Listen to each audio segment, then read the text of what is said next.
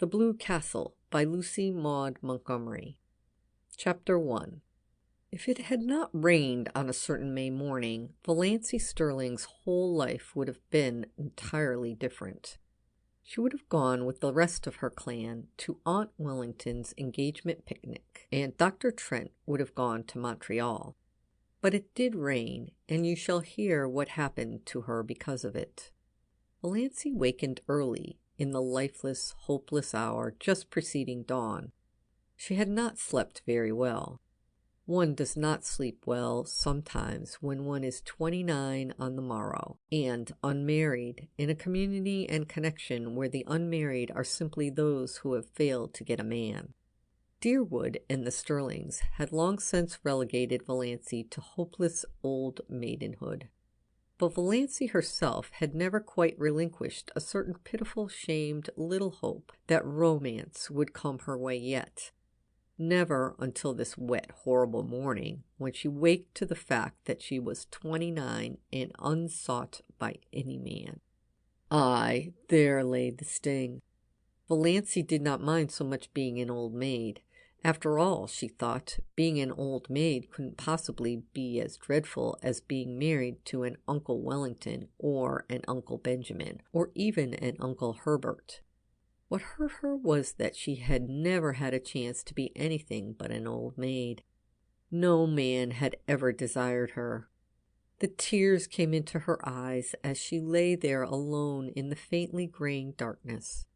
She dared not let herself cry as hard as she wanted to for two reasons. She was afraid that crying might bring on another attack of that pain around her heart. She had had a spell of it after she had got into bed, rather worse than any she had had yet, and she was afraid her mother would notice her red eyes at breakfast and keep at her with minute, persistent, mosquito-like questions regarding the cause thereof. Suppose, thought Valancy with a ghastly grin, I answered with the plain truth. I am crying because I cannot get married. How horrified mother would be, though she is ashamed every day of her life of her old maid daughter. But of course appearances should be kept up. It is not, Valancy could hear her mother's prim dictatorial voice asserting, it is not maidenly to think about men. The thought of her mother's expression made Valancy laugh, for she had a sense of humor nobody in her clan suspected. For that matter, there were a good many things about Valancy that nobody suspected. But her laughter was very superficial, and presently she lay there, a huddled, futile little figure, listening to the rain pouring down outside, and watching, with a sick distaste, the chill, merciless light creeping into her ugly, sordid room. She knew the ugliness of that room by heart, knew it and hated it. The yellow painted floor, with one hideous hooked rug by the bed, with a grotesque hooked dog on it, always grinning at her when she awoke, the faded dark red paper, the ceiling discolored by old leaks and crossed by cracks, the narrow pinched little washstand, the brown paper lambrequin with purple roses on it, the spotted old looking-glass with the crack across it, propped up on the inadequate dressing table, the jar of ancient potpourri made by her mother in her mythical honeymoon, the shell-covered box with one burst corner which Cousin Stickles had made in her equally mythical girlhood, the beaded pincushion with half its bead fringe gone, the one stiff yellow chair, the faded old motto, gone but not forgotten, worked in colored yarns about great-grandmother Sterling's grim old face, the old photographs of ancient relatives long banished from the rooms below. There were only two pictures that were not of relatives. One, an old chromo of a puppy sitting on a rainy doorstep. That picture always made Valancy unhappy.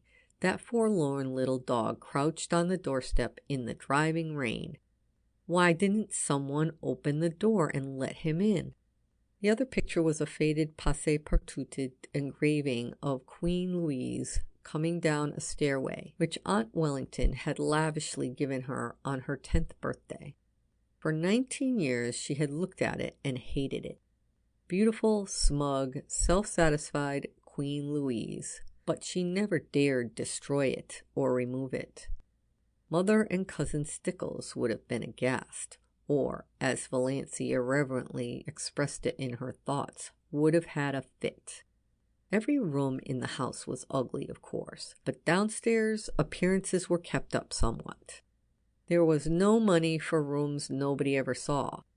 Valancy sometimes felt that she could have done something for her room herself, even without money, if she were permitted. But her mother had negatived every timid suggestion that Valancy did not persist.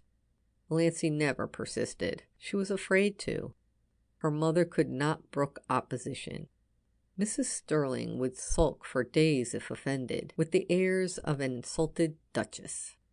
The only thing Valancy liked about her room was that she could be alone there at night to cry if she wanted to. But, after all, what did it matter if a room which you used for nothing except sleeping and dressing in were ugly? Valancy was never permitted to stay alone in her room for any other purpose. People who wanted to be alone, so Mrs. Frederick Sterling and Cousin Stickles believed, could only want to be alone for some sinister purpose. But her room in the Blue Castle was everything a room should be. Valancy, so cowed and subdued and overridden and snubbed in real life, was wont to let herself go rather splendidly in her daydreams. Nobody in the Sterling clan or its ramifications suspected this, least of all her mother and Cousin Stickles. They never knew that Valancy had two homes, the ugly red brick box of a home on Elm Street, and the Blue Castle in Spain. Valancy had lived spiritually in the Blue Castle ever since she could remember. She had been a very tiny child when she found herself possessed of it. Always when she shut her eyes, she could see it plainly, with its turrets and banners on the pine-clad mountain height, wrapped in its faint blue loveliness against the sunset skies of a fair and unknown land. Everything wonderful and beautiful was in that castle. Jewels that queens might have worn, robes of moonlight and fire, couches of roses and gold, long flights of shallow marble steps with great white urns, and with slender mist-clad maidens going up and down them, courts marble-pillared, where shimmering fountains fell and nightingales sang among the myrtles, halls of mirrors that reflected only handsome knights and lovely women, herself the loveliest of all, for whose glance men died. All that supported her through the boredom of her days was the hope of going on a dream spree at night. Most, if not all, of the Sterlings would have died of horror if they had known half the things Valancy did in her Blue Castle. For one thing, she had quite a few lovers in it. Oh, only one at a time. One who wooed her with all the romantic ardor of the age of chivalry, and won her after long devotion and many deeds of daring do, and was wedded to her with pomp and circumstance in the great banner-hung chapel of the Blue Castle. At 12, this lover was a fair lad with golden curls and heavenly blue eyes. At 15, he was tall and dark and pale, but still necessarily handsome. At 25, he had a clean-cut jaw, slightly grim, and a face strong and rugged rather than handsome. Valancy never grew older than 25 in her Blue Castle, but recently, very recently, her hero had had reddish tawny hair, a twisted smile, and a mysterious past. I don't say Valancy deliberately murdered these lovers as she outgrew them. One simply faded away as another came. Things are very convenient in this respect in Blue Castles. But on this morning of her day of fate, Valancy could not find the key of her Blue Castle. Reality pressed on her too hardly, barking at her heels like a maddening little dog. She was 29, lonely, undesired, ill-favored, the only homely girl in a handsome clan, with no past and no future. As far as she could look forward, it seemed certain to be just the same until she was nothing but a solitary little withered leaf clinging to a wintry bough. The moment when a woman realizes that she has nothing to live for, neither love, duty, purpose, nor hope, holds for her the bitterness of death. And I have to go on living because I can't stop. I may have to live 80 years, thought Valancy in a kind of panic. We're all horribly long-lived. It sickens me to think of it. She was glad it was raining, or rather she was drearily satisfied that it was raining. There would be no picnic that day. This annual picnic, whereby Aunt and Uncle Wellington, one always thought of them in that succession, inevitably celebrated their engagement at a picnic 30 years before, had been, of late years, a veritable nightmare to Valancy. By an impish coincidence, it was the same day as her birthday, and after she had passed 25, nobody let her forget it. Much as she hated going to the picnic, it would never have occurred to her to rebel against it. There seemed to be nothing of the revolutionary in her nature, and she knew exactly what everyone would say to her at the picnic. Uncle Wellington, whom she disliked and despaired even though he had fulfilled the highest sterling aspiration, marrying money, would say to her in a pig's whisper, "Not thinking of getting married yet, my dear," and then off into the bellow of laughter with which he invariably concluded his dull remarks. Aunt Wellington, of whom Valancy stood in abject awe, would tell her about Olive's new chiffon dress and Cecil's last devoted letter. Valancy would have to look as pleased and interested as if the dress and the letter had been hers, or else Aunt Wellington would be offended. And Valancy had long ago decided that she would rather offend God than Aunt Wellington, because God might forgive her, but Aunt Wellington never would. Aunt Alberta, enormously fat, with an amiable habit of always referring to her husband as he, as if he were the only male creature in the world, who could never forget that she had been a great beauty in her youth, would condole with Valancy on her sallow skin. "Don't know why all the girls of today are so sunburned. When I was a girl, my skin was roses and cream. I was counted the prettiest girl in Canada, my dear." Perhaps Uncle Herbert wouldn't say anything, or perhaps he would remark jocularly, "How fat you're getting, Doss," and then everybody would laugh over the excessively humorous idea of poor, scrawny little Doss getting fat. Handsome, solemn Uncle James, whom Valancy disliked but respected because he was reputed to be very clever and was therefore the clan oracle, brains being none too plentiful in the Sterling connection, would probably remark with the owl-like sarcasm that had won him his reputation, "I suppose you're busy with your hope chest these days."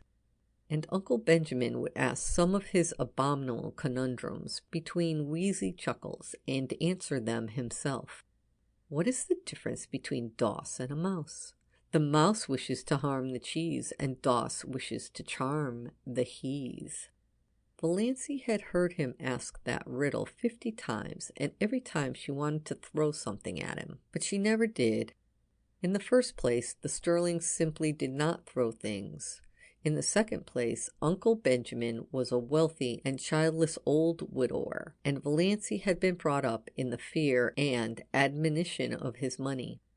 If she offended him, he would cut her out of his will, supposing she were in it. Valancy did not want to be cut out of Uncle Benjamin's will. She had been poor all her life and knew the galling bitterness of it. So she endured his riddles and even smiled tortured little smiles over him. Aunt Isabel, downright and disagreeable as an east wind, would criticize her in some way.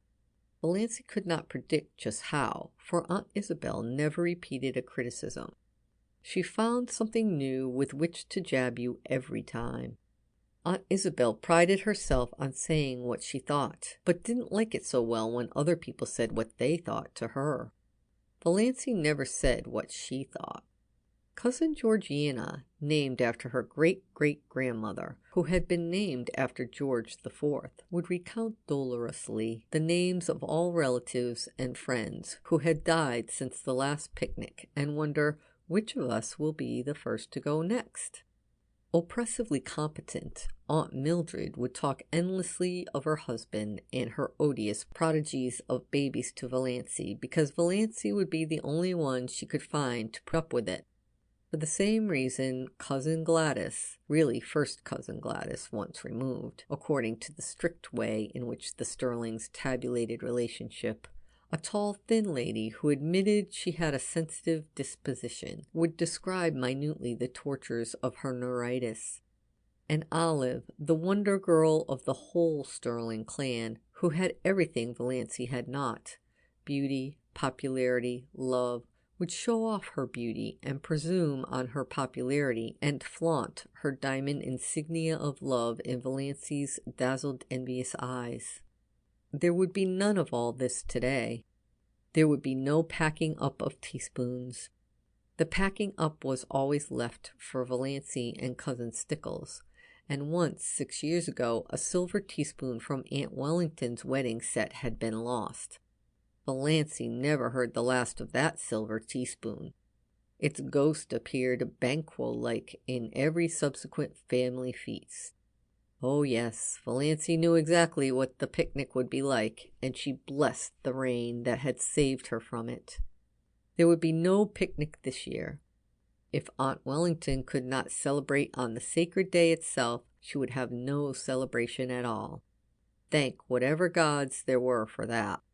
Since there would be no picnic, Valancy made up her mind that, if the rain held up in the afternoon, she would go up to the library and get another of John Foster's books. Valancy was never allowed to read novels, but John Foster's books were not novels. They were nature books, so the librarian told Mrs. Frederick Sterling. All about the woods, and birds and bugs and things like that, you know. So Valancy was allowed to read them, under protest, for it was only too evident that she enjoyed them too much. It was permissible, even laudable, to read to improve your mind and your religion, but a book that was enjoyable was dangerous. Valancy did not know whether her mind was being improved or not, but she felt vaguely that if she had come across John Foster's books years ago, life might have been a different thing for her. They seemed to her to yield glimpses of a world into which she might once have entered, though the door was forever barred to her now. It was only within the last year that John Foster's books had been in the Deerwood Library, though the librarian told Valancy that he had been a well-known writer for several years. "Where does he live?" Valancy had asked.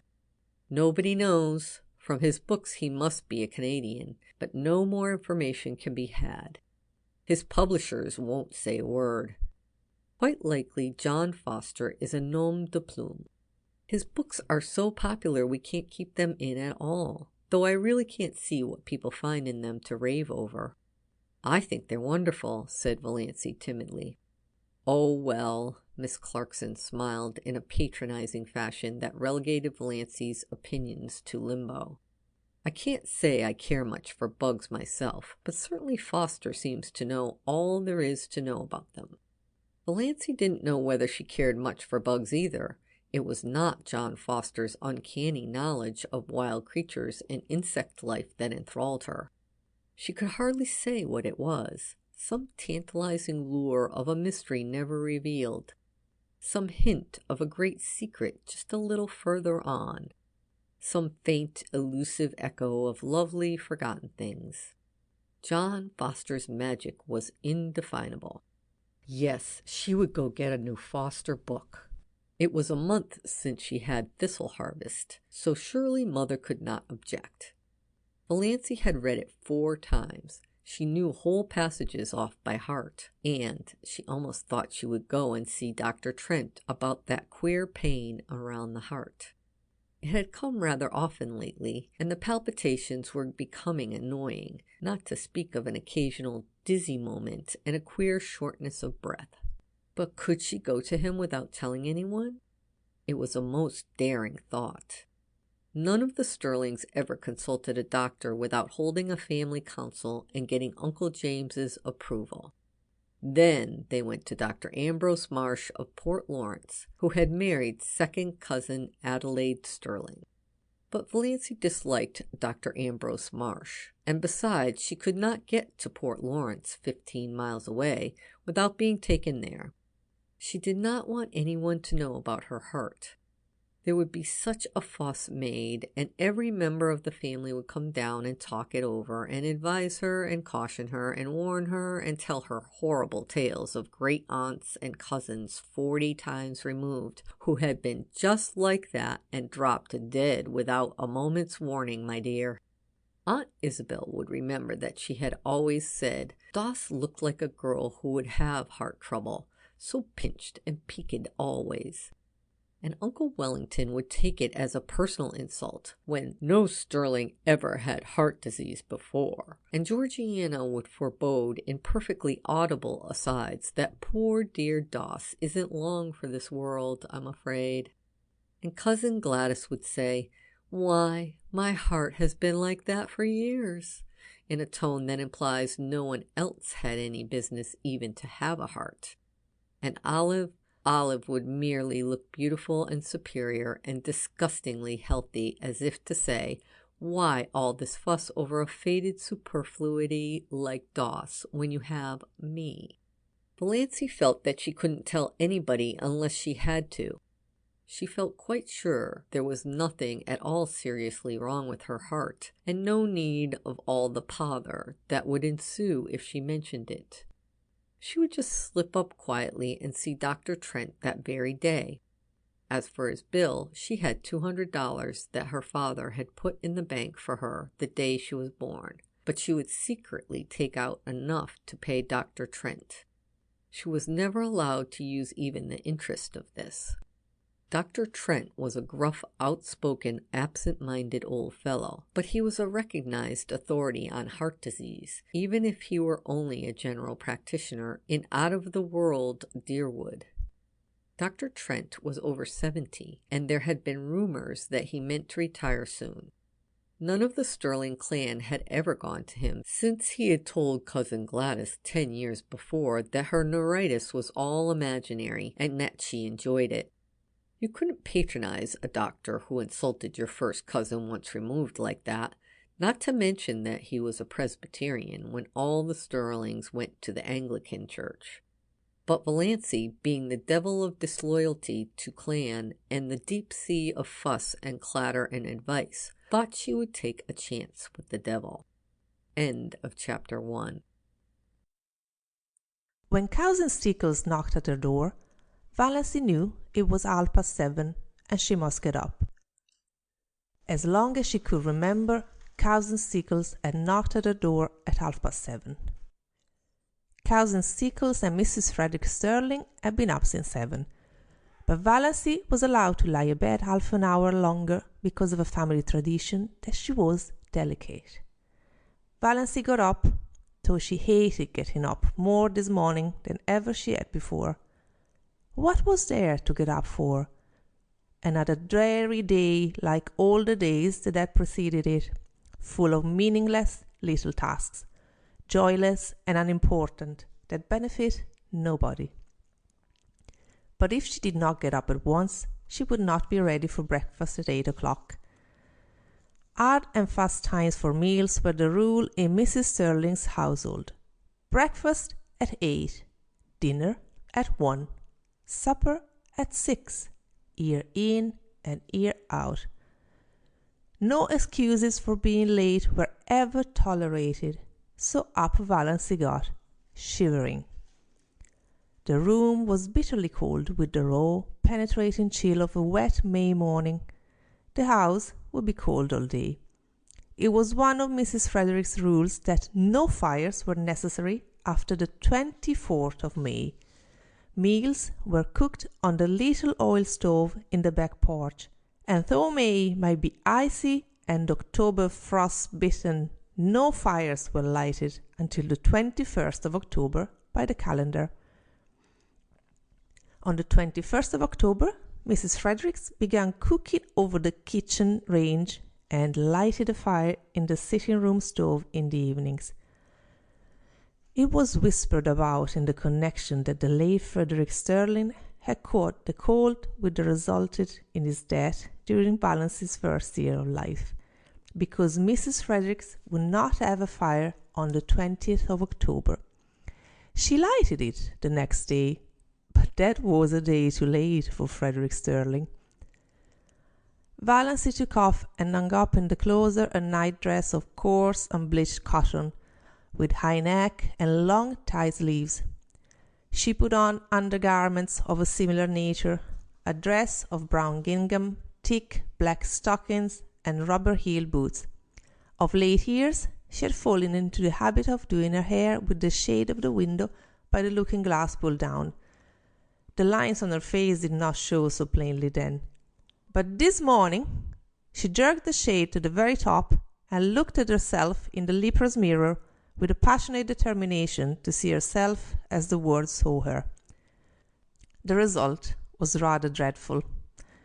Even a beauty would have found that harsh and soft inside light trying.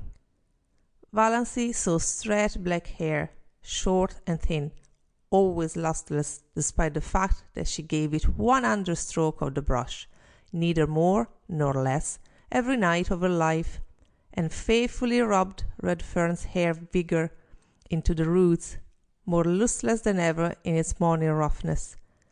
Fine, straight, black brows, a nose she had always felt was too much small even for a small, three-cornered white face.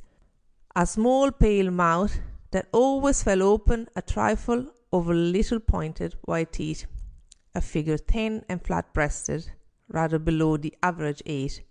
She had somehow escaped the family high cheekbones, and her dark brown eyes, too soft and shadowy to be black, had a slant that was almost oriental. Apart from her eyes, she was neither pretty nor ugly, just insignificant looking, she concluded bitterly.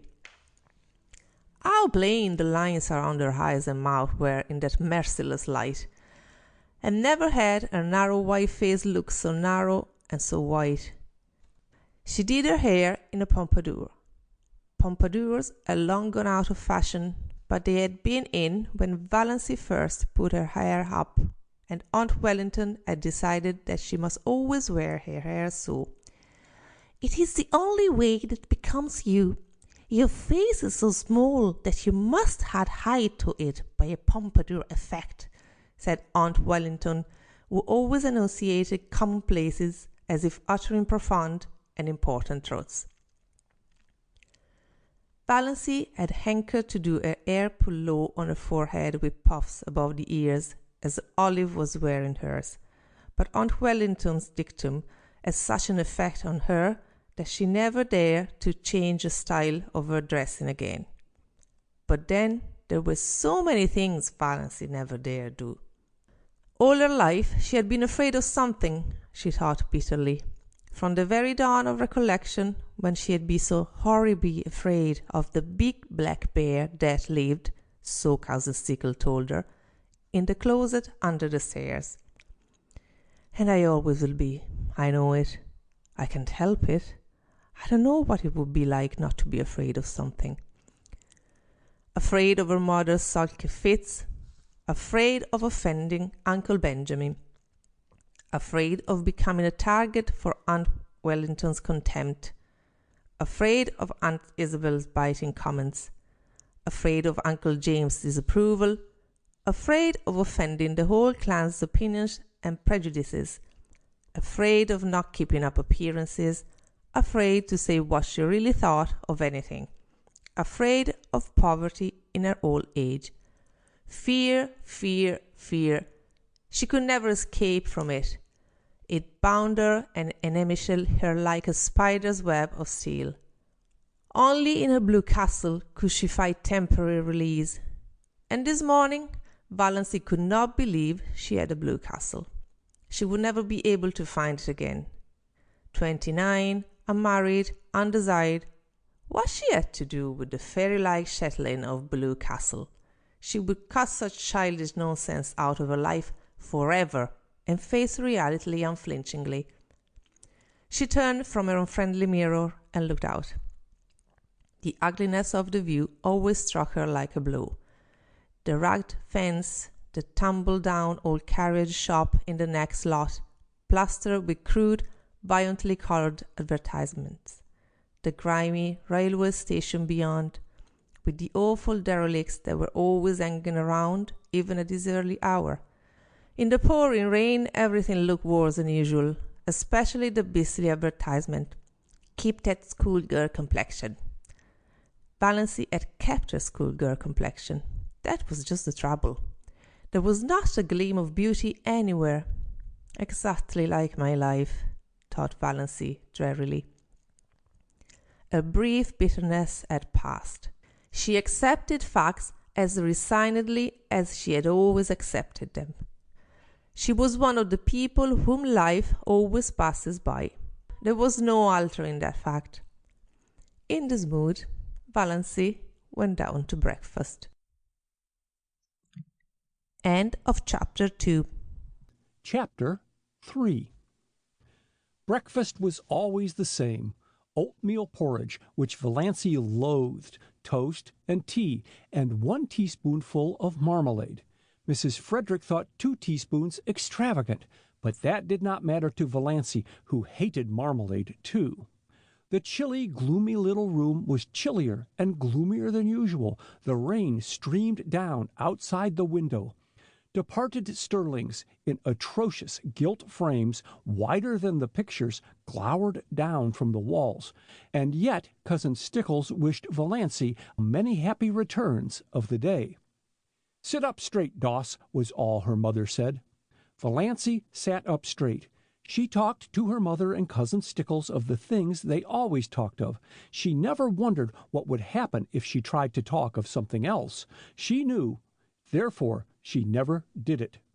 Mrs. Frederick was offended with Providence for sending a rainy day when she wanted to go to a picnic, so she ate her breakfast in a sulky silence for which Valancy was rather grateful. But Christine Stickles whined endlessly on, as usual, complaining about everything: the weather, the leak in the pantry, the price of oatmeal and butter. Valancy felt at once she had buttered her toast too lavishly. The epidemic of mumps in Deerwood. "Doss will be sure to catch them," she foreboded. "Doss must not go where she is likely to catch mumps," said Mrs. Frederick shortly. Valancy had never had mumps, or whooping cough, or chicken pox, or measles, or anything she should have had. Nothing but horrible colds every winter. Doss's winter colds were a sort of tradition in the family. Nothing, it seemed, could prevent her from catching them. Mrs. Frederick and Cousin Stickles did their heroic best.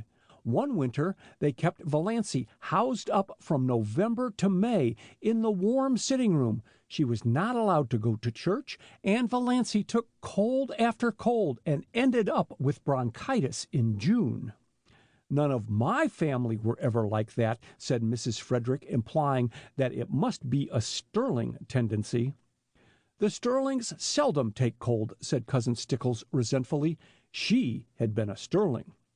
"I think," said Mrs. Frederick, "that if a person makes up her mind not to have colds, she will not have colds." So that was the trouble. It was all Valancy's own fault. But on this particular morning, Valancy's unbearable grievance was that she was called Doss. She had endured it for 29 years, and all at once she felt she could not endure it any longer. Her full name was Valancy Jane. Valancy Jane was rather terrible, but she liked Valancy with its odd, outland tang. It was always a wonder to Valancy that the Sterlings had allowed her to be so christened. She had been told that her maternal grandfather, old Amos Wansbera, had chosen the name for her. Her father had tacked on the Jane by way of civilizing it, and the whole connection got out of the difficulty by nicknaming her Doss. She never got Valancy from anyone but outsiders. "Mother," she said timidly, "would you mind calling me Valancy after this? Doss seems so... I don't like it." Mrs. Frederick looked at her daughter in astonishment. She wore glasses with enormously strong lenses that gave her eyes a peculiarly disagreeable appearance. "What's the matter with Doss?" "It seems so childish," faltered Valancy. Oh, Mrs. Frederick had been a Wansborough, and the Wansborough smile was not an asset. "I see. Well, it should suit you, then. You are childish enough in all conscience, my dear child." "I am 29, said the dear child desperately. "I would proclaim it from the housetops if I were you, dear," said Mrs. Frederick. 29.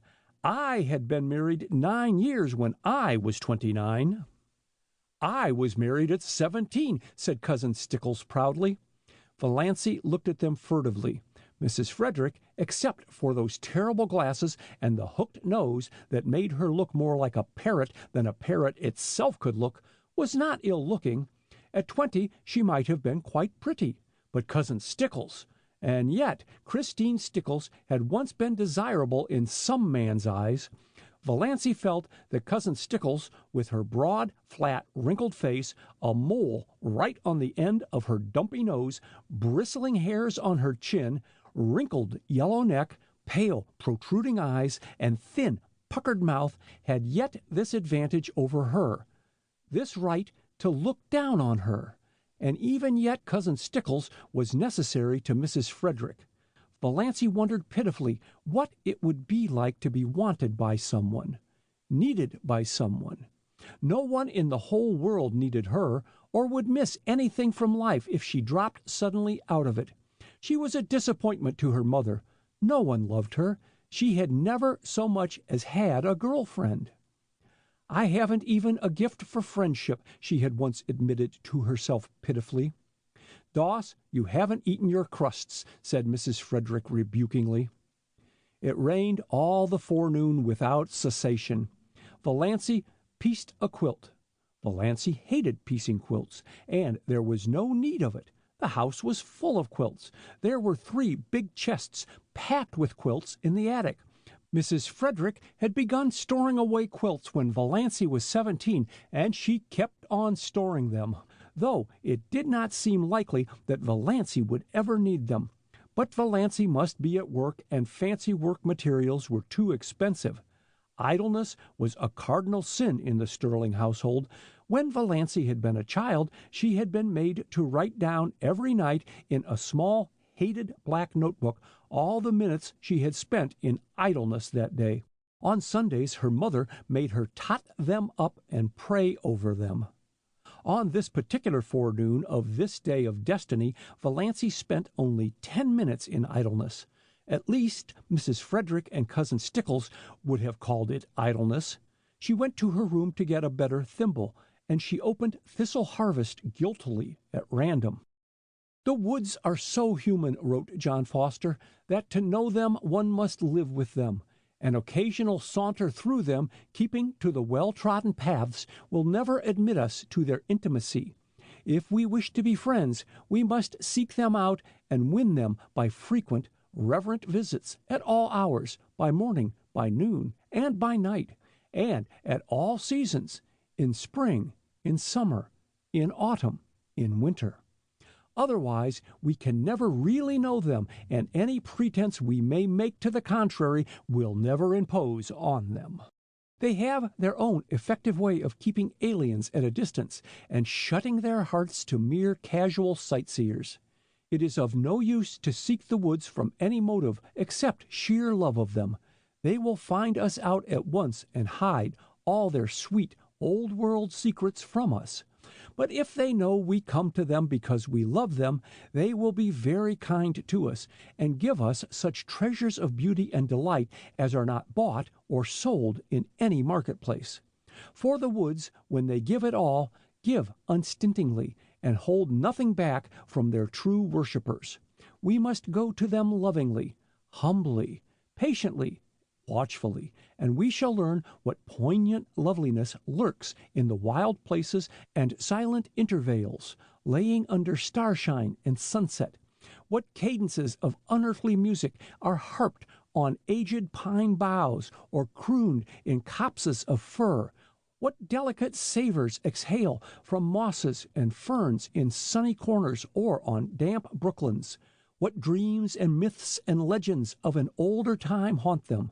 Then the immortal heart of the woods will beat against ours, and its subtle life will steal into our veins and make us its own forever, so that no matter where we go or how widely we wander, we shall be drawn back to the forest to find our most enduring kinship. "Doss," called her mother from the hall below, "what are you doing all by yourself in that room?" Valancy dropped Thistle Harvest like a hot coal and fled downstairs to her patches. But she felt the strange exhilaration of spirit that always came momentarily to her when she dipped into one of John Foster's books. Valancy did not know much about woods, except the haunted groves of oak and pine around her blue castle, but she had always secretly hankered after them, and a Foster book about woods was the next best thing to the woods themselves. At noon it stopped raining, but the sun did not come out until 3.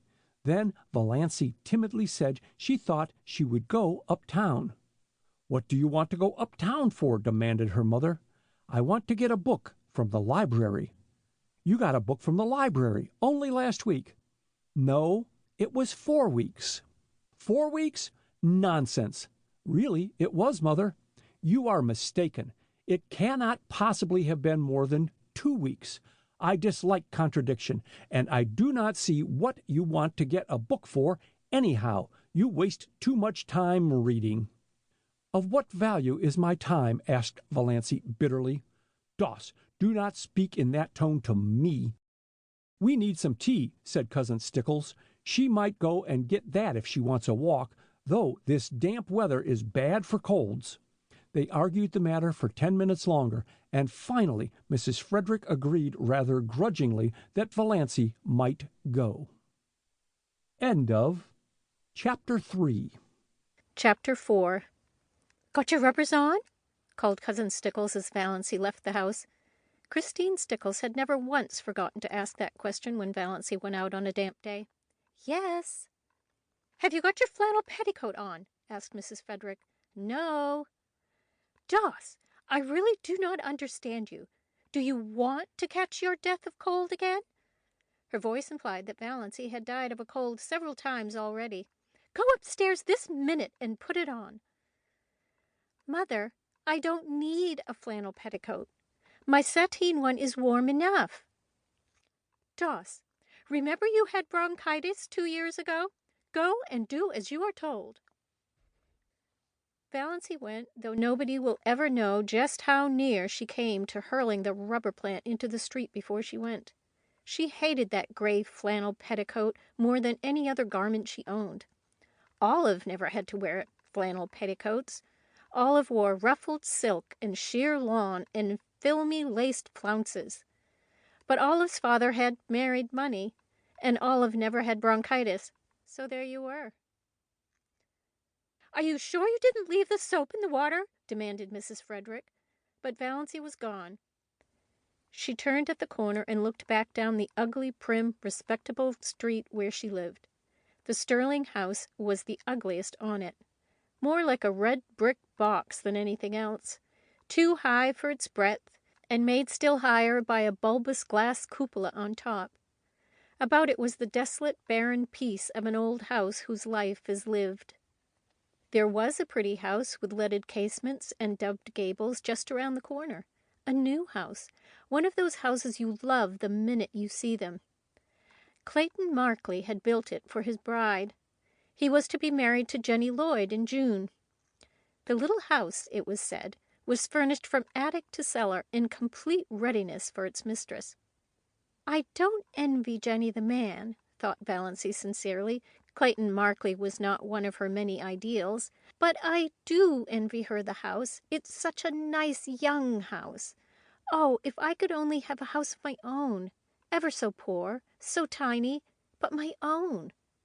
But then, she added bitterly, there is no use in yowling for the moon when you can't even get a tallow candle. In dreamland, nothing would do Valancy but a castle of pale sapphire. In real life, she would have been fully satisfied with a little house of her own. She envied Jenny Lloyd more fiercely than ever today.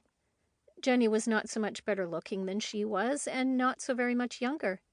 Yet she was to have this delightful house, and the nicest little Wedgwood teacups. Valancy had seen them. An open fireplace and monogrammed linen, hem-stitched tablecloths, and china closets. Why did everything come to some girls and nothing to others? It wasn't fair.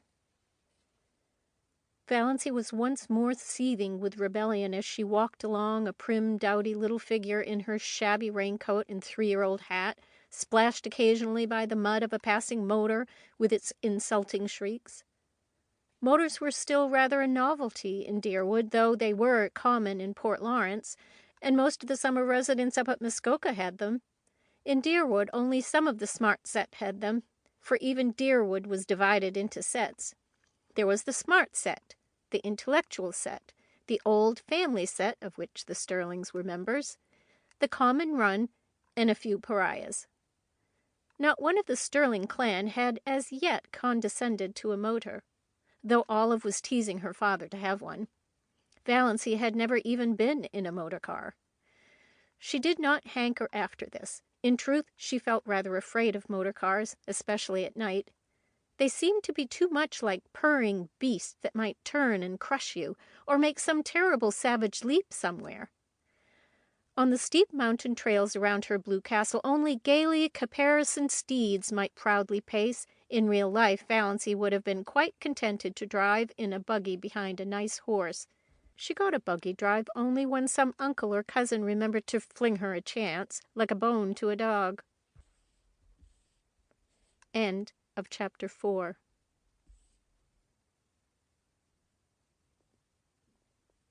Chapter 5. Of course she must buy the tea in Uncle Benjamin's grocery store. To buy it anywhere else was unthinkable. Yet Valancy hated to go to Uncle Benjamin's store on her 29th birthday. There was no hope that he would not remember it. "Why," demanded Uncle Benjamin leeringly, as he tied up her tea, "are young ladies like bad grammarians?" Valancy, with Uncle Benjamin's will in the background of her mind, said meekly, "I don't know. Why?" "Because," chuckled Uncle Benjamin, "they can't decline matrimony." The two Clarks, Joe Hammond and Claude Bertram, chuckled also, and Valancy disliked them a little more than ever. On the first day Claude Bertram had seen her in the store, she had heard him whisper to Joe, "Who is that?" And Joe had said, "Valancy Sterling, one of the Deerwood old maids." "Curable or incurable?" Claude had asked with a snicker, evidently thinking the question very clever. Valancy smarted anew with the sting of that old recollection. 29, Uncle Benjamin was saying. "Dear me, Doss, you're dangerously near the second corner and not even thinking of getting married yet. 29, it seems impossible." Then Uncle Benjamin said an original thing. Uncle Benjamin said, "How time does fly." "I think it crawls," said Valancy passionately. Passion was so alien to Uncle Benjamin's conception of Valancy that he didn't know what to make of her. To cover his confusion, he asked another conundrum as he tied up her beans. Cousin Stickles had remembered at the last moment that they must have beans. Beans were cheap and filling. "What two ages are apt to prove illusory?" asked Uncle Benjamin, and not waiting for Valancy to give it up, he added, "Mirage and marriage." "M-I-R-A-G-E is pronounced mirage," said Valancy shortly, picking up her tea and her beans. For the moment she did not care whether Uncle Benjamin cut her out of his will or not. She walked out of the store while Uncle Benjamin stared after her with his mouth open. Then he shook his head. "Poor Doss is taking it hard," he said. Valancy was sorry by the time she reached the next crossing. Why had she lost her patience like that? Uncle Benjamin would be annoyed and would likely tell her mother that Doss had been impertinent to me, and her mother would lecture her for a week. "I've held my tongue for 20 years, thought Valancy. Why couldn't I have held it once more? Yes, it was just 20. Valancy reflected, since she had first been twitted with her loverless condition. She remembered the bitter moment perfectly. She was just 9 years old. She was standing alone on the school playground while the other little girls of her class were playing a game in which you must be chosen by a boy as his partner before you could play. Nobody had chosen Valancy. Little, pale, black-haired Valancy with her prim, long-sleeved apron and odd, slanted eyes. "Oh," said a pretty little girl to her, "I'm so sorry for you. You haven't got a beau." Valancy had said defiantly, as she continued to say for 20 years, "I don't want a beau." But this afternoon, Valancy once and for all stopped saying that. "I'm going to be honest with myself anyhow," she thought savagely. "Uncle Benjamin's riddles hurt me because they are true. I do want to be married. I want a house of my own. I want a husband of my own. I want sweet little fat babies of my own."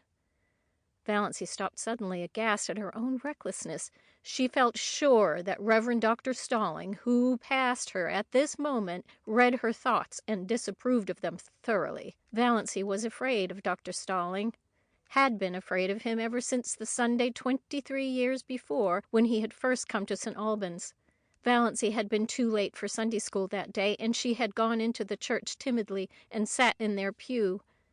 No one else was in the church, nobody except the new rector, Dr. Stalling.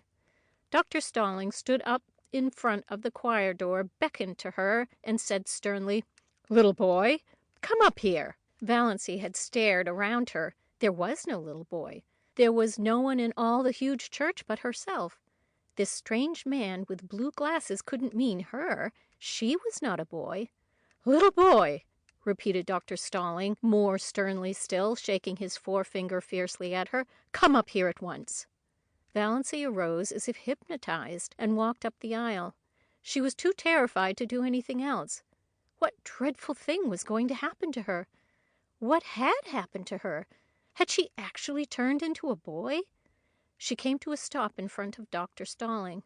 Dr. Stalling shook his forefinger, such a long, knuckly forefinger, at her and said, "Little boy, take off your hat." Valancy took off her hat. She had a scrawny little pigtail hanging down her back, but Dr. Stalling was short-sighted and did not perceive it. "Little boy, go back to your seat and always take off your hat in church, remember." Valancy went back to her seat, carrying her hat like an automaton. Presently her mother came in. "Doss," said Mrs. Sterling, "what do you mean by taking off your hat? Put it on instantly." Valancy put it on instantly. She was cold with fear lest Dr. Stalling should immediately summon her up front again.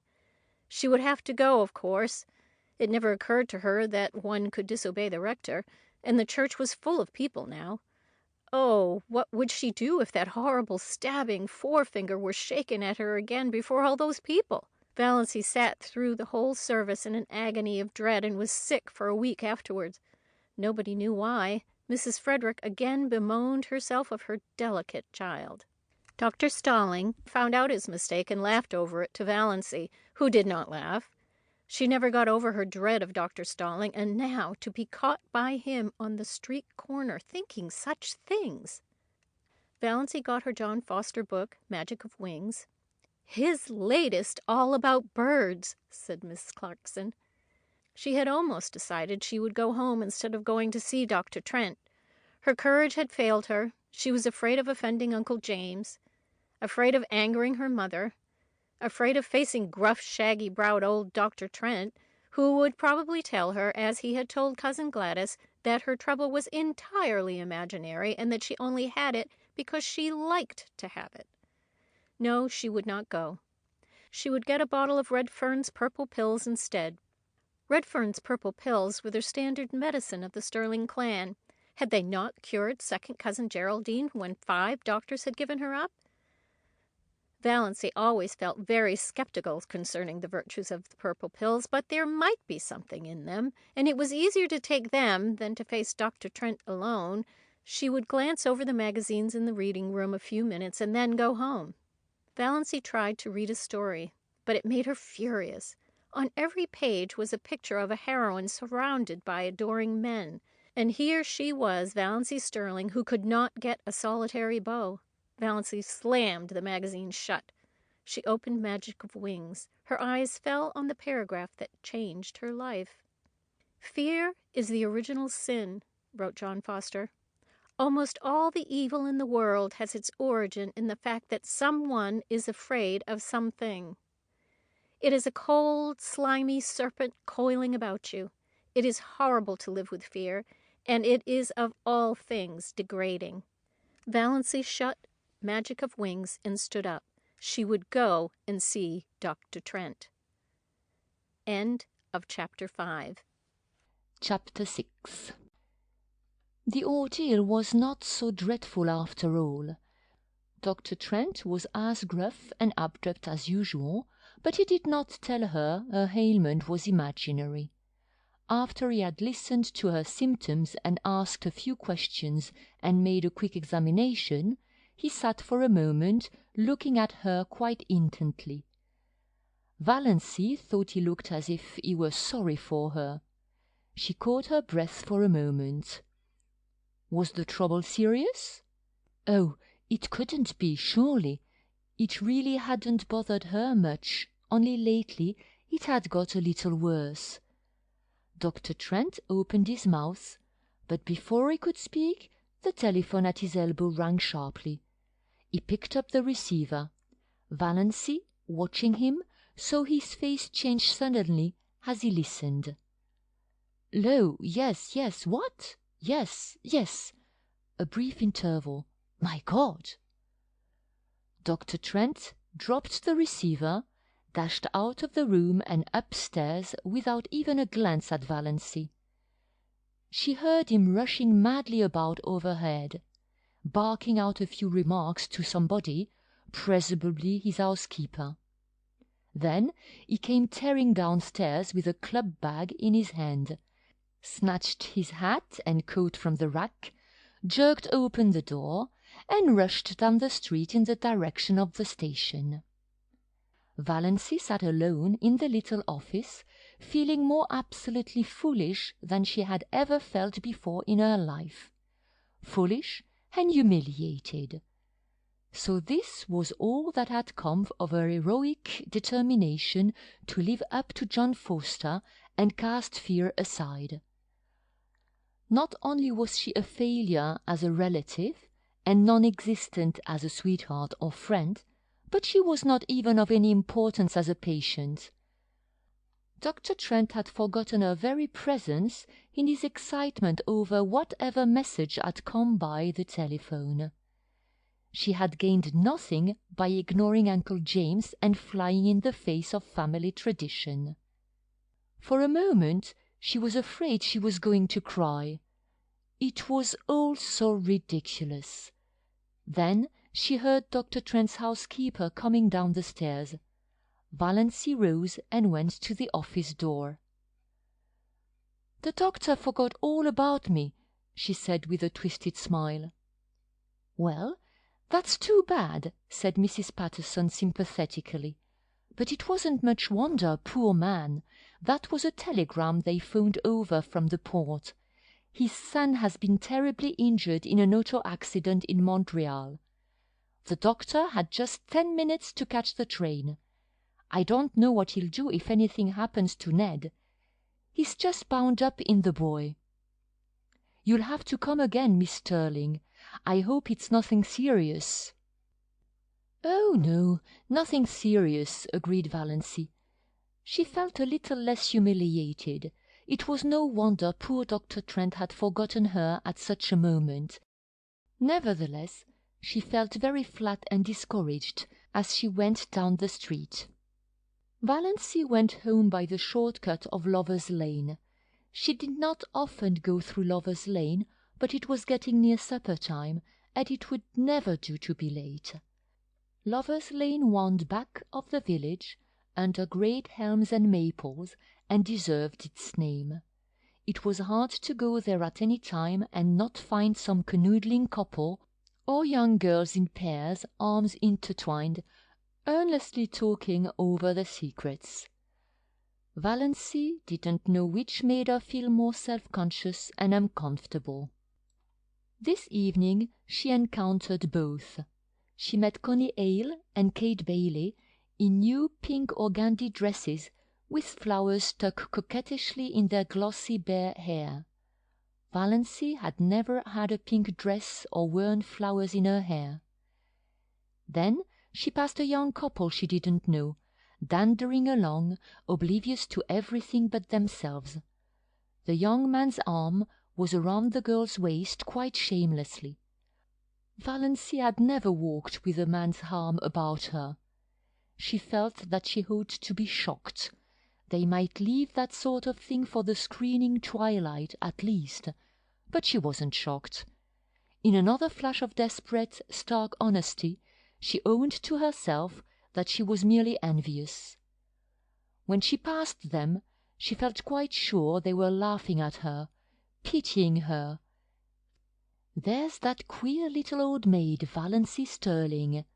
They say she never had a beau in her whole life." Valency fairly ran to get out of Lover's Lane.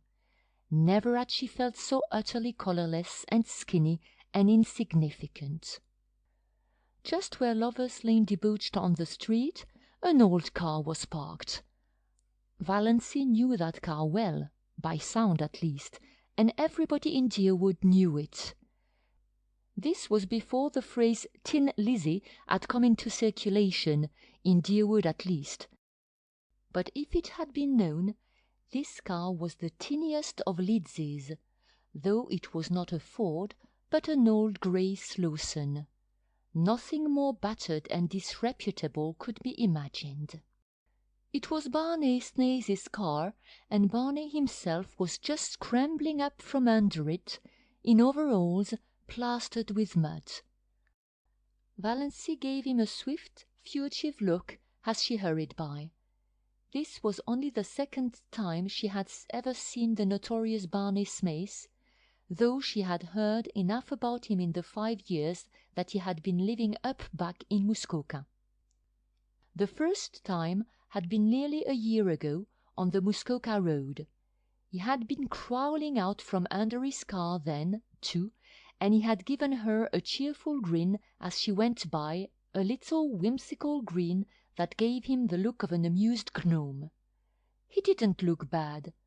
She didn't believe he was bad, in spite of the wild yawns that were always being told of him. Of course, he went tearing in that terrible old grey Slawson through Deerwood at hours when all decent people were in bed, often with old roaring Abel, who made the night hideous with owls, both of them dead drunk, my dear. And everyone knew that he was an escaped convict, and a defaulting bank clerk, and a murderer in hiding, and an infidel, and an illegitimate son of old Roaring Abel Gay, and the father of Roaring Abel's illegitimate grandchild, and a counterfeiter, and a forger, and a few other awful things. But still, Valency didn't believe he was bad. Nobody with a smile like that could be bad, no matter what he had done. It was that night the Prince of the Blue Castle changed from a being of grim jaw and hair with a dash of premature grey, to a rakish individual with overlong tawny hair dashed with red, dark brown eyes, and ears that stuck out just enough to give him an alert look, but not enough to be called flying jibs. But he still retained something a little grim about the jaw. Barney Snaith looked even more disreputable than usual just now. It was very evident that he hadn't shaved for days, and his hands and arms, bare to the shoulders, were black with grease. But he was whistling gleefully to himself, and he seemed so happy that Valency envied him. She envied him his light-heartedness, and his irresponsibility, and his mysterious little cabin up on an island in Lake Mistowis, even his rackety old grey Slawson. Neither he nor his car had to be respectable and live up to traditions. when he rattled past her a few minutes later, bareheaded, leaning back in his lidsey at a rakish angle, his longish hair blowing in the wind, a villainous-looking old black pipe in his mouth, she envied him again. Men had the best of it, no doubt about that. This outlaw was happy, whatever he was or wasn't. She, Valancy Sterling, respectable, well-behaved to the last degree, was unhappy and had always been unhappy. So there you were. Valancy was just in time for supper. The sun had clouded over, and a dismal, drizzling rain was falling again. Cousin Stickles had the neuralgia. Valancy had to do the family darning, and there was no time for magic of winds. "Can't the darning wait till tomorrow?" she pleaded. "Tomorrow will bring its own duties," said Mrs. Frederick inexorably. Valancy darned all the evening and listened to Mrs. Frederick and Cousin Stickles talking the eternal niggling gossip of the clan as they knitted drearily at interminable black stockings. They discussed second cousin Lillian's approaching wedding in all its bearings. On the whole, they approved. Second cousin Lillian was doing well for herself. "Though she hasn't hurried," said Cousin Stickles, "she must be 25. "There have not, fortunately, been many old maids in our connection," said Mrs. Frederick bitterly. Valancy flinched. She had run the darning needle into her finger. Third cousin Aaron Gray had been scratched by a cat and had blood poisoning in his finger. "Cats are most dangerous animals," said Mrs. Frederick. "I would never have a cat about the house." She glared significantly at Valancy through her terrible glasses. Once, 5 years ago, Valancy had asked if she might have a cat. She had never referred to it since, but Mrs. Frederick still suspected her of harboring the unlawful desire in her heart of hearts. Once Valancy sneezed.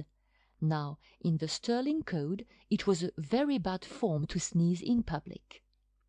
"You can always repress a sneeze by pressing your finger on your upper lip," said Mrs. Frederick rebukingly. 9:30 o'clock, and so, as Mr. Pepys would say, to bed. But first, Cousin Stickles' neuralgic back must be rubbed with Redfern's liniment. Valancy did that. Valancy always had to do it. She hated the smell of Redfern's liniment. She hated the smug, beaming, portly, bewhiskered, bespectacled picture of Dr. Redfern on the bottle. Her fingers smelled of the horrible stuff after she got into bed, in spite of all the scrubbing she gave them. Valancy's day of destiny had come and gone. She ended it as she had begun it, in tears. End of chapter 6. Section 7. There was a rosebush on the little Sterling lawn, growing beside the gate. It was called Doss's rosebush. Cousin Georgiana had given it to Valancy 5 years ago, and Valancy had planted it joyfully. She loved roses. But, of course, the rosebush never bloomed. That was her luck. Valancy did everything she could think of, and took the advice of everybody in the clan, but still the rosebush would not bloom. It throve and grew luxuriantly, with great leafy branches untouched by rust or spider, but not even a bud had ever appeared on it. Valancy, looking at it 2 days after her birthday, was filled with a sudden, overwhelming hatred for it. The thing wouldn't bloom? Very well then, she would cut it down. She marched to the tool room in the barn for her garden knife, and she went at the rosebush viciously. A few minutes later, horrified Mrs. Frederick came out to the veranda and beheld her daughter slashing insanely among the rosebush boughs. Half of them were already strewn on the walk. The bush looked sadly dismantled. "Doss, what on earth are you doing? Have you gone crazy?" "No," said Valancy. She meant to say it defiantly, but habit was too strong for her. She said it deprecatingly. I just made up my mind to cut this bush down. It is no good. It never blooms, never will bloom." "That is no reason for destroying it," said Mrs. Frederick sternly. "It was a beautiful bush and quite ornamental. You've made a sorry-looking thing of it." "Rose trees should bloom," said Valancy, a little obstinately. "Don't argue with me, Doss. Clear up that mess and leave the bush alone. I don't know what Georgiana will say when she sees how you have hacked it to pieces. Really, I'm surprised at you. And to do it without consulting me." "The bush is mine," muttered Valancy. "What's that? What did you say, Doss?" "I only said the bush was mine," repeated Valancy, humbly. Mrs. Frederick turned without a word and marched back into the house. The mischief was done now. Valancy knew she had offended her mother deeply, and would not be spoken to or noticed in any way for 2 or 3 days. Cousin Stickles would see to Valancy's bringing up, but Mrs. Frederick would preserve the stony silence of outraged majesty. Valancy sighed and put away her garden knife, hanging it precisely on its precise nail in the tool shop. She cleared away the several branches and swept up the leaves. Her lips twitched as she looked at the straggling bush. It had an odd resemblance to its shaken, scrawny donor, little cousin Georgiana herself. "I certainly have made an awful-looking thing of it," thought Valancy. But she did not feel repentant, only sorry she had offended her mother. Things would be so uncomfortable until she was forgiven. Mrs. Frederick was one of those women who can make their anger felt all over a house. Walls and doors are no protection from it. "You'd better go uptown and get the mail," said Cousin Stickles when Valancy went in. "I can't go. I feel all sort of peaky and piney this spring. I want you to stop at the drugstore and get me a bottle of Redfern's Blood Bitters. There's nothing like Redfern's Bitters for building a body up. Cousin James says the purple pills are the best, but I know better. My poor dear husband took Redfern's Bitters right up to the day he died. Don't let them charge you more than 90 cents. I can get it for that at the port. And what have you been saying to your poor mother? Do you ever stop to think, Doss, that you can only have one mother?" "One is enough for me," thought Valancy undutifully as she went uptown. She got Cousin Stickles' bottle of bitters, and then she went to the post office and asked for her mail at the general delivery. Her mother did not have a box. They got too little mail to bother with it. Valancy did not expect any mail except the Christian Times, which was the only paper they took. They hardly ever got any letters. But Valancy rather liked to stand in the office and watch Mr. Carew, the gray-bearded, Santa Clausy old clerk, handing out letters to the lucky people who did get them. He did it with such a detached, impersonal, Jove-like air, as if it did not matter in the least to him what supernal joys or shattering horrors might be in those letters for the people to whom they were addressed.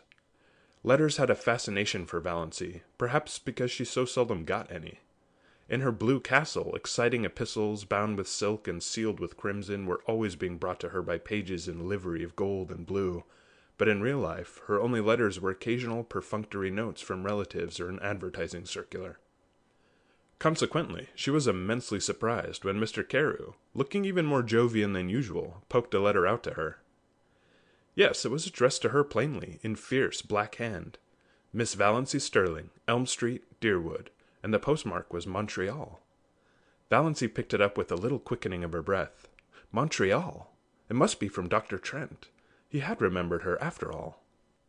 Valancy met Uncle Benjamin coming in as she was going out, and was glad the letter was safely in her bag.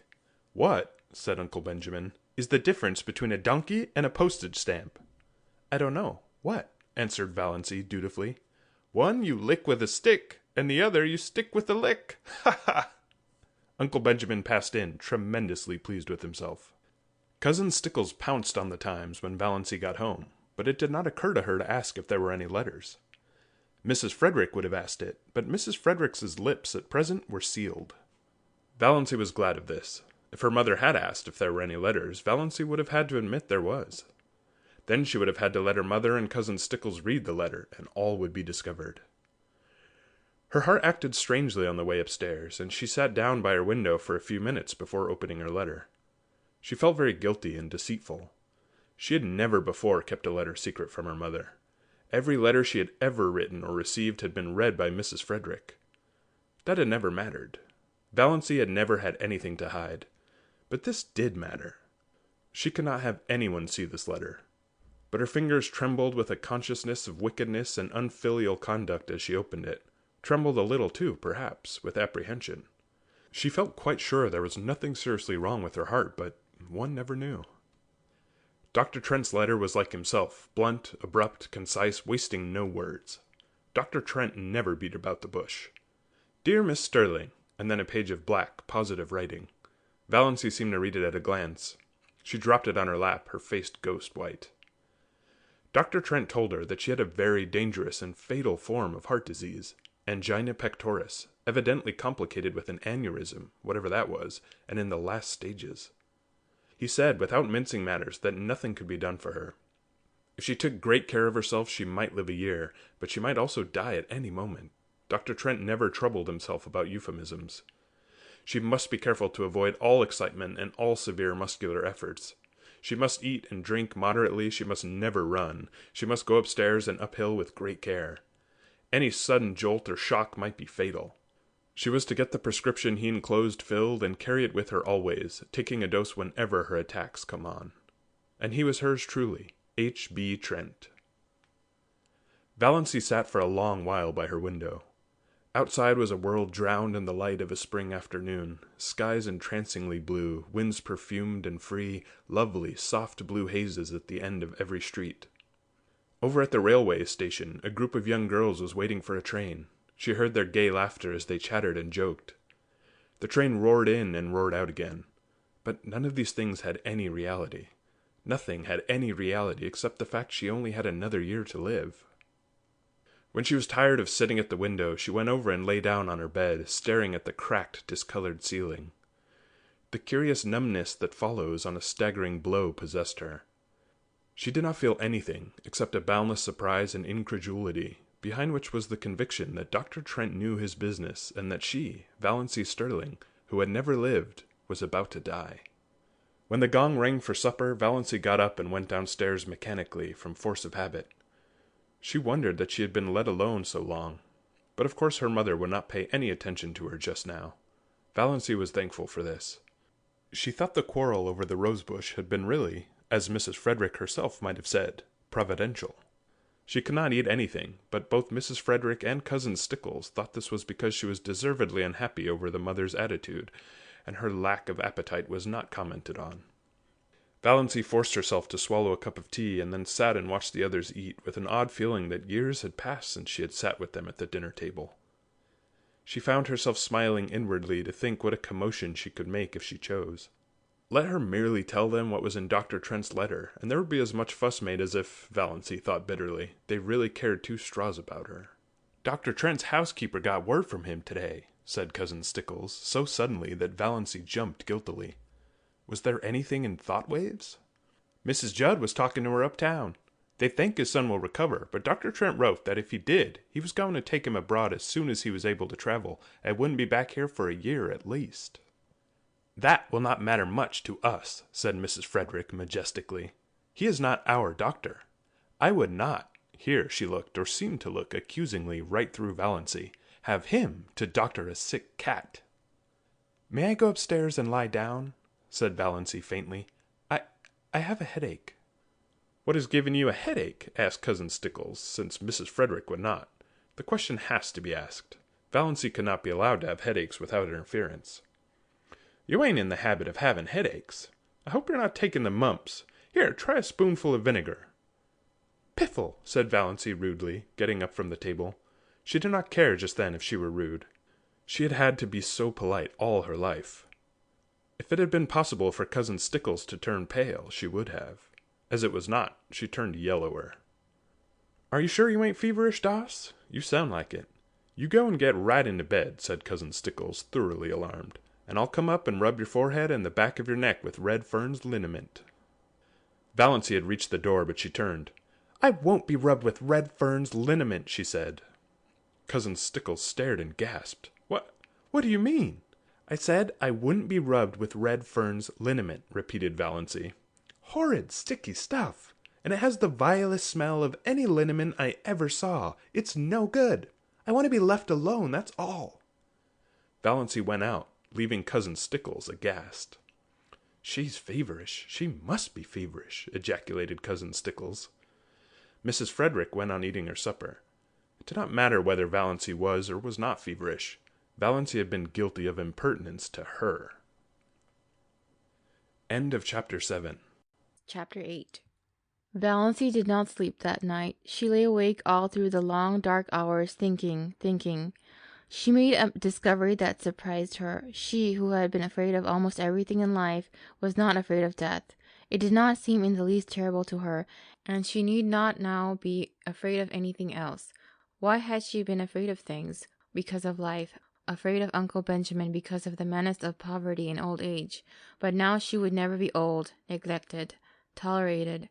Afraid of being an old maid all her life. But now she would not be an old maid very long. Afraid of offending her mother and her clan because she had to live with and among them, and couldn't live peaceably if she couldn't give in to them. But now she hadn't. Valancy felt a curious freedom. But she was still horribly afraid of one thing, the fuss the whole jamfree of them would make when she told them. Valancy shuddered at the thought of it. She couldn't endure it. Oh, she knew so well how it would be. First, there would be indignation. Yes, indignation on the part of Uncle James because she had gone to a doctor, any doctor, without consulting him. Indignation on the part of her mother for being so sly and deceitful. To your own mother, Doss. Indignation on the part of the whole clan because she had not gone to Dr. Marsh. Then would come the solicitude. She would be taken to Dr. Marsh, and when Dr. Marsh confirmed Dr. Trent's diagnosis, she would be taken to specialists in Toronto and Montreal. Uncle Benjamin would fit the bill with a splendid gesture of munificence in thus assisting the widow and the orphan, and talk forever after of the shocking fees specialists charged for looking wise and saying they couldn't do anything, and when the specialist could do nothing for her, Uncle James would insist on her taking purple pills. I've known them to effect a cure when all the doctors had given up. And her mother would insist on Redfern's blood, bitters, and Cousin Stickles would insist on rubbing her over the heart every night with Redfern's liniment on the grounds that it might do good and couldn't do harm, and everybody else would have some pet dope for her to take. Dr. Stalling would come to her and say solemnly, "You are very ill. Are you prepared for what may be before you?" Almost as if he were going to shake his forefinger at her, the forefinger that had not grown any shorter or less knobbly with age. And she would be watched and checked like a baby and never let to anything or go anywhere alone. Perhaps she would not even be allowed to sleep alone lest she die in her sleep. Cousin Stickles or her mother would insist on sharing her room and bed. Yes, undoubtedly they would. It was this last thought that really decided Valancy. She could not put up with it, and she wouldn't. As the clock in the hall below struck 12, Valancy suddenly and definitely made up her mind that she would not tell anybody. She had always been told, ever since she could remember, that she must hide her feelings. It is not ladylike to have feelings, Cousin Stickles had once told her disapprovingly. Well, she would hide them with a vengeance. But though she was not afraid of death, she was not indifferent to it. She found that she resented it. It was not fair that she would have to die when she had never lived. Rebellion flamed up in her soul as the dark hours passed by. Not because she had no future, but because she had no past. I'm poor, I'm ugly, I'm a failure, and I'm near death, she thought. She could see her own obituary notice in the Deerwood Weekly Times, copied into the Port Lawrence Journal. A deep gloom was cast over Deerwood, etc., etc. Leaves a large circle of friends to mourn, etc., etc., etc. Lies, all lies. Gloom, forsooth. Nobody would miss her. Her death would not matter a straw to anybody. Not even her mother loved her. Her mother, who had been so disappointed that she was not a boy, or at least a pretty girl. Valancy reviewed her whole life between midnight and the early spring dawn. It was a very drab existence, but here and there an incident loomed out with a significance out of all proportion to its real importance. These incidents were all unpleasant in one way or another. Nothing really pleasant had ever happened to Valancy. I've never had one wholly happy hour in my life. Not one, she thought. I've just been a colorless non-entity. I remember reading somewhere once that there is an hour in which a woman might be happy all her life if she could but find it. I've never found my hour. Never, never, and I never will now. If I could only have had that hour, I'd be willing to die. Those significant incidents kept bobbing up in her mind like unbidden ghosts, without any sequence of time or place. For instance, that time when at 16 she had blued a tubful of clothes too deeply, and the time when at 8 she had stolen some raspberry jam from Aunt Wellington's pantry.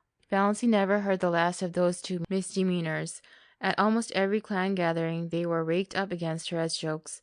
Uncle Benjamin hardly ever missed retelling the raspberry jam incident. He had been the one to catch her, her face all stained and streaked.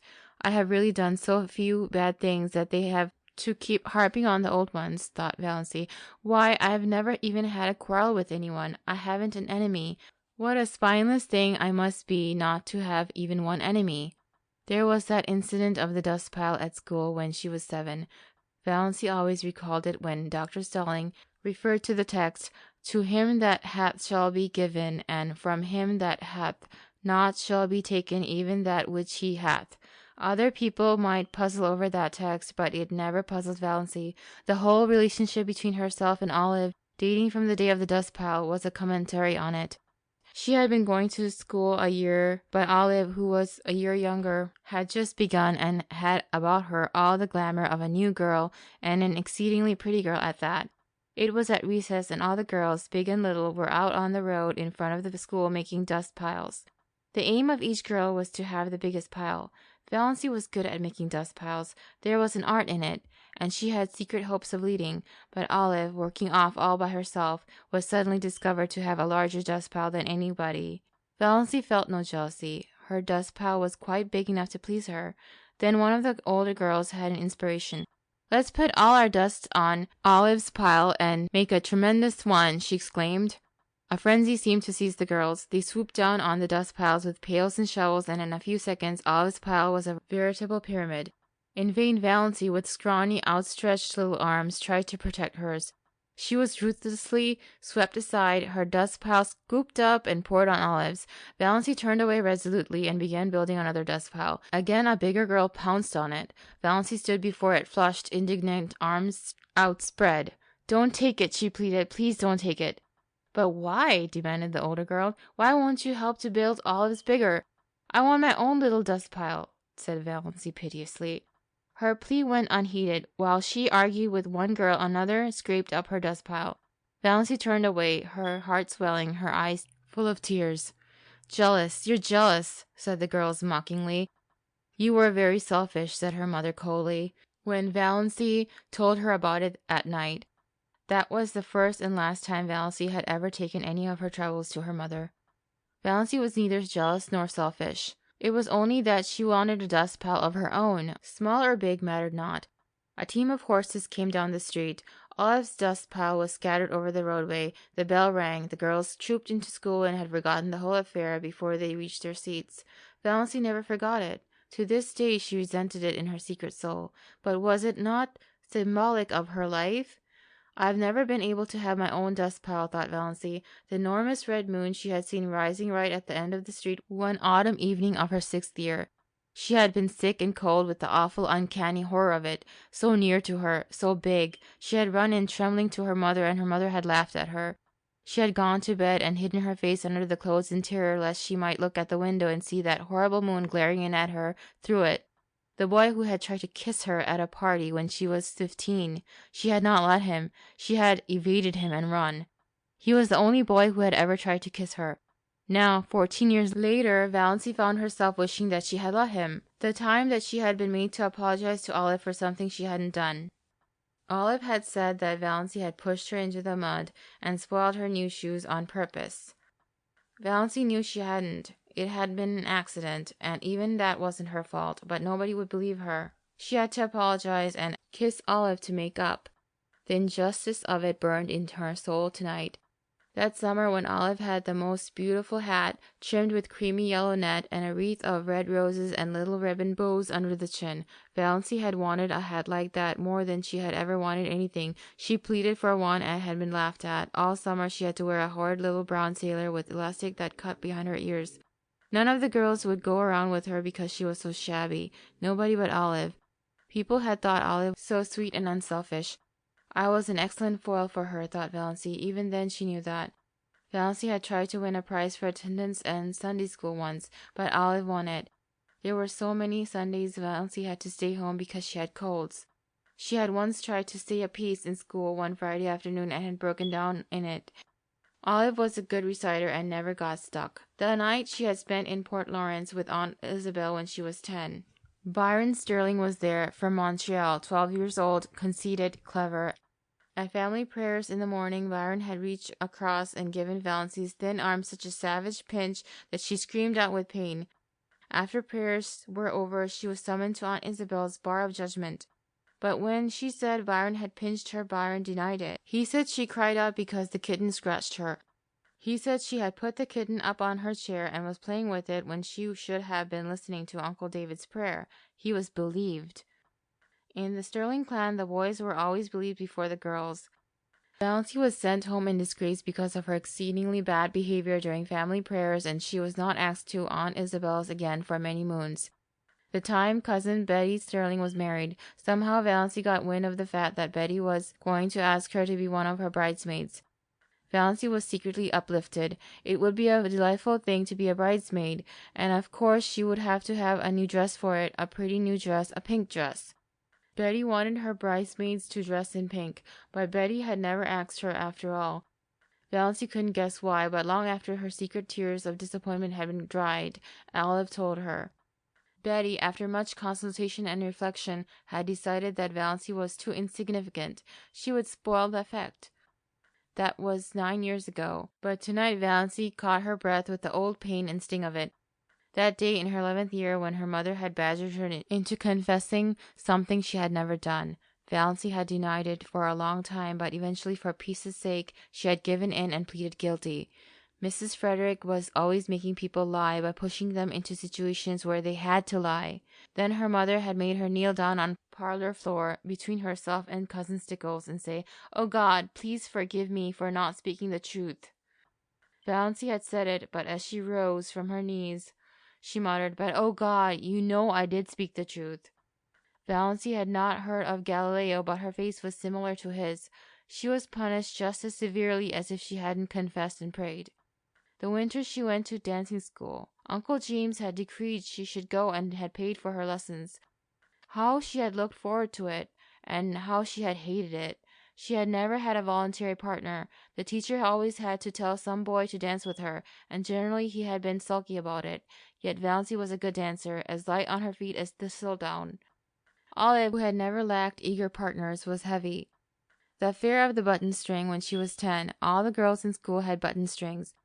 Olive had a very long one with a great many beautiful buttons. Valency had one. Most of the buttons on it were very commonplace, but she had 6 beauties that had come off Grandmother Sterling's wedding gown, sparkling buttons of golden glass, much more beautiful than any Olive had. Their possession conferred a certain distinction on Valency. She knew every little girl in school envied her the exclusive possession of those beautiful buttons. When Olive saw them on the button string, she had looked at them narrowly but said nothing then. The next day, Aunt Wellington had come to Elm Street and told Mrs. Frederick that she thought Olive should have some of those buttons. Grandmother Sterling was just as much Wellington's mother as Frederick's. Mrs. Frederick had agreed amiably. She could not afford to fall out with Aunt Wellington. Moreover, the matter was of no importance whatever. Aunt Wellington carried off 4 of the buttons, generously leaving 2 for Valency. Valency had torn these from her string and flung them on the floor. She had not yet learned that it was unladylike to have feelings, and had been sent supperless to bed for the exhibition. The night of Margaret Blunt's party, she had made such pathetic efforts to be pretty that night. Rob Walker was to be there, and 2 nights before, on the moonlit veranda of Uncle Herbert's cottage at Miss Stowett's, Rob had really seemed attracted to her. At Margaret's party, Rob never even asked her to dance, did not notice her at all. She was a wallflower, as usual. That, of course, was years ago. People in Deerwood had long since given up inviting Valency to dances, but to Valency its humiliation and disappointment were of the other day. Her face burned in the darkness as she recalled herself, sitting there with her pitifully crimped, thin hair and the cheeks she had pinched for an hour before coming, in an effort to make them red. All that came of it was a wild story that Valency Sterling was rouged at Margaret Blunt's party. In those days in Deerwood, that was enough to wreck your character forever. It did not wreck Valency's, or even damage it. People knew she wouldn't be fast if she tried. They only laughed at her. "I've had nothing but a second-hand existence," decided Valency. "All the great emotions of life have passed me by. I've never even had a grief. And have I really loved anybody? Do I really love Mother? No, I don't. That's the truth, whether it is disgraceful or not. I don't love her. I've never loved her. What's worse, I don't even like her. So I don't know anything about any kind of love. My life has been empty, empty. Nothing is worse than emptiness. Nothing. Valency ejaculated the last nothing aloud passionately. Then she moaned and stopped thinking about anything for a while. One of her attacks of pain had come on. When it was over, something had happened to Valency, perhaps the culmination of the process that had been going on in her mind ever since she had read Dr. Trent's letter. It was 3 o'clock in the morning, the wisest and most accursed hour of the clock, but sometimes it sets us free.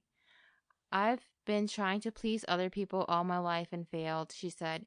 After this I shall please myself. I shall never pretend anything again. I've breathed in an atmosphere of fibs and pretenses and evasions all my life. What a luxury it will be to tell the truth! I may not be able to do much that I want to do, but I won't do another thing that I don't want to do.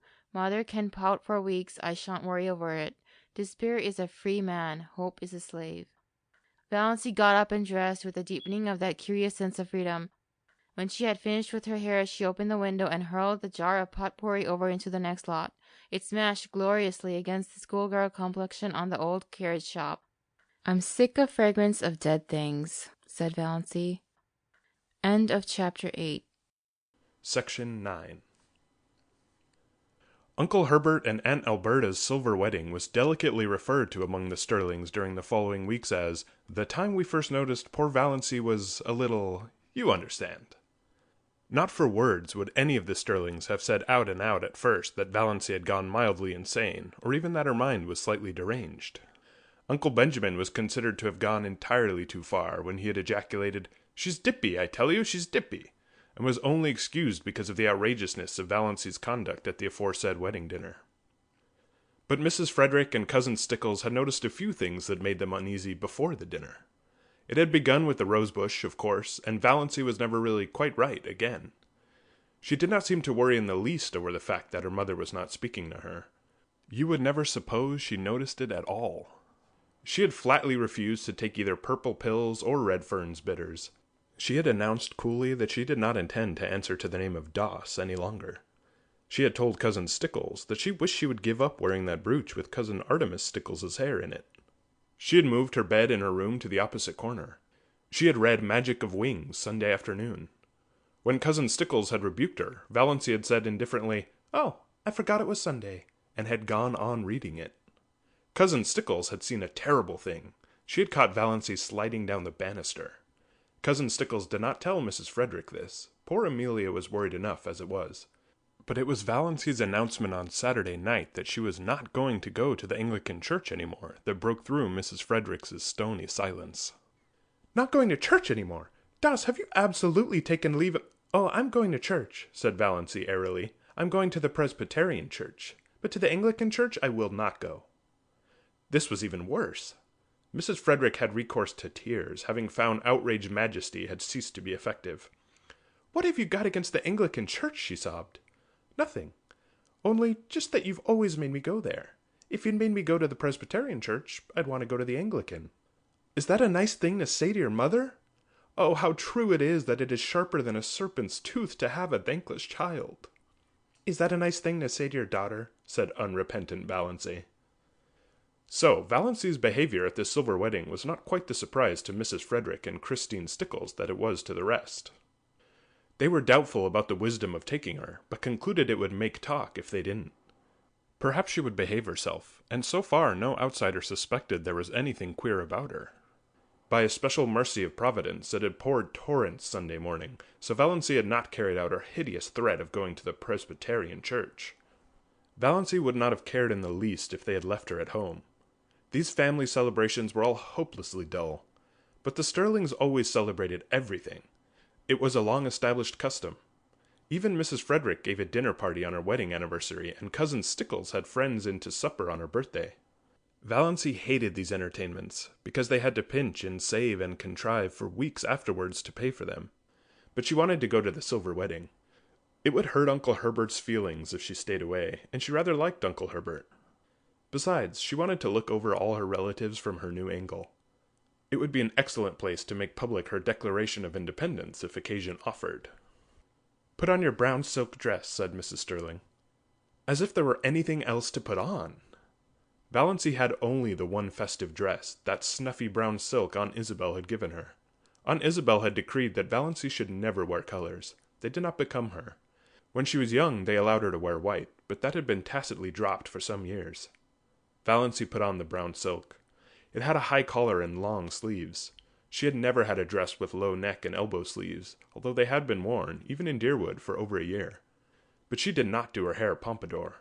She knotted it on her neck and pulled it out over her ears. She thought it became her, only the little knot was so absurdly small. Mrs. Frederick resented the hair, but decided it was wisest to say nothing on the eve of the party. It was so important that Valancy should be kept in good humor, if possible, until it was over. Mrs. Frederick did not reflect that this was the first time in her life that she had thought it necessary to consider Valancy's humors.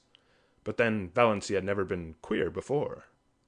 On their way to Uncle Herbert's, Mrs. Frederick and Cousin Stickles walking in front, Valancy trotting meekly along behind, Roaring Abel drove past them. Drunk as usual, but not in the roaring stage, just drunk enough to be excessively polite. He raised his disreputable old tartan cap with the air of a monarch saluting his subjects, and swept them a grand bow. Mrs. Frederick and Cousin Stickles dared not cut Roaring Abel altogether. He was the only person in Deerwood who could be got to do odd jobs of carpentering and repairing when they needed to be done, so it would not do to offend him. But they responded with only the stiffest, slightest of bows. Roaring Abel must be kept in his place. Valancy, behind them, did a thing they were fortunately spared seeing. She smiled gaily and waved her hand to Roaring Abel. Why not? She had always liked the old sinner.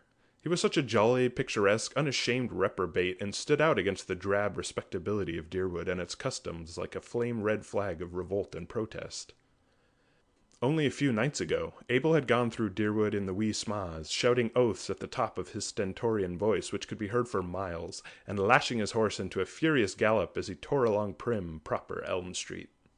Yelling and blaspheming like a fiend, shuddered Cousin Stickles at the breakfast table. I cannot understand why the judgment of the Lord has not fallen upon that man long ere this, said Mrs. Frederick petulantly, as if she thought Providence was very dilatory and ought to have a gentle reminder. He'll be picked up dead some morning. He'll fall under his horse's hoofs and be trampled to death, said Cousin Stickles reassuringly. Valancy had said nothing, of course, but she wondered to herself if Roaring Abel's periodic sprees were not his futile protest against the poverty and drudgery and monotony of his existence. She went on dream sprees in her blue castle. Roaring Abel, having no imagination, could not do that. His escapes from reality had to be concrete.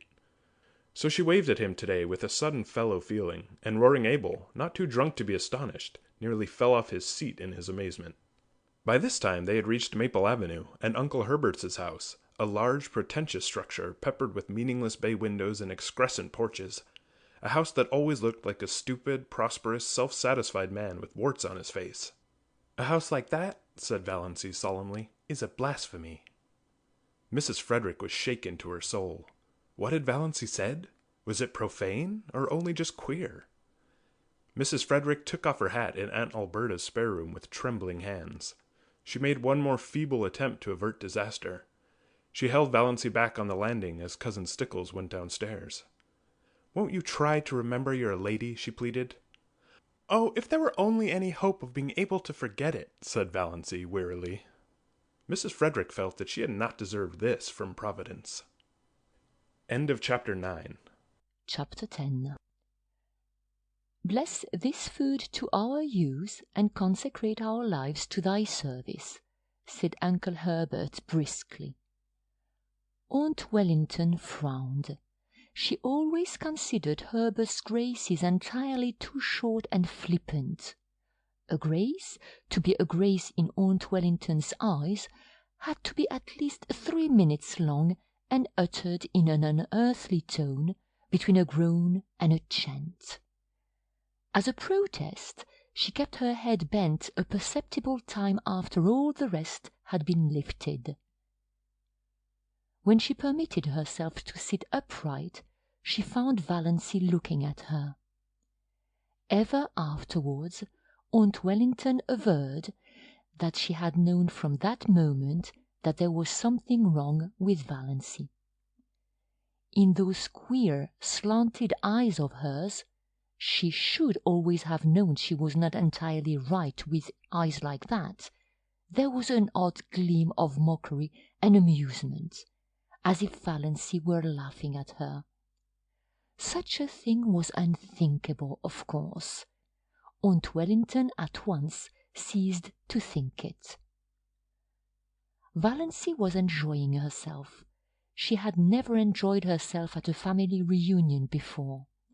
In social functions, as in childish games, she had only filled in. Her clan had always considered her very dull. She had no parlour tricks, and she had been in the habit of taking refuge from the boredom of family parties in her blue castle, which resulted in an absent-mindedness that increased her reputation for dullness and vacuity. She has no social presence whatever, Aunt Wellington had decreed once and for all. Nobody dreamed that Valancy was dumb in their presence merely because she was afraid of them. Now she was no longer afraid of them. The shackles had been stricken off her soul. She was quite prepared to talk if occasion offered. Meanwhile, she was giving herself such freedom of thought as she had never dared to take before. She let herself go with a wild, inner exultation as Uncle Herbert carved the turkey. Uncle Herbert gave Valancy a second look that day. Being a man, he didn't know what she had done to her hair, but he thought surprisedly that Doss was not such a bad-looking girl after all, and he put an extra piece of white meat on her plate. "What herb is most injurious to a young lady's beauty?" propounded Uncle Benjamin, by way of starting conversation, loosening things up a bit, as he would have said. Valancy, whose duty it was to say what, did not say it. Nobody else said it.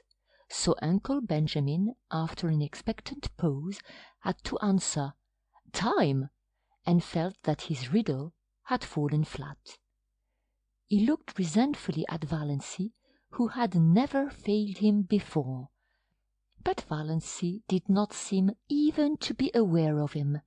She was gazing around the table, examining relentlessly everyone in this depressing assembly of sensible people, and watching their little squirms with a detached, amused smile. So these were the people she had always held in reverence and fear. She seemed to see them with new eyes. Big, capable, patronizing, voluble Aunt Mildred, who thought herself the cleverest woman in the clan, her husband a little lower than the angels, and her children wonders.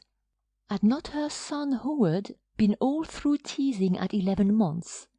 And could she not tell you the best way to do everything, from cooking mushrooms to picking up a snake? What a bore she was! What ugly moles she had on her face!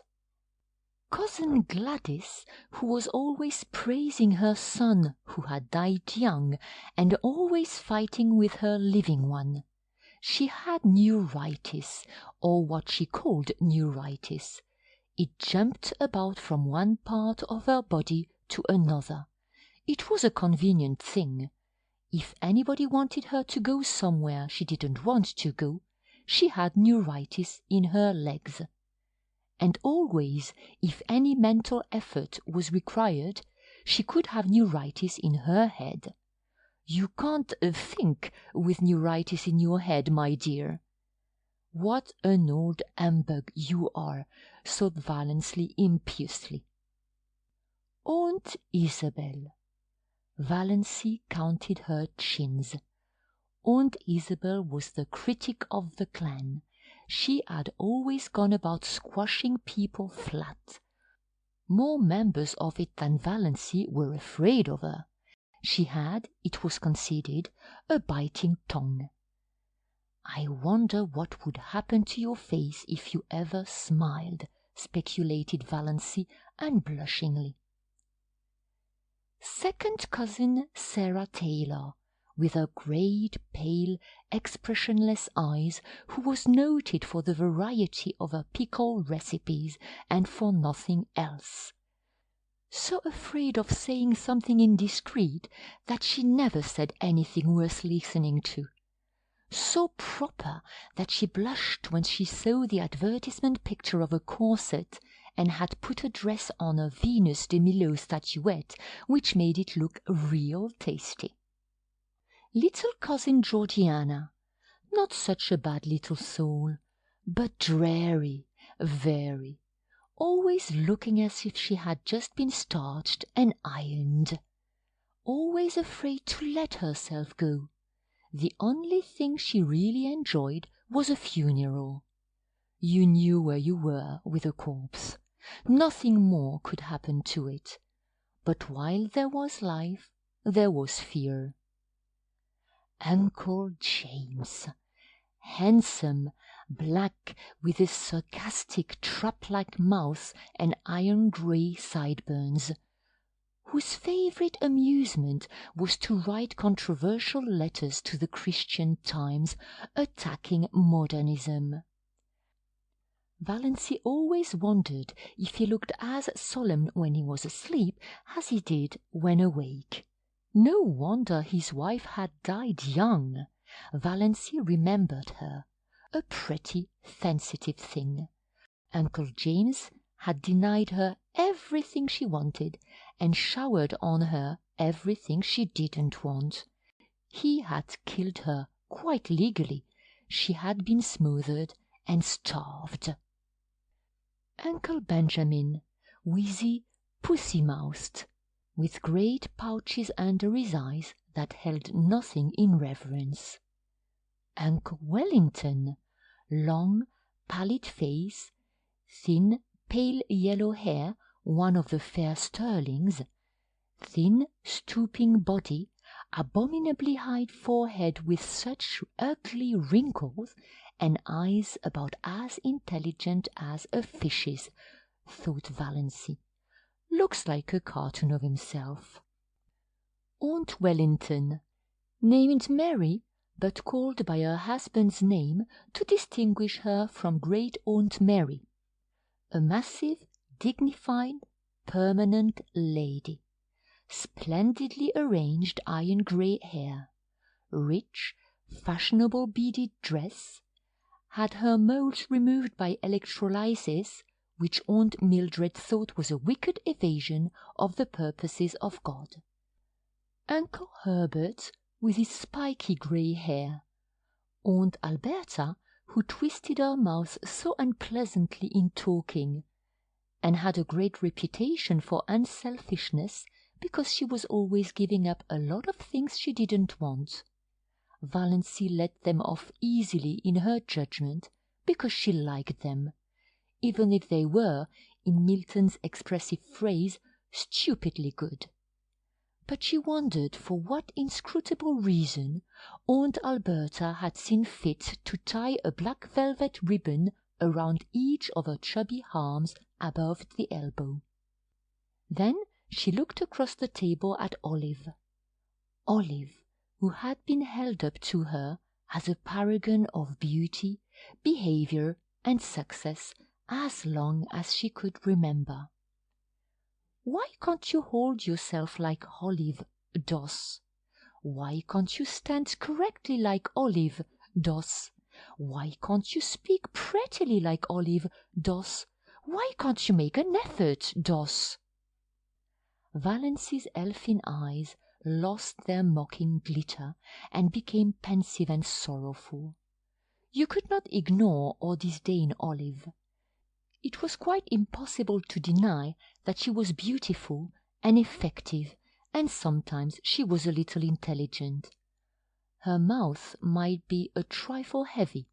She might show her fine white regular teeth rather too lavishly when she smiled. But when all was said and done, Olive justified Uncle Benjamin's summing up, a stunning girl. Yes, Valancy agreed in her heart. Olive was stunning.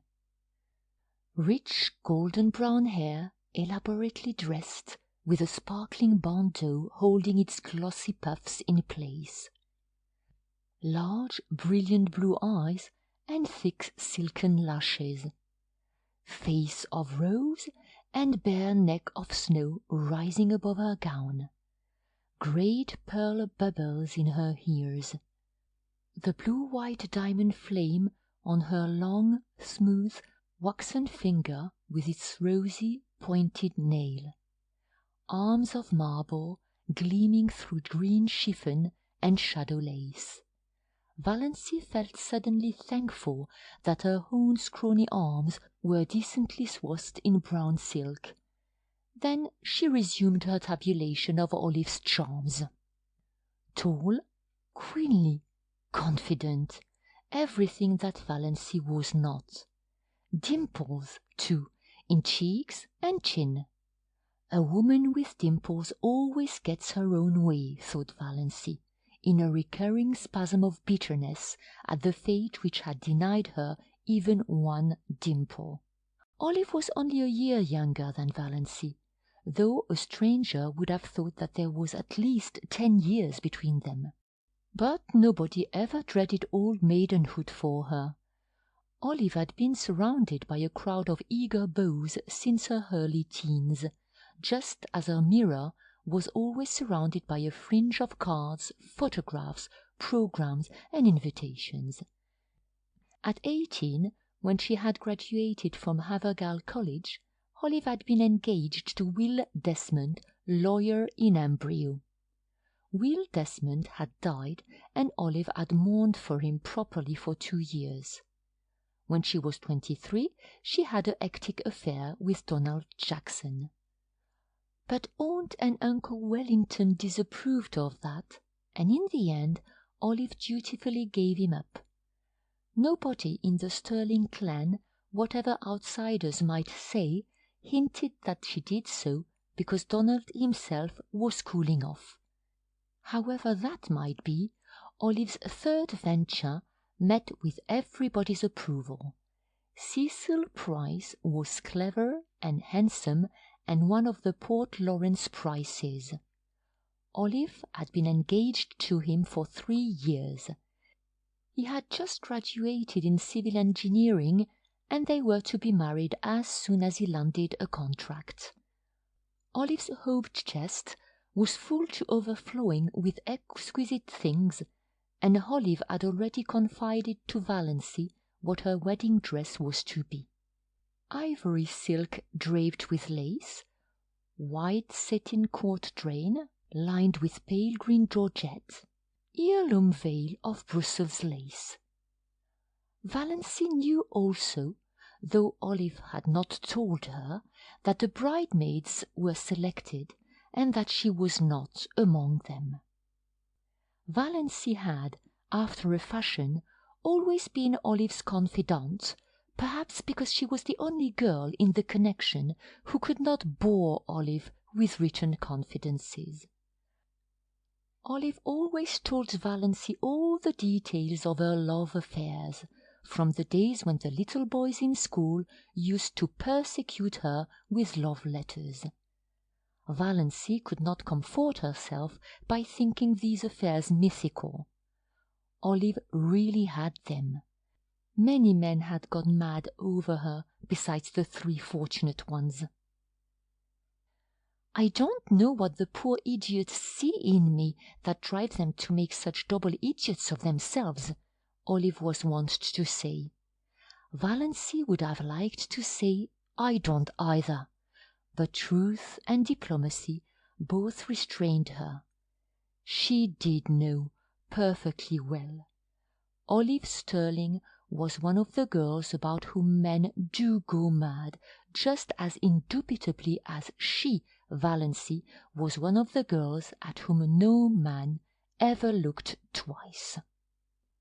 And yet, thought Valancy, summing her up with a new and merciless conclusiveness, she's like a dewless morning. There's something lacking. End of chapter 10. Meanwhile, the dinner in its earlier stages was dragging its slow length along true to sterling form. The room was chilly, in spite of the calendar, and Aunt Alberta had the gas logs lighted.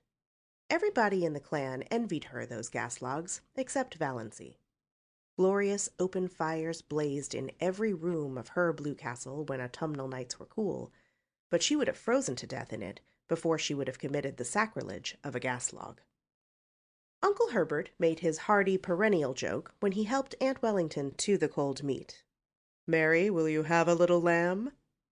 Aunt Mildred told the same old story of once finding a lost ring in a turkey's crop.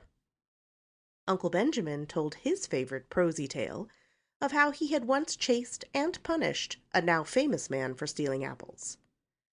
Second cousin Jane described all her sufferings with an ulcerating tooth.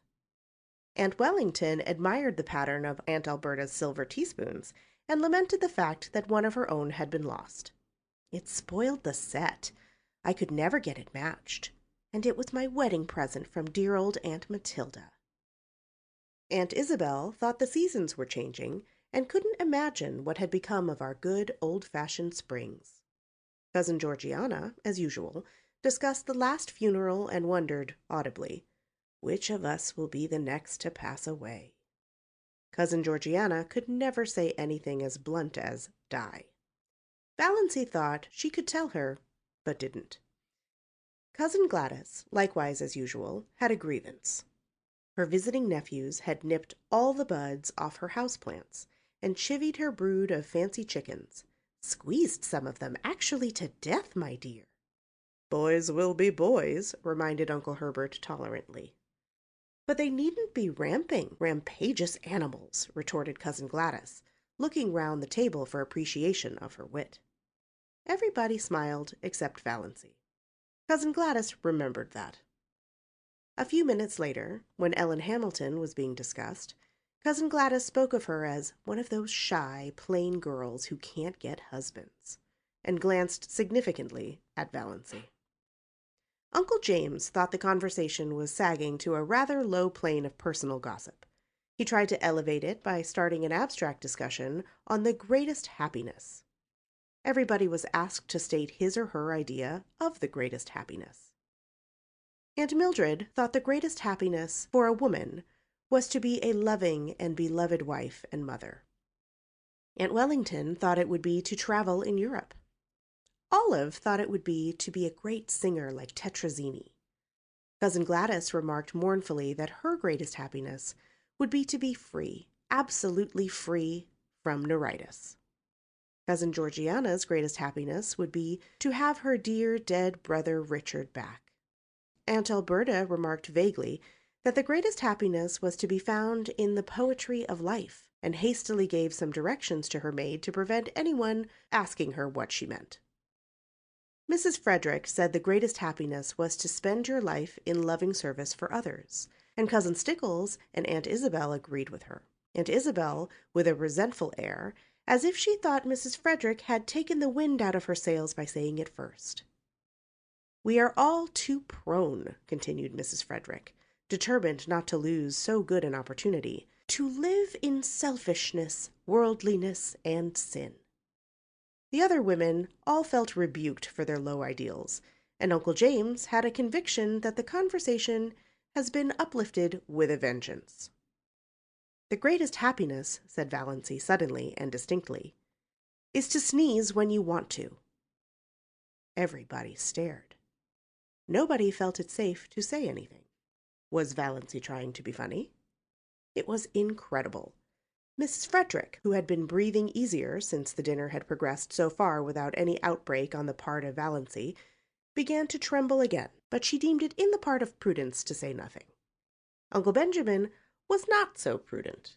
He rashly rushed in where Mrs. Frederick feared to tread. "Doss," he chuckled, "what is the difference between a young girl and an old maid?" "One is happy and careless, and the other is cappy and hairless," said Valancy. "You have asked that riddle at least 50 times in my recollection, Uncle Ben. Why don't you hunt up some new riddles if riddle you must? It is such a fatal mistake to try to be funny if you don't succeed." Uncle Benjamin stared foolishly. Never in his life had he, Benjamin Sterling, of Sterling and Frost, been spoken to so. And by Valancy, of all people. He looked feebly around the table to see what the others thought of it. Everybody was looking rather blank. Poor Mrs. Frederick had shut her eyes, and her lips moved tremblingly as if she were praying. Perhaps she was. The situation was so unprecedented that nobody knew how to meet it. Valancy went on calmly eating her salad as if nothing out of the usual had occurred. Aunt Alberta, to save her dinner, plunged into an account of how a dog had bitten her recently. Uncle James, to back her up, asked where the dog had bitten her. "Just a little below the Catholic Church," said Aunt Alberta. At that point, Valancy laughed. Nobody else laughed. What was there to laugh at? "Is that a vital part?" asked Valancy. "What do you mean?" said bewildered Aunt Alberta, and Mrs. Frederick was almost driven to believe that she had served God all her years for naught. Aunt Isabel concluded that it was up to her to suppress Valancy. "Doss, you are horribly thin," she said. "You are all corners. Do you ever try to fatten up a little?" No, Valancy was not asking quarter or giving it. "But I can tell you where you'll find a beauty parlor in Port Lawrence, where they can reduce the number of your chins." "Valancy!" The protest was wrung from Mrs. Frederick. She meant her tone to be stately and majestic, as usual, but it sounded more like an imploring whine, and she did not say "Doss." "She's feverish," said Cousin Stickles to Uncle Benjamin in an agonized whisper. "We've thought she's seemed feverish for several days." "She's gone dippy, in my opinion," growled Uncle Benjamin. "If not, she ought to be spanked. Yes, spanked." "You can't spank her," Cousin Stickles was much agitated. "She's 29 years old." "So there's that advantage, at least, in being 29, said Valancy, whose ears had caught this aside. "Doss," said Uncle Benjamin, "when I am dead, you may say what you please. As long as I'm alive, I demand to be treated with respect." "Oh, but you know we're all dead," said Valancy, "the whole Sterling clan. Some of us are buried, and some aren't yet. That is the only difference." "Doss," said Uncle Benjamin, thinking it might cow Valancy, "do you remember the time you stole the raspberry jam?" Valancy flushed scarlet, with suppressed laughter, not shame. She had been sure Uncle Benjamin would drag that jam in somehow. "Of course I do," she said. "It was good jam. I've always been sorry I hadn't time to eat more of it before you found me. Oh, look at Aunt Isabel's profile on the wall. Did you ever see anything so funny?" Everybody looked, including Aunt Isabel herself, which, of course, destroyed it. But Uncle Herbert said kindly, I wouldn't eat any more if I were you, Doss. It isn't that I grudge it, but don't you think it would be better for yourself? Your stomach seems a little out of order." "Don't worry about my stomach, old dear," said Valancy. "It is all right. I am going to keep right on eating. It's so seldom I get the chance of a satisfying meal." It was the first time anyone had been called Old Dear in Deerwood. The Sterlings thought Valancy had invented the phrase, and they were afraid of her from that moment. There was something so uncanny about such an expression. But in poor Mrs. Frederick's opinion, the reference to a satisfying meal was the worst thing Valancy had said yet. Valancy had always been a disappointment to her. Now she was a disgrace. She thought she would have to get up and go away from the table. Yet she dared not leave Valancy there. Aunt Alberta's maid came in to remove the salad plates and bring in the dessert. It was a welcome diversion. Everybody brightened up with a determination to ignore Valancy and talk as if she wasn't there. Uncle Wellington mentioned Barney Snaith. Eventually, somebody did mention Barney Snaith at every Sterling function, Valancy reflected. Whatever he was an individual that could not be ignored. She resigned herself to listen. There was a subtle fascination in the subject for her, though she had not yet faced this fact. She could feel her pulses beating to her fingertips. Of course, they abused him. Nobody ever had a good word to say of Barney Snaith. All the old, wild tales were canvassed. The defaulting cashier, counterfeiter, infidel, murderer in hiding legends were thrashed out. Uncle Wellington was very indignant that such a creature should be allowed to exist at all in the neighborhood of Deerwood. He didn't know what the police at Port Lawrence were thinking of. Everybody would be murdered in their beds some night. It was a shame that he could be allowed to be at large after all that he had done. What has he done? Asked Valancy suddenly. Uncle Wellington stared at her, forgetting that she was to be ignored. Done, done, he's done everything. What has he done? Repeated Valancy, inexorably. What do you know he has done? You're always running him down, and what has ever been proved against him? I don't argue with women, said Uncle Wellington, and I don't need proof. When a man hides himself up there on an island in Muskoka, year in and year out, and nobody can find out where he came from, or how he lives, or what he does there, that's proof enough. Find a mystery, and you find a crime. The very idea of a man named Snaith, said second cousin Sarah. Why, the name itself is enough to condemn him. I wouldn't like to meet him in a dark lane, shivered cousin Georgiana. What do you suppose he would do to you? Asked Valancy. Murder me, said cousin Georgiana solemnly. Just for the fun of it, suggested Valancy. Exactly, said cousin Georgiana, unsuspiciously. When there is so much smoke, there must be some fire. I was afraid he was a criminal when he came here first. I felt he had something to hide. I am not often mistaken in my intuitions. Criminal? Of course he's a criminal, said Uncle Wellington. Nobody doubts it, glaring at Valancy. Why, they say he served a term in the penitentiary for embezzlement. I don't doubt it. And they say he's in with that gang that are perpetrating all those bank robberies round the country. Who say? Asked Valancy. Uncle Wellington nodded his ugly forehead at her. What had gotten into this confounded girl anyway? He ignored the question. He has the identical look of a jailbird, snapped Uncle Benjamin. I noticed it the first time I saw him. A fellow by the hand of nature marked, quoted and sighed to do a deed of shame, declaimed Uncle James. He looked enormously pleased over the managing to work that quotation in at last. He had been waiting all his life for the chance. One of his eyebrows is an arch, and the other is a triangle, said Valancy. Is that why you think him so villainous? Uncle James lifted his eyebrows. Generally, when Uncle James lifted his eyebrows, the world came to an end. This time it continued to function. How do you know his eyebrows so well, Doss? Asked Olive, a trifle maliciously. Such a remark would have covered Valancy with confusion 2 weeks ago, and Olive knew it. Yes, how? Demanded Aunt Wellington. I've seen him twice, and I looked at him closely, said Valancy composedly. I thought his face the most interesting one I ever saw. There is no doubt there is something fishy in the creature's past life, said Olive, who began to think she was decidedly out of the conversation, which had centered so amazingly around Valancy. But he can hardly be guilty of everything he's accused of, you know. Valancy felt annoyed with Olive. Why should she speak up in even this qualified defense of Barney Snaith? What had she to do with him? For that matter, what had Valancy? But Valancy did not ask herself this question. They say he keeps dozens of cats in that hut up back on Mistawis, said second cousin Sarah Taylor, by way of appearing not entirely ignorant of him. Cats. It sounded quite alluring to Valancy, in the plural. She pictured an island in Muskoka haunted by pussies. That alone shows there is something wrong with him, decreed Aunt Isabel. People who don't like cats, said Valancy, attacking her dessert with a relish, always seem to think that there is some peculiar virtue in not liking them. The man hasn't a friend except Roaring Abel, said Uncle Wellington. And if Roaring Abel had kept away from him, as everybody else did, it would have been better for some members of his family. Uncle Wellington's rather lame conclusion was due to a marital glance from Aunt Wellington, reminding him of what he had almost forgotten, that there were girls at the table. If you mean, said Valancy passionately, that Barney Snaith is the father of Cecily Gay's child, he isn't. It's a wicked lie. In spite of her indignation, Valancy was hugely amused at the expression of the faces around that festal table.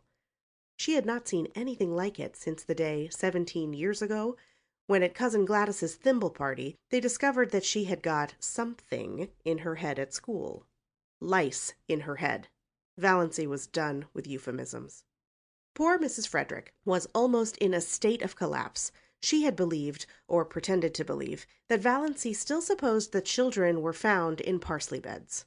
"Hush, hush!" implored Cousin Stickles. "I don't mean to hush," said Valancy perversely. "I've hush-hushed all my life. I'll scream if I want to. Don't make me want to. And stop talking nonsense about Barney Snaith." Valancy didn't exactly understand her own indignation. What did Barney Snaith's imputed crimes and misdemeanors matter to her? And why, out of them all, did it seem most intolerable that he should have been poor, pitiful little Cecily Gay's false lover?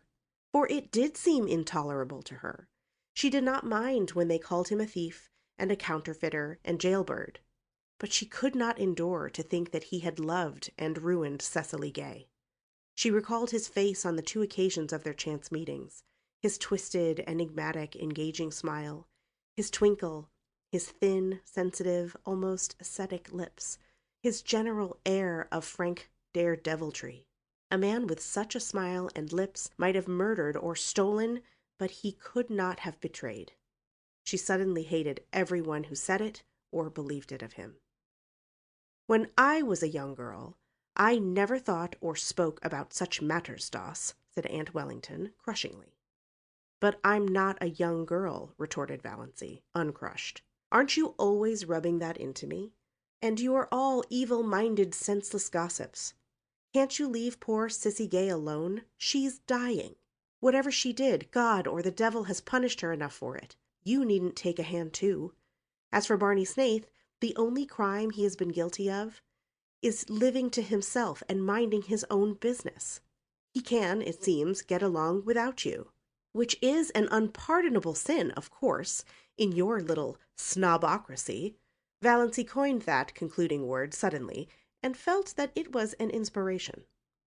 That was exactly what they were, and not one of them was fit to mend another. "Valancy, your poor father would turn over in his grave if he could hear you," said Mrs. Frederick. "I dare say he would like that for a change," said Valancy brazenly. "Doss," said Uncle James heavily, "the 10 Commandments are fairly up to date still, especially the 5th. Have you forgotten that?" "No," said Valancy, "but I thought you had, especially the 9th.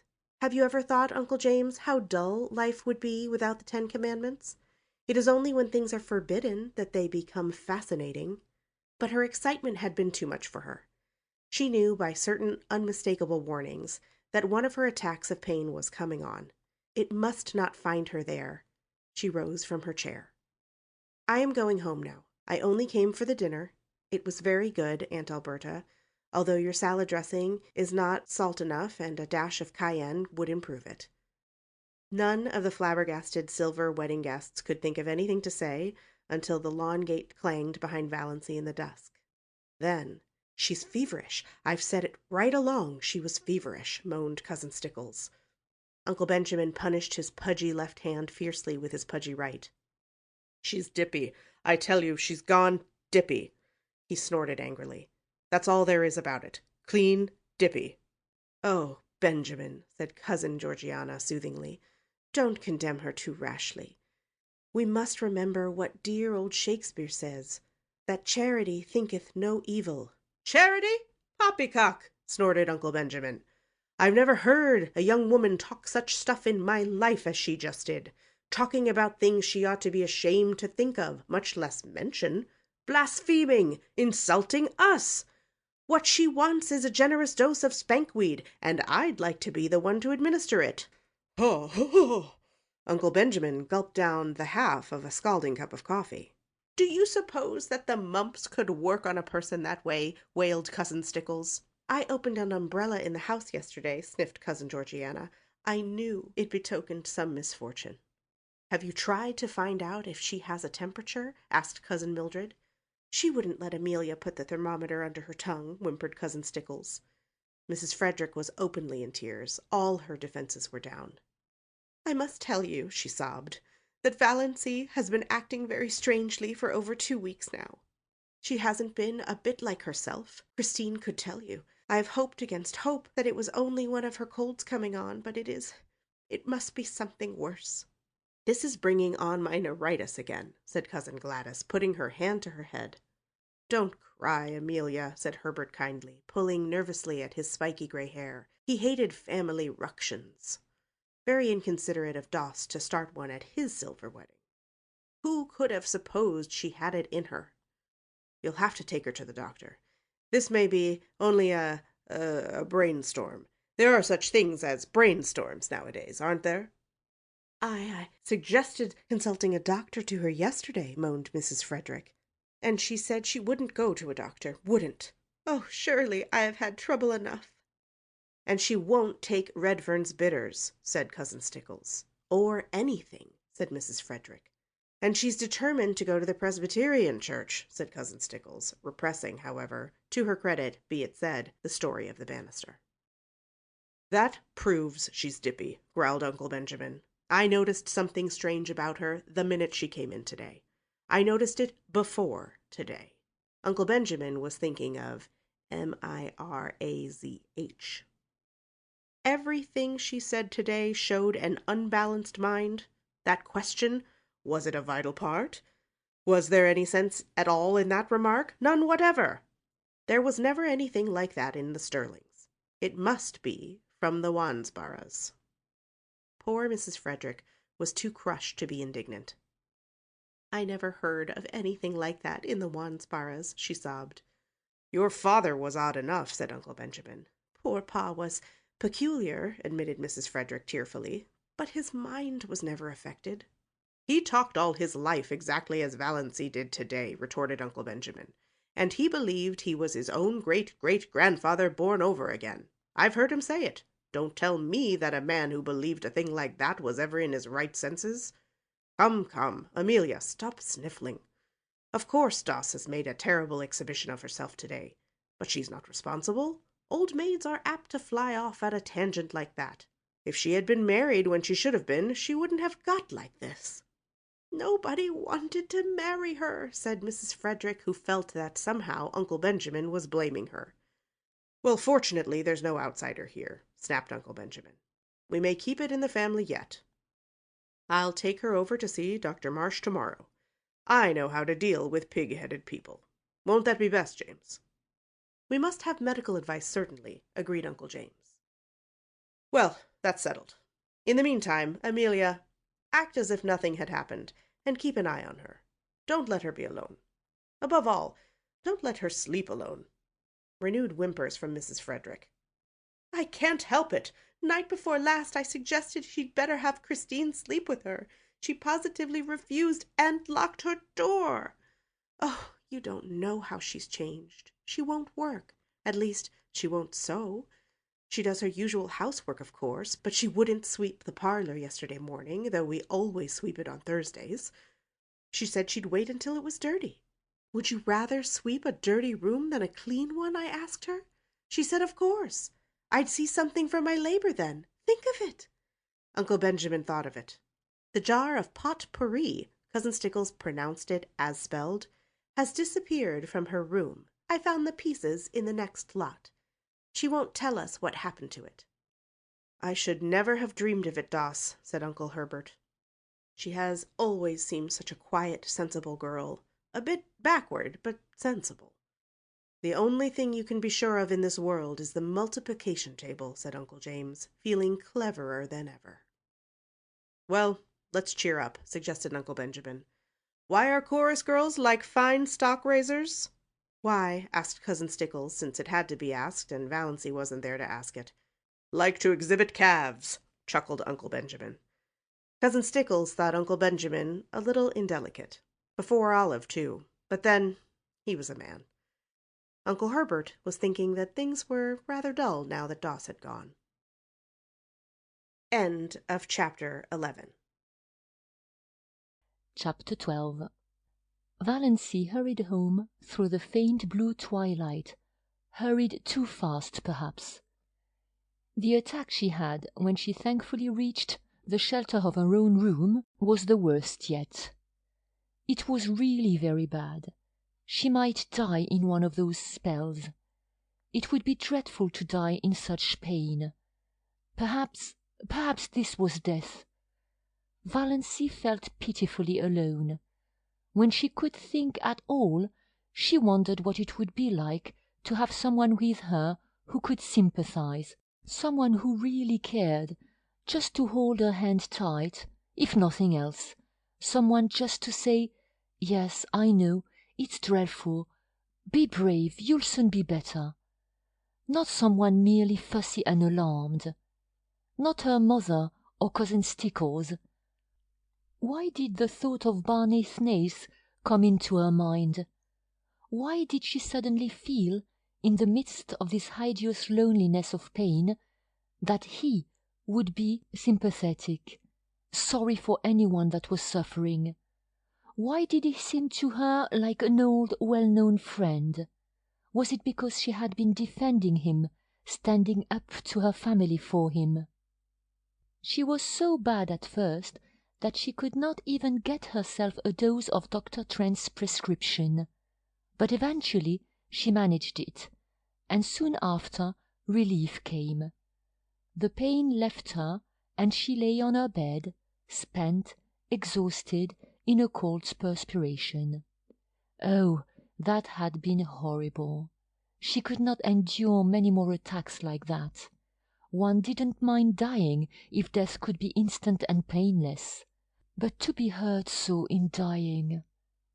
Suddenly she found herself laughing. That dinner had been fun, and it had all been so simple. She had merely said the things she had always thought. Their faces. Uncle Benjamin, poor flabbergasted Uncle Benjamin. Valancy felt quite sure he would make a new will that very night. Olive would get Valancy's share of his fat hoard. Olive had always got Valancy's share of everything. Remember the dust pile.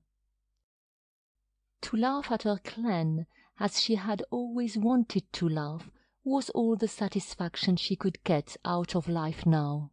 But she thought it was rather pitiful that it should be so. Might she not pity herself a little when nobody else did? Valancy got up and went to her window. The moist, beautiful wind blowing across groves of young-leafed wild trees touched her face with the caress of a wise, tender old friend. The Lombardis in Mrs. Treadgold's lawn, off to the left, Valancy could just see them between the stable and the old carriage shop, were in dark purple silhouette against a clear sky, and there was a milk-white, pulsating star just over one of them, like a living pearl on a silver-green lake. Far beyond the station were the shadowy, purple-hooded woods around Lake Mistowis.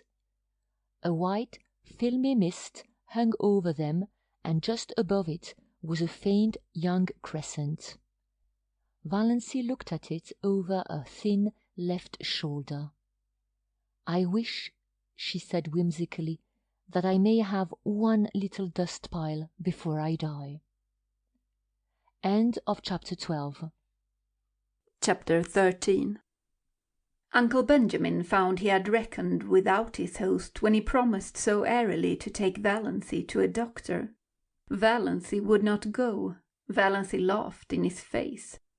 "Why on earth should I go to Dr. Marsh? There's nothing the matter with my mind. Though you all think I've suddenly gone crazy. Well, I haven't. I've simply grown tired of living to please other people and have decided to please myself. It will give you something to talk about besides my stealing the raspberry jam. So that's that." "Doss," said Uncle Benjamin, solemnly and helplessly, "you are not like yourself." "Who am I like, then?" asked Valancy. Uncle Benjamin was rather posed. "Your grandfather Wansborough," he answered desperately. "Thanks." Valancy looked pleased. "That's a real compliment. I remember Grandfather Wansborough. He was one of the few human beings I have known, almost the only one.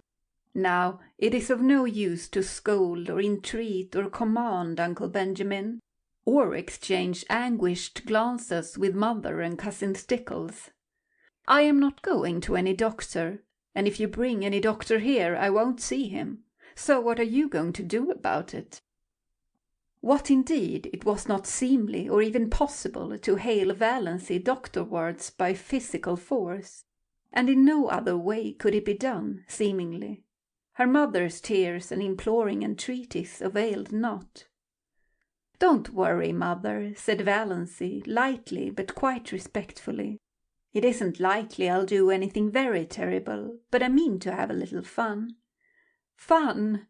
Mrs. Frederick uttered the word as if Valancy had said she was going to have a little tuberculosis. Olive, sent by her mother to see if she had any influence over Valancy, came away with flushed cheeks and angry eyes. She told her mother that nothing could be done with Valancy. After she, Olive, had talked to her just like a sister, tenderly and wisely, all Valancy had said, narrowing her funny eyes to mere slips, was, "I don't show my gums when I laugh." More as if she were talking to herself than to me. Indeed, mother, all the time I was talking to her she gave me the impression of not really listening. And that wasn't all. When I finally decided that what I was saying had no influence over her, I begged her, when Cecil came next week, not to say anything queer before him at least. Mother, what do you think she said? "I'm sure I can't imagine," groaned Aunt Wellington, prepared for anything.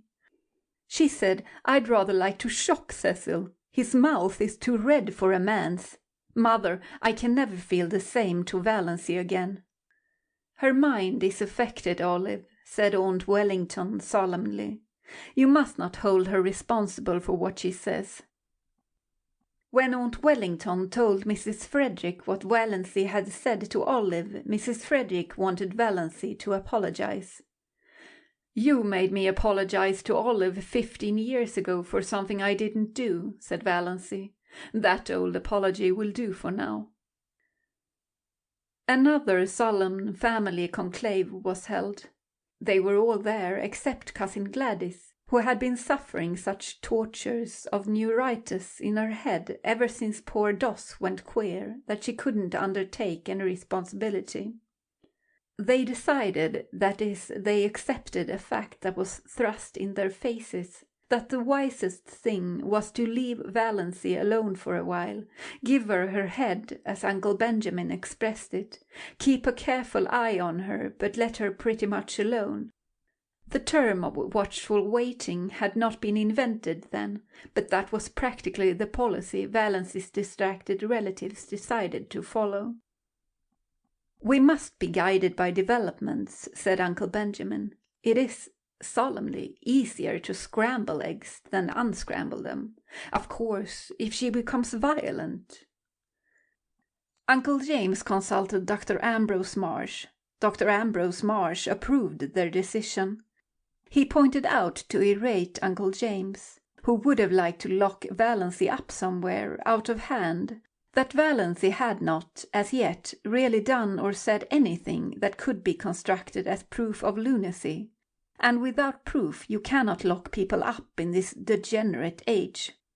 Nothing that Uncle James had reported seemed very alarming to Dr. Marsh, who put up his hand to conceal a smile several times. But then he himself was not a Sterling, and he knew very little about the old Valancy. Uncle James stalked out and drove back to Deerwood, thinking that Ambrose Marsh wasn't much of a doctor after all, and that Adelaide Sterling might have done better for herself. End of chapter 13. Life cannot stop because tragedy enters it.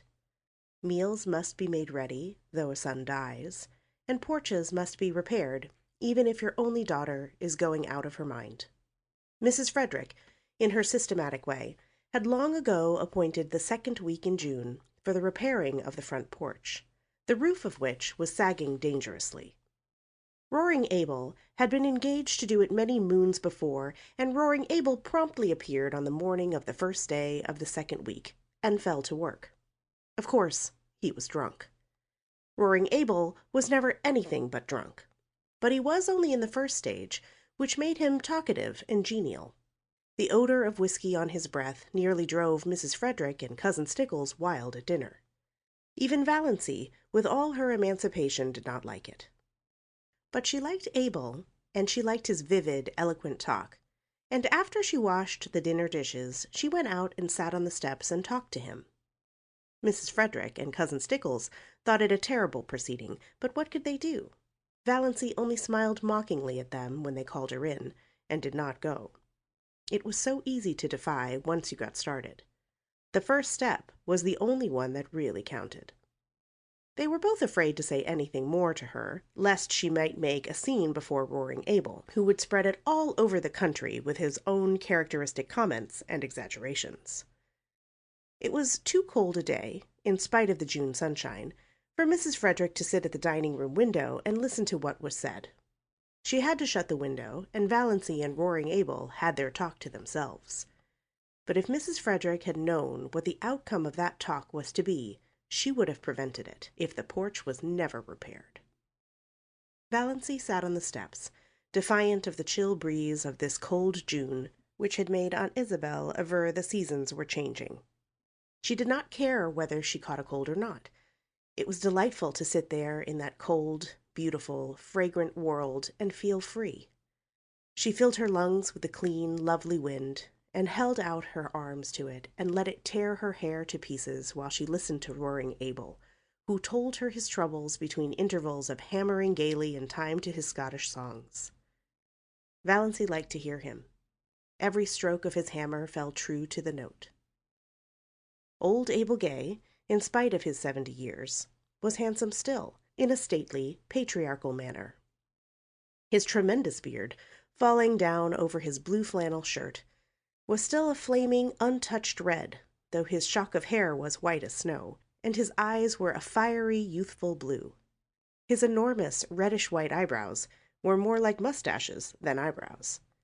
Perhaps this is why he always kept his upper lip scrupulously shaved. His cheeks were red, and his nose ought to have been, but wasn't. It was a fine, upstanding, aquiline nose, such as the noblest Roman of them all might have rejoiced in. Abel was 6'2" in his stockings, broad-shouldered, lean-hipped. In his youth he had been a famous lover, finding all women too charming to bind himself to one.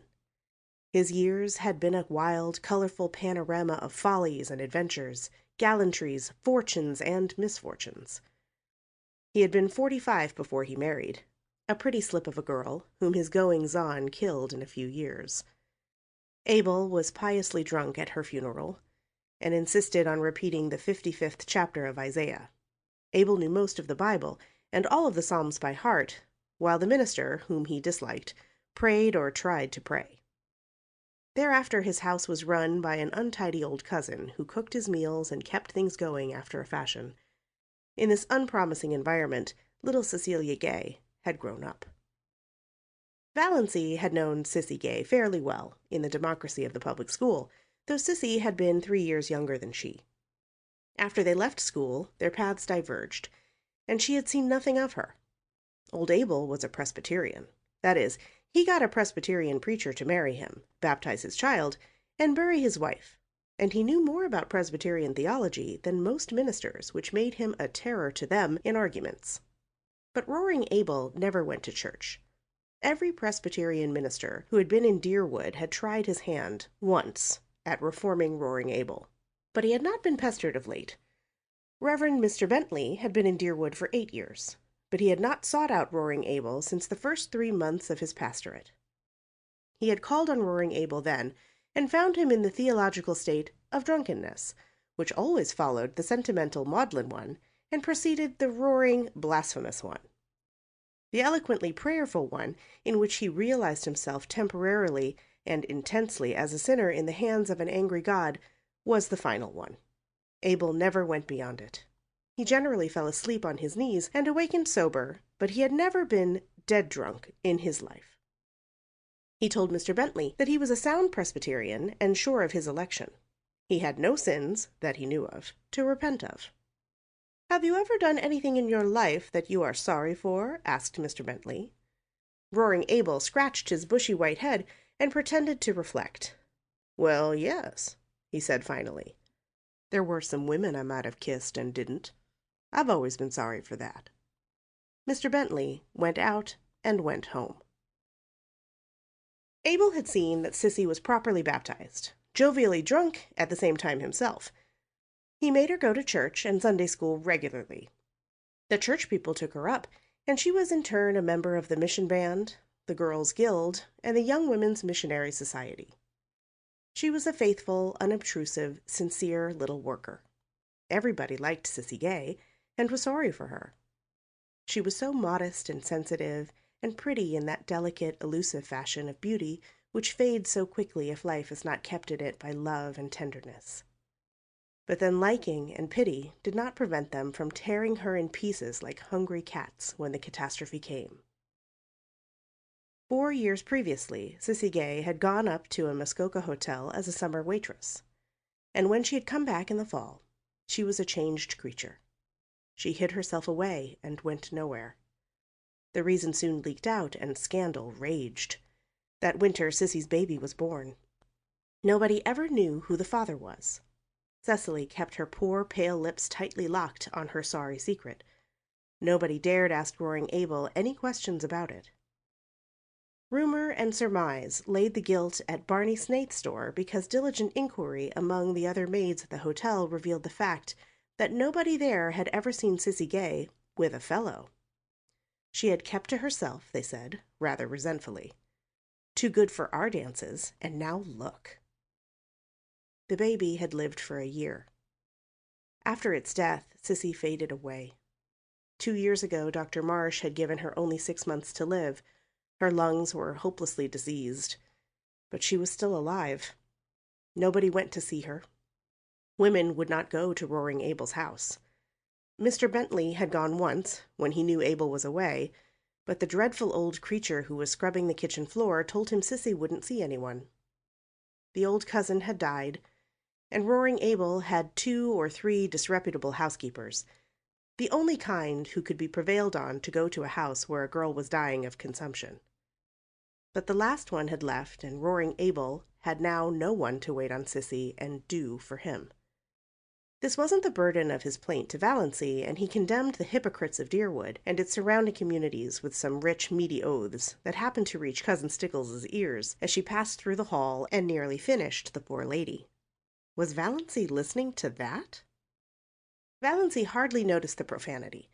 Her attention was focused on the horrible thought of poor, unhappy, disgraced little Sissy Gay, ill and helpless in that forlorn old house out on Mistowis Road, without a soul to help or comfort her. And this in a nominally Christian community in the year of grace 19 and some odd. Do you mean to say that Sissy is all alone there now, with nobody to do anything for her? Nobody? Oh, she can move about a bit and get a bite and sup when she wants it, but she can't work.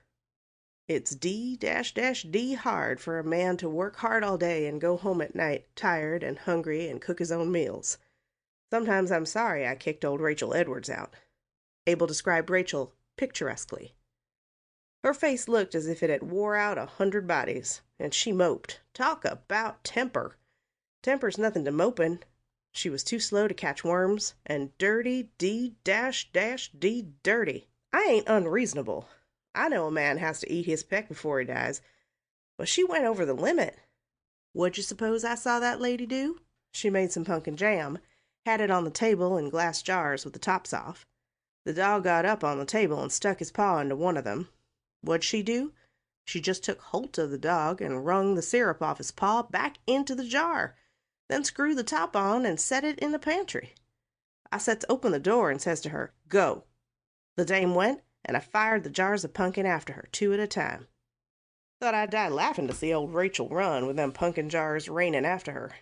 She's told everywhere I'm crazy, so nobody'll come for love or money. But Sissy must have someone to look after her, insisted Valancy, whose mind was centered on this aspect of the case. She did not care whether Roaring Abel had anyone to cook for him or not, but her heart was wrung for Cecilia Gay. Oh, she gets on. Barney Snaith always drops in when he's passing, and does anything she wants done. Brings her oranges and flowers and things. There's a Christian for you. Yet that sanctimonious, sniveling parcel of St. Andrew's people wouldn't be seen on the same side of the road with him. Their dogs'll go to heaven before they do. And their minister? Slick as if the cat had licked him. There are plenty of good people, both in St. Andrew's and St. George's, who would be kind to Sissy if you would behave yourself, said Valancy severely.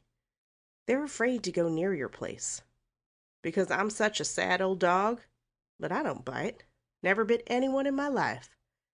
A few loose words spilled around don't hurt anyone. And I'm not asking people to come. Don't want 'em poking and prying about. What I want is a housekeeper. If I shaved every Saturday and went to church, I'd get all the housekeepers I'd want. I'd be respectable then. But what's the use of going to church when it's all settled by predestination? Tell me that, miss. Is it? Said Valancy. Yes. Can't get around it nohow. Wish I could. I don't want either heaven or hell for steady. Wish a man could have 'em mixed in equal proportions. Isn't that the way it is in this world? Said Valancy thoughtfully, but rather as if her thought was concerned with something else than theology. No, no, boomed Abel, striking a tremendous blow on a stubborn nail. There's too much hell here, entirely too much hell. That's why I get drunk so often. It sets you free for a little while, free from yourself. Yes, by God, free from predestination. Ever try it? No, I have another way of getting free, said Valancy absently. But about Sissy now. She must have someone to look after her. What are you harping on Sis for? Seems to me you ain't bothered much about her up to now. You never even come to see her. And she used to like you so well. I should have, said Valancy. But never mind. You couldn't understand. The point is, you must have a housekeeper. Where am I to get one? I can pay decent wages if I could get a decent woman. D'you think I like old hags? Will I do? Said Valancy. End of chapter 14. Chapter 15. Let us be calm, said Uncle Benjamin. Let us be perfectly calm. Calm? Mrs. Frederick wrung her hands. How can I be calm? How could anybody be calm under such a disgrace as this? Why in the world did you let her go? Asked Uncle James. Let her? How could I stop her, James? It seems she packed the big valise and sent it away with Roaring Abel when he went home after supper, while Christine and I were out in the kitchen. Then Doss herself came down with her little satchel, dressed in her green serge suit. I felt a terrible premonition. I can't tell you how it was, but I seemed to know that Doss was going to do something dreadful. It's a pity you couldn't have had your premonition a little sooner, said Uncle Benjamin dryly. I said, Doss, where are you going? And she said, I am going to look for my blue castle. Wouldn't you think that would convince Marsh that her mind is affected? Interjected Uncle James. And I said, Valancy, what do you mean? And she said, I am going to keep house for Roaring Abel and Nurse Sissy. He will pay me $30 a month. I wonder I didn't drop dead on the spot. You shouldn't have let her go. You shouldn't have let her out of the house, said Uncle James. You should have locked the door, anything. She was between me and the front door, and you can't realize how determined she was. She was like a rock. That's the strangest thing of all about her. She used to be so good and obedient, and now she's neither to hold nor bind. But I said everything I could think of to bring her to her senses. I asked her if she had no regard for her reputation. I said to her solemnly, Doss, when a woman's reputation is once smirched, nothing can ever make it spotless again. Your character will be gone forever if you go to Roaring Abel's to wait on a bad girl like Sis Gay. And she said, I don't believe Sissy was a bad girl, but I don't care if she was. Those were her very words. I don't care if she was. She has lost all sense of decency, exploded Uncle Benjamin. Sissy Gay is dying, she said, and it's a shame and disgrace that she is dying in a Christian community with no one to do anything for her. Whatever she's been or done, she's a human being. Well, you know, when it comes to that, I suppose she is, said Uncle James with the air of one making a splendid concession. I asked Doss if she had no regard for appearances. She said, I've been keeping up appearances all my life. Now I'm going in for realities. Appearances can go hang. Go hang! An outrageous thing, said Uncle Benjamin violently. An outrageous thing. Which relieved his feelings, but didn't help anyone else. Mrs. Frederick wept. Cousin Stickles took up the refrain between her moans of despair. I told her, we both told her, that Roaring Abel had certainly killed his wife in one of his drunken rages and would kill her. She laughed and said, I'm not afraid of Roaring Abel. He won't kill me, and he's too old for me to be afraid of his gallantries. What did she mean? What are gallantries? Mrs. Frederick saw that she must stop crying if she wanted to regain control of the conversation. I said to her, Valancy, if you have no regard for your own reputation and your family's standing, have you none for my feelings? She said none. Just like that. None. Insane people never do have any regard for other people's feelings, said Uncle Benjamin. That's one of the symptoms. I broke out into tears then, and she said, "Come now, mother, be a good sport. I'm going to do an act of Christian charity, and as for the damages it will do to my reputation, why, you know I haven't any matrimonial chances anyhow, so what does it matter?" And with that she turned and went out. The last words I said to her, said Cousin Stickles pathetically, were, "Who will rub my back at nights now?" And she said, but no, I cannot repeat it. "Nonsense," said Uncle Benjamin. "Out with it. This is no time to be squeamish." She said, Cousin Stickles's voice was little more than a whisper. She said, "Oh, darn! To think I should have lived to hear my daughter swearing," sobbed Mrs. Frederick. It was only imitation swearing," faltered Cousin Stickles, desirous of smoothing things over now that the worst was out. But she had never told about the banister. "It will be only a step from that to real swearing," said Uncle James sternly. "The worst of this," Mrs. Frederick hunted for a dry spot on her handkerchief, "is that every one will know now that she is deranged. We can't keep it a secret any longer. Oh, I cannot bear it." "You should have been stricter when she was young," said Uncle Benjamin. "I don't see how I could have been," said Mrs. Frederick, truthfully enough. "The worst feature of the case is that Snaith scoundrel is always hanging around Roaring Abel," said Uncle James. "I shall be thankful if nothing worse comes of this mad freak than a few weeks at Roaring Abel's. Sissy Gay can't live much longer." "And she didn't even take her flannel petticoat," lamented Cousin Stickles. "I'll see Ambrose Marsh again about this," said Uncle Benjamin, meaning Valancy, not the flannel petticoat. "I'll see Lawyer Ferguson," said Uncle James. "Meanwhile," added Uncle Benjamin, "let us be calm." End of chapter 15. Chapter 16. Valancy had walked out to Roaring Abel's house on the Mistowis road under a sky of purple and amber, with a queer exhilaration and expectancy in her heart. Back there, behind her, her mother and Cousin Stickles were crying, over themselves, not over her. But here the wind was in her face, soft, dew-wet, cool, blowing along the grassy roads. Oh, she loved the wind. The robins were whistling sleepily in the firs along the way, and the moist air was fragrant with the tang of balsam. Big cars went purring past in the violet dusk. The stream of summer tourists to Muskoka had already begun, but Valancy did not envy any of their occupants. Muskoka cottages might be charming, but beyond, in the sunset skies, among the spires of the firs, her blue castle towered.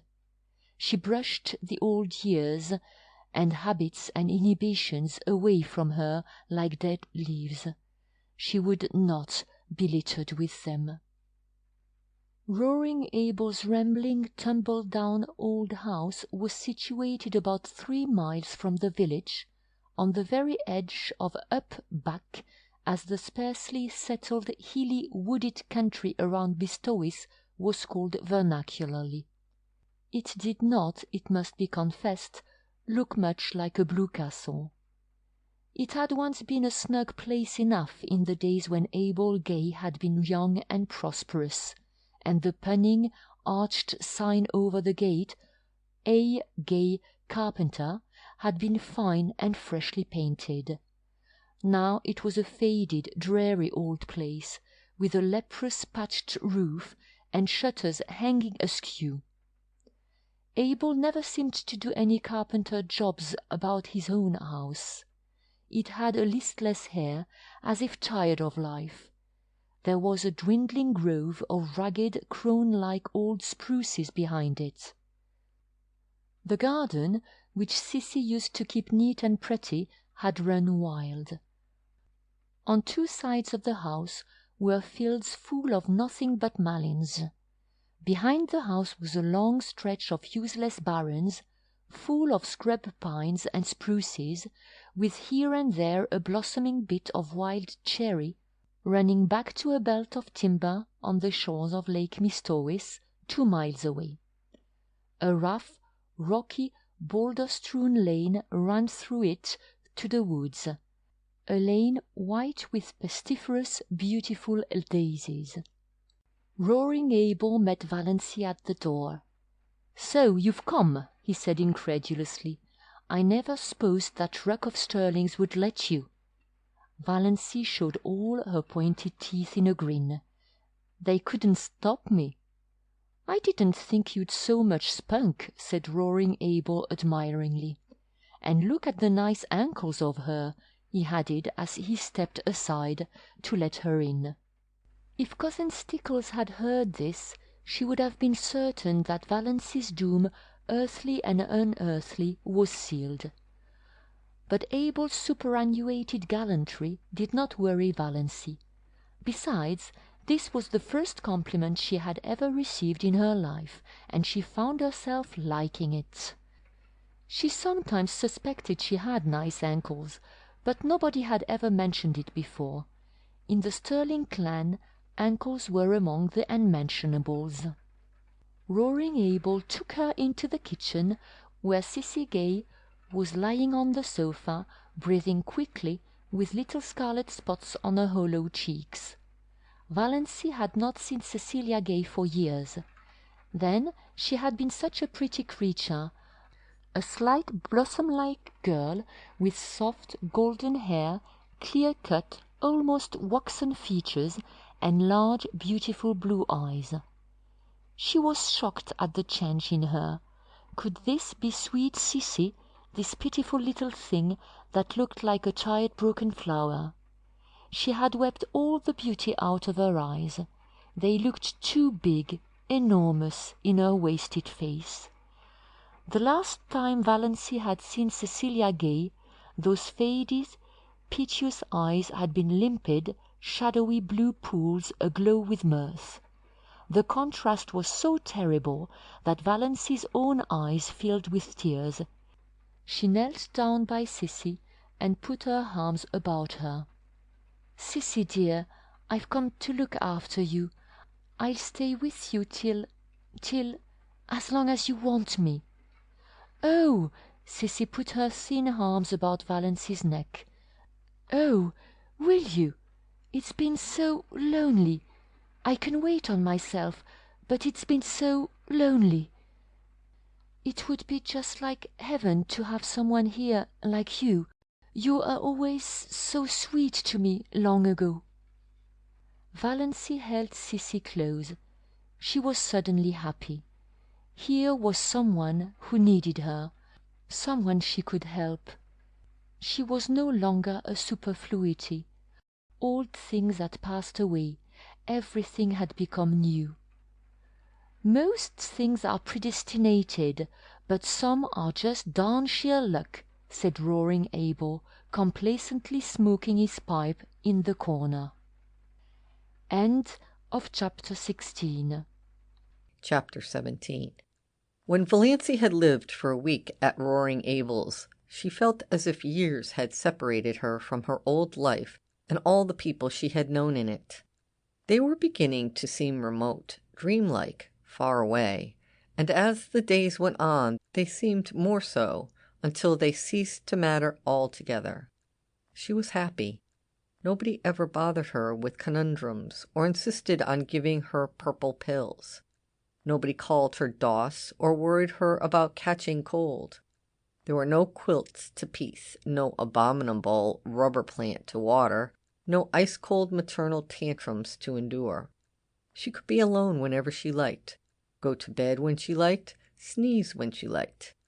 In the long, wondrous northern twilights, when Sissy was asleep and Roaring Abel went away, she could sit for hours on the shaky back veranda steps, looking out over the barrens to the hills beyond, covered with their fine purple bloom, listening to the friendly wind singing wild, sweet melodies in the little spruces, and drinking in the aroma of the sunned grasses, until darkness flowed over the landscape like a cool, welcome wave.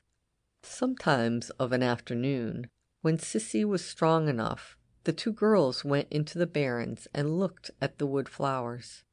But they did not pick any. Valancy had read to Sissy the gospel thereof according to John Foster.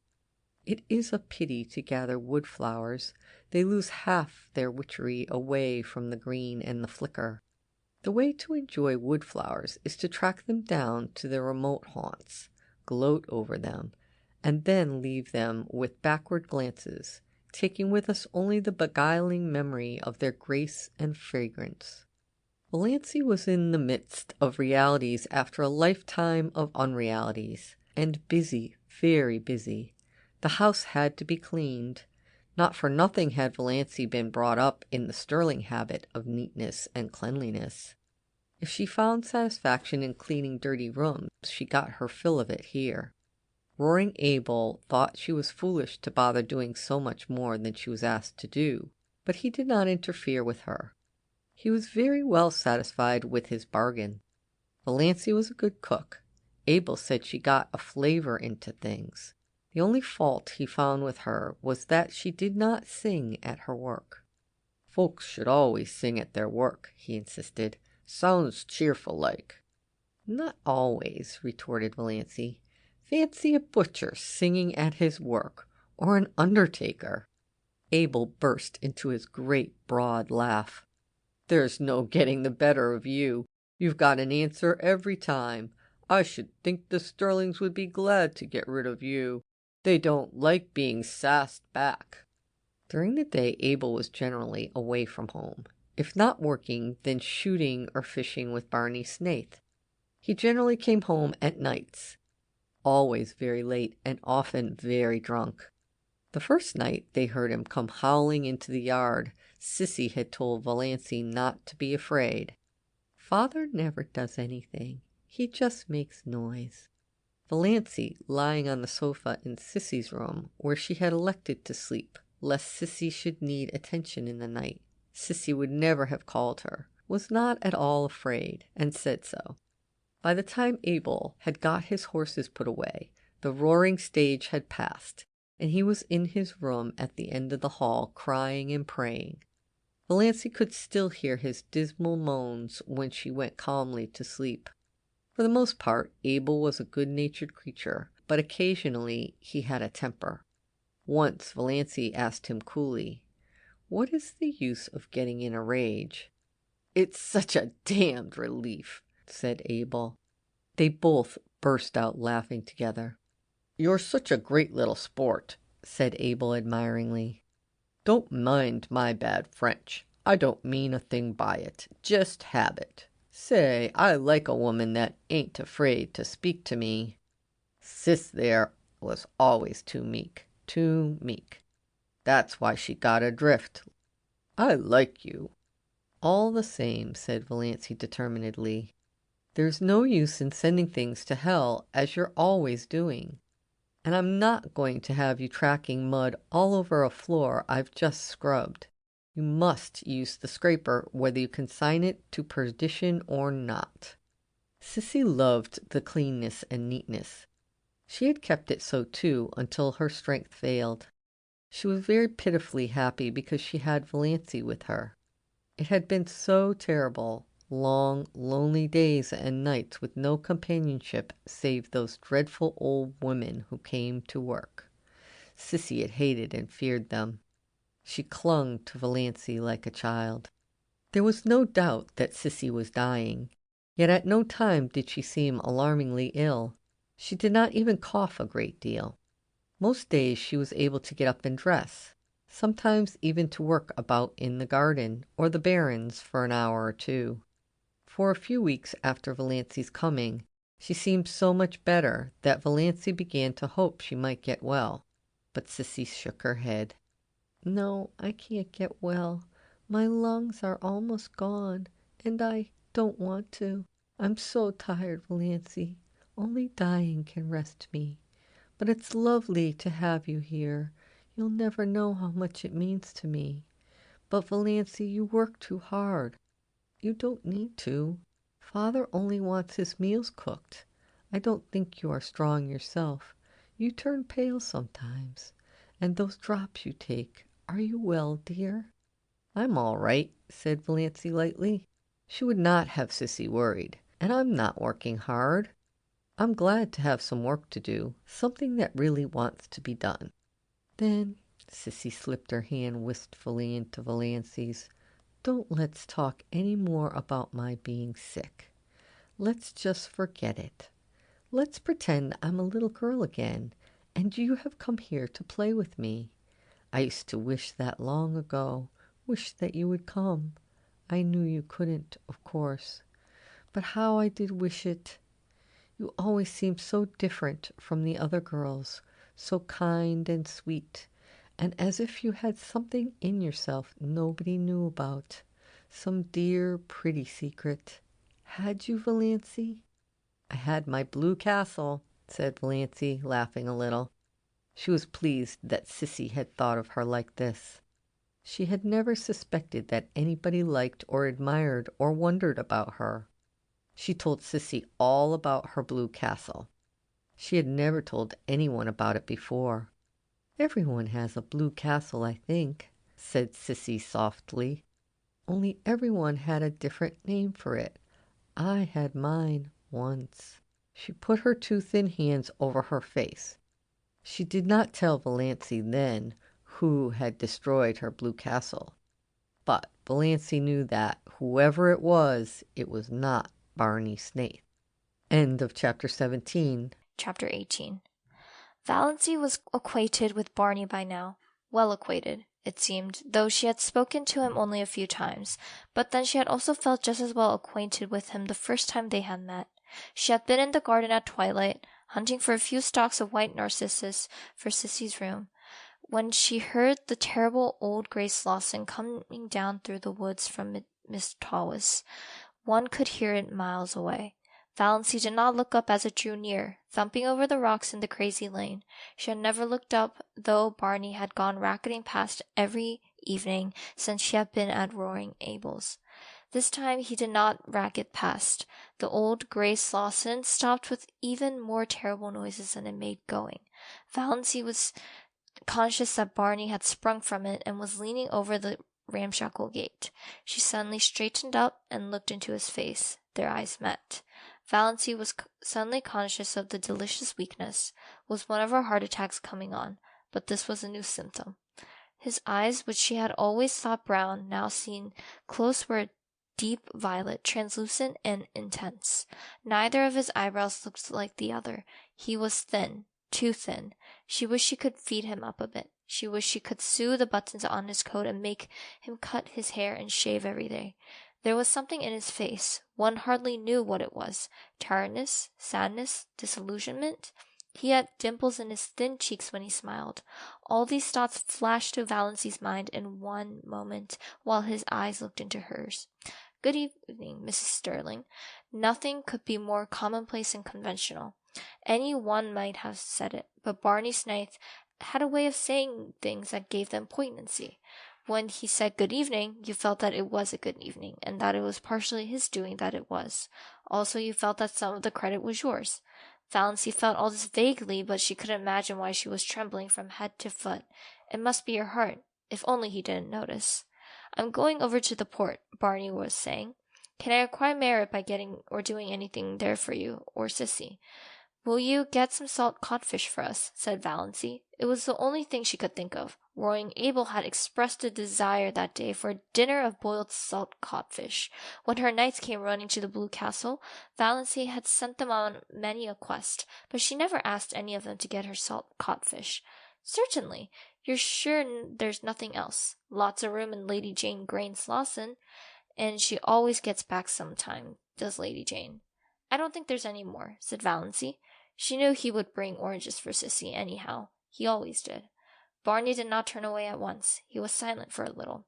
Then he slowly and whimsically, Miss Sterling, you're a brick. You're a whole carload of bricks to come here and look for Sissy under the circumstances.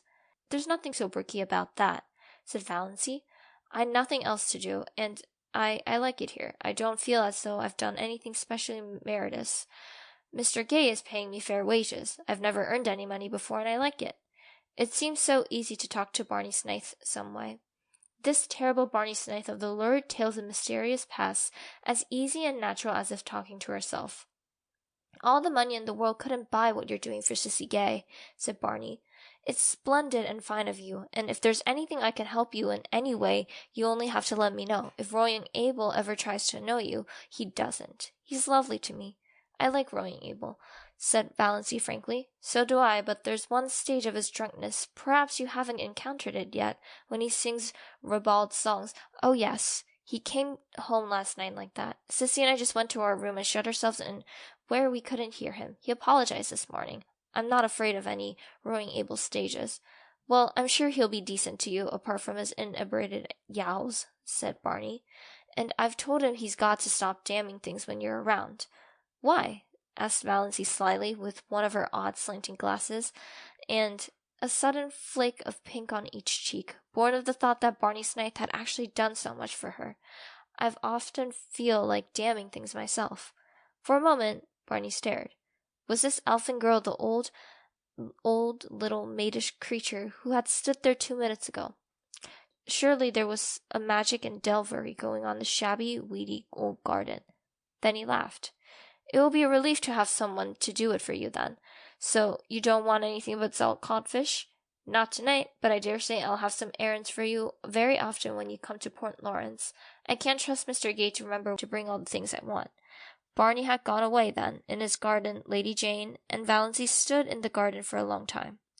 Since then, he had called several times, walking down through the barrens, whistling. How that whistle of his echoed through the spruces on those June twilights! Valancy caught herself listening for it every evening, rebuked herself, then let herself go. Why shouldn't she listen for it? He always brought Sissy fruit and flowers. Once he brought Valancy a box of candy, the first box of candy she had ever been given. It seemed sacrilege to eat it. She found herself thinking of him in season and out of season. She wanted to know if he ever thought about her when she wasn't before his eyes, and if so, what? She wanted to see the mysterious house of his back on Mistawis Island. Sissy had never seen it. Sissy, though she talked freely of Barney and had known him for 5 years, really knew little more of him than Valancy herself. But he isn't bad, said Sissy. Nobody need ever tell me he is. He can't have done a thing he's to be ashamed of. Then why does he live as he does? Asked Valancy, to hear somebody defend him. I don't know. He's a mystery, and of course there's something behind it, but I know it isn't a disgrace. Barney Snipe simply couldn't do anything disgraceful, Valancy. Valancy was not so sure.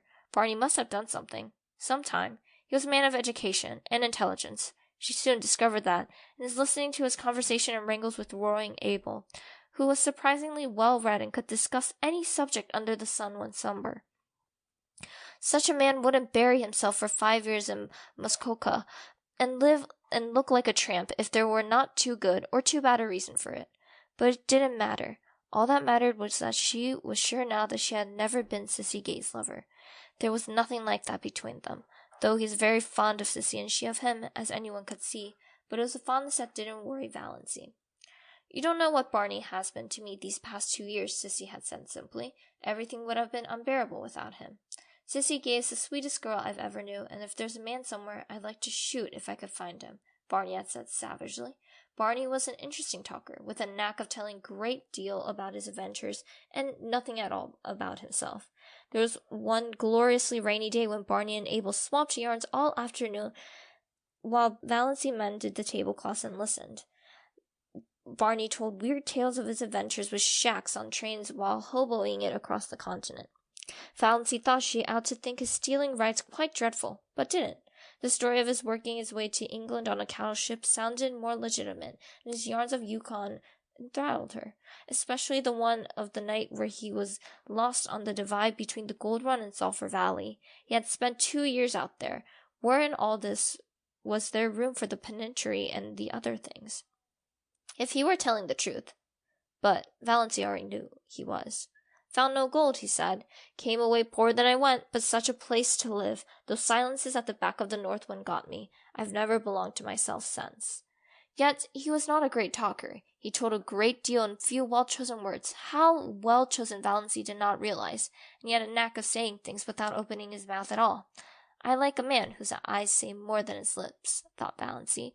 But then she liked everything about him, his tawny hair, his whimsical smiles, the little glints of fun in his eyes, his loyal affection for the unspeakable Lady Jane, his habit of sitting with his hands in his pockets, his chin sunk on his breast, looking up from his mismatted eyebrows.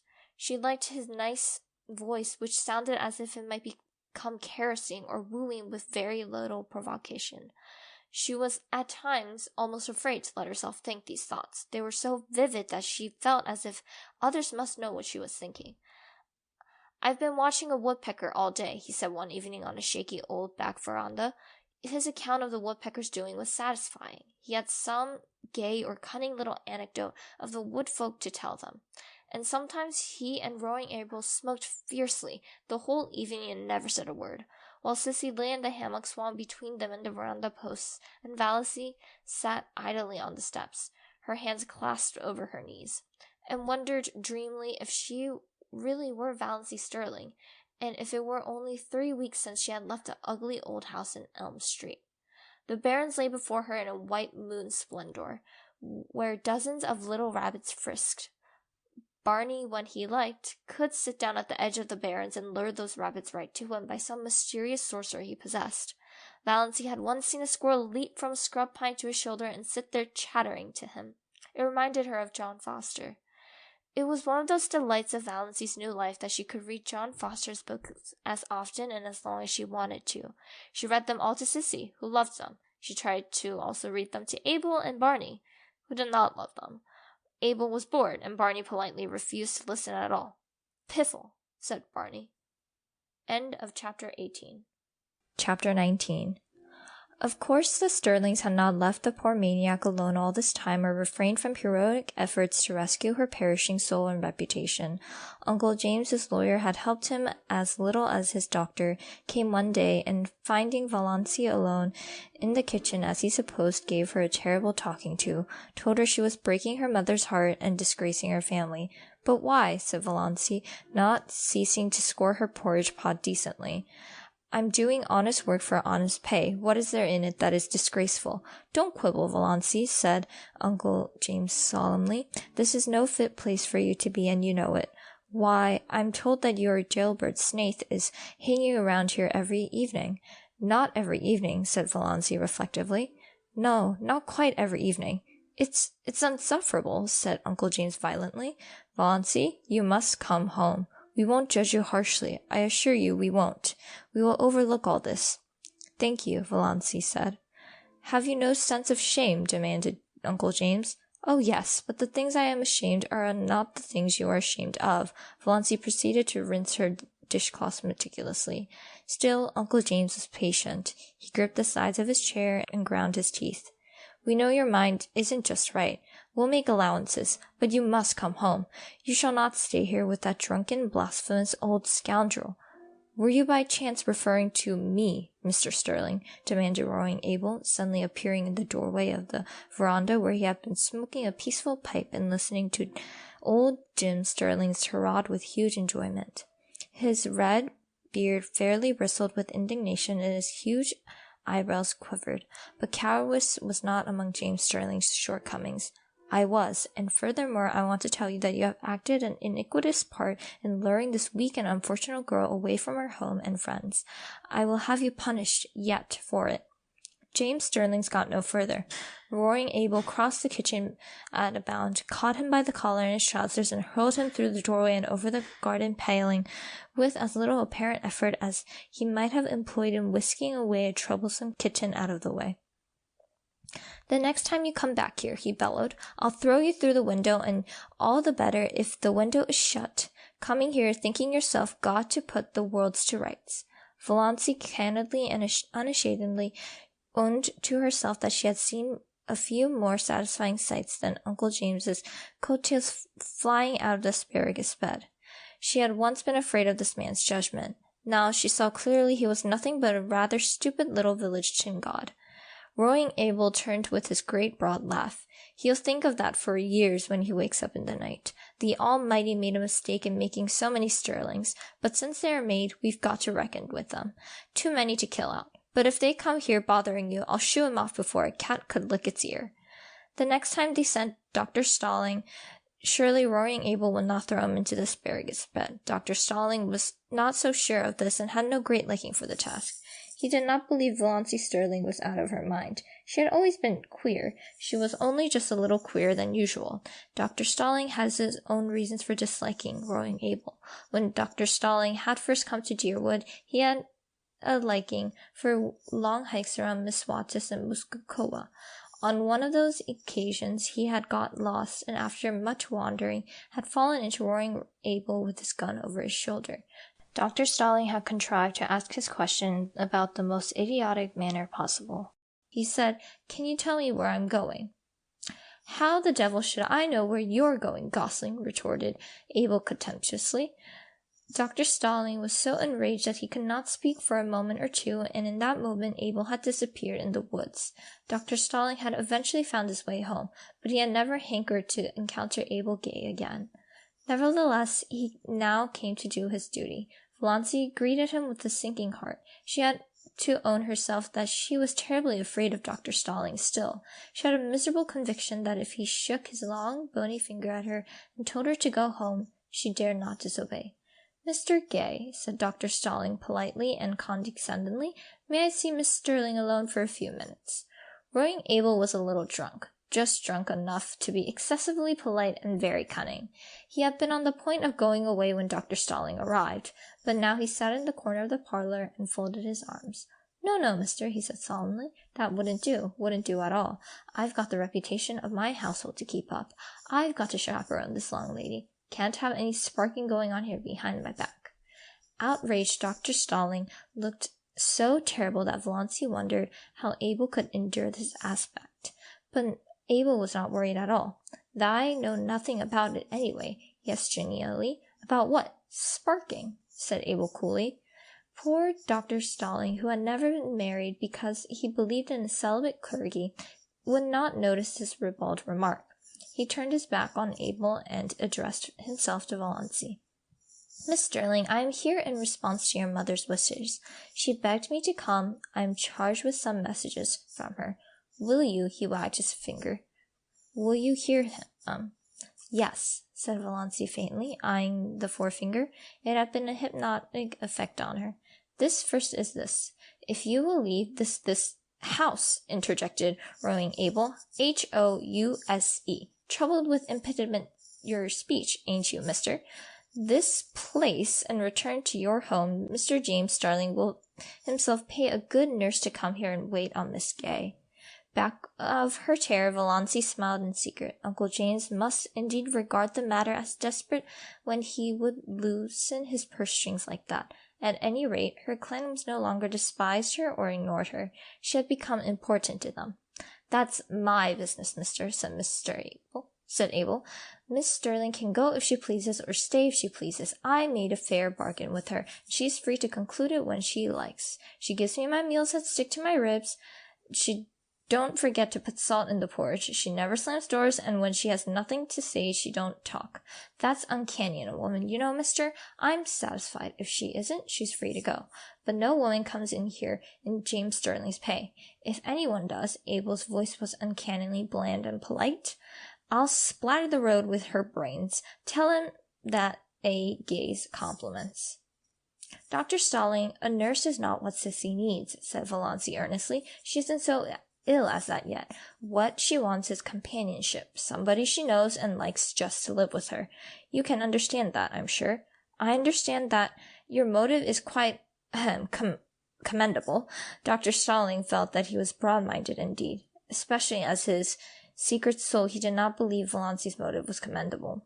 He had the least idea what she was up to, but he was sure her motive was not commendable. When he could not understand a thing, he straightway condemned it, simplicity itself. "But your first duty is to your mother. She needs you. She implores you to come home. She will forgive everything if you only come home." "That's a pretty little thought," remarked Abel meditatively, as he ground some tobacco up in his hand. Dr. Stalling ignored him. "She entreats, but I, Miss Sterling," Dr. Stalling remembered that he was an ambassador of Jehovah, "I command, as your pastor and spiritual guide, I command you to come home with me this very day. Get your hat and coat and come now." Dr. Starling shook his finger at Valancy. Before that pitiless finger she drooped and wilted visibly. She's giving in, thought Rowing Abel. She will go with him. Beats all the power these preachers fellows have over women. Valancy was on the point of obeying Dr. Starling. She must go home with him, and give up. She would last back to Stirling again, and for her few remaining days or weeks be the cowed, futile creature that she had always been. It was her fate. Typified with the relentless uplifted forefinger, she could no longer escape from it than Rowing Abel from his predestination. She eyed it as fascinated bird eyes the snake. Another moment. Fear is the original sin, suddenly said a small voice back of Valancy's consciousness. Almost all the evil in the world has its origin in the fact that someone is afraid of something. Valancy stood up. She was still in the clutches of fear, but her soul was her own again. She would not be false to that inner voice. Dr. Starling, she said slowly, I do not at present owe any duty to my mother.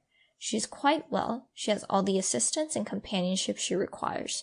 She does not need me at all. I am needed here. I'm going to stay here. There's spunk for you, said Rowing Abel admiringly. Dr. Starling dropped his forefinger. One could have not keep on shaking a finger forever. Miss Stirling, is there nothing that can influence you? Do you remember your childhood days? Perfectly, and I hate them. Do you realize what people will say, what they are saying? I can imagine it, said Valancy with a shrug of her shoulders. She was suddenly free of fear again. I haven't listened to the gossip of Deerwood tea parties and sewing circles 20 years for nothing. But, Dr. Starling, it doesn't matter in the least to me what they say. Not in the least. Dr. Starling went away. A girl who cared nothing for public opinion, over whom sacred family ties had no restraining influence, who hated her childhood memories. Then Cousin Georgiana came, on her own initiative, for nobody would have thought it would be worthwhile to send her. She found Valancy alone, weeding the little vegetable garden she had planted, and made all the pituitous pleas she could think of. Valancy heard her patiently. Cousin Georgiana wasn't such a bad soul after all. Then she said, And now that you have got all that out of your system, Cousin Georgiana, can you tell me how to make creamed codfish so that it will not be as thick as porridge and as salt as the Dead Sea? We'll just have to wait, said Uncle Benjamin. After all, Sissy Gate can't live long. Dr. Marsh tells me she may drop off any day. Mrs. Frederick wept. It would really have been so much easier to bear if Valancy had died. She could have worn mourning then. End of chapter 19. When Abel Gay paid Valancy her first month's wages, which she did promptly, in bills reeking with the odor of tobacco and whiskey, Valancy went into Deerwood and spent every cent of it. She got a pretty green crepe dress with a girdle of crimson beads, at a bargain sale, a pair of silk stockings to match, and a little crinkled green hat with a crimson rose in it. She even bought a foolish little beribboned and belaced nightgown. She passed the house on Elm Street twice. Valancy never even thought about it as home, but saw no one. No doubt her mother was sitting in the room this lovely June evening, playing solitaire and cheating. Valancy knew that Mrs. Frederick always cheated. She never lost a game. Most of the people Valancy met looked at her seriously and passed her with a cool nod. Nobody stopped to speak to her. Valancy put on her green dress when she got home. Then she took it off again. She felt so miserably undressed in its low neck and short sleeves, and that low, crimson girdle around the hips seemed positively indecent. She hung it up in the closet, feeling flatly that she had wasted her money. She would never have the courage to wear that dress. John Foster's arraignment of fear had no power to stiffen her against this. In this one thing, habit and custom were still all-powerful. Yet she sighed as she went down to meet Barney Snaith in her old snuff-brown silk. That green thing had been very becoming. She had seen so much in her one ashamed glance. Above it, her eyes had looked like odd brown jewels, and the girdle had given her flat figure an entirely different appearance. She wished she could have left it on. But there were some things John Foster did not know.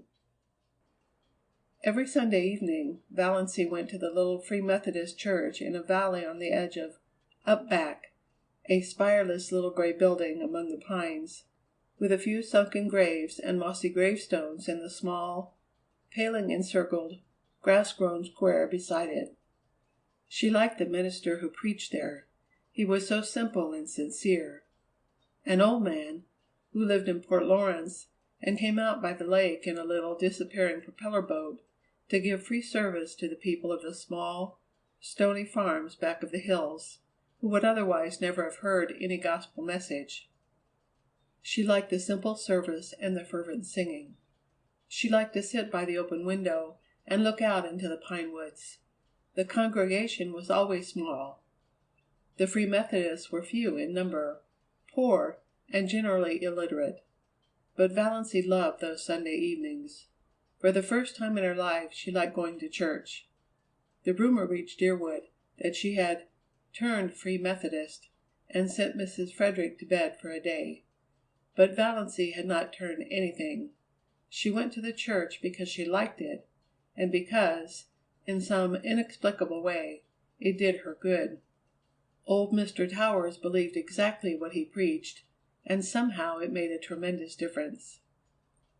Oddly enough, Roaring Abel disapproved of her going to the Hill Church as strongly as Mrs. Frederick herself could have done.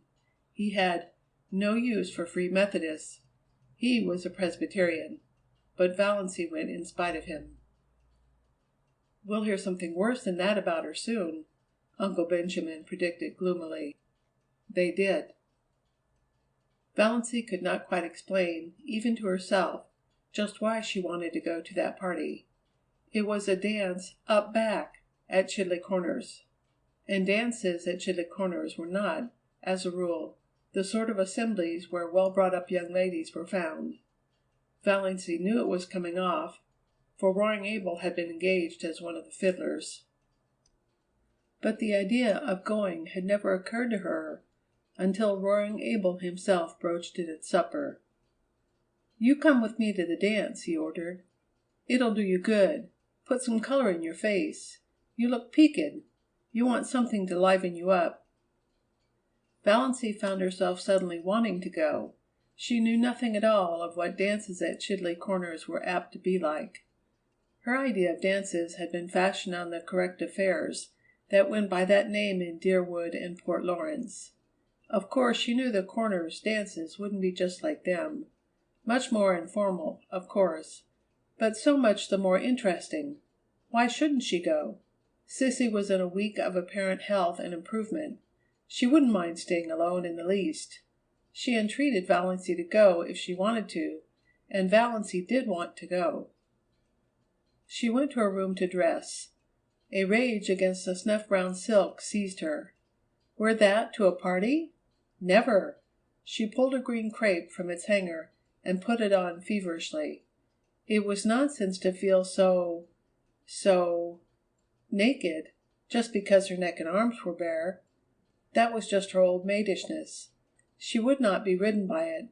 On went the dress, the slippers. It was the first time she had worn a pretty dress since the organdies of her early teens, and they had never made her look like this. If only she had a necklace or something, she wouldn't feel so bare then. She ran down to the garden.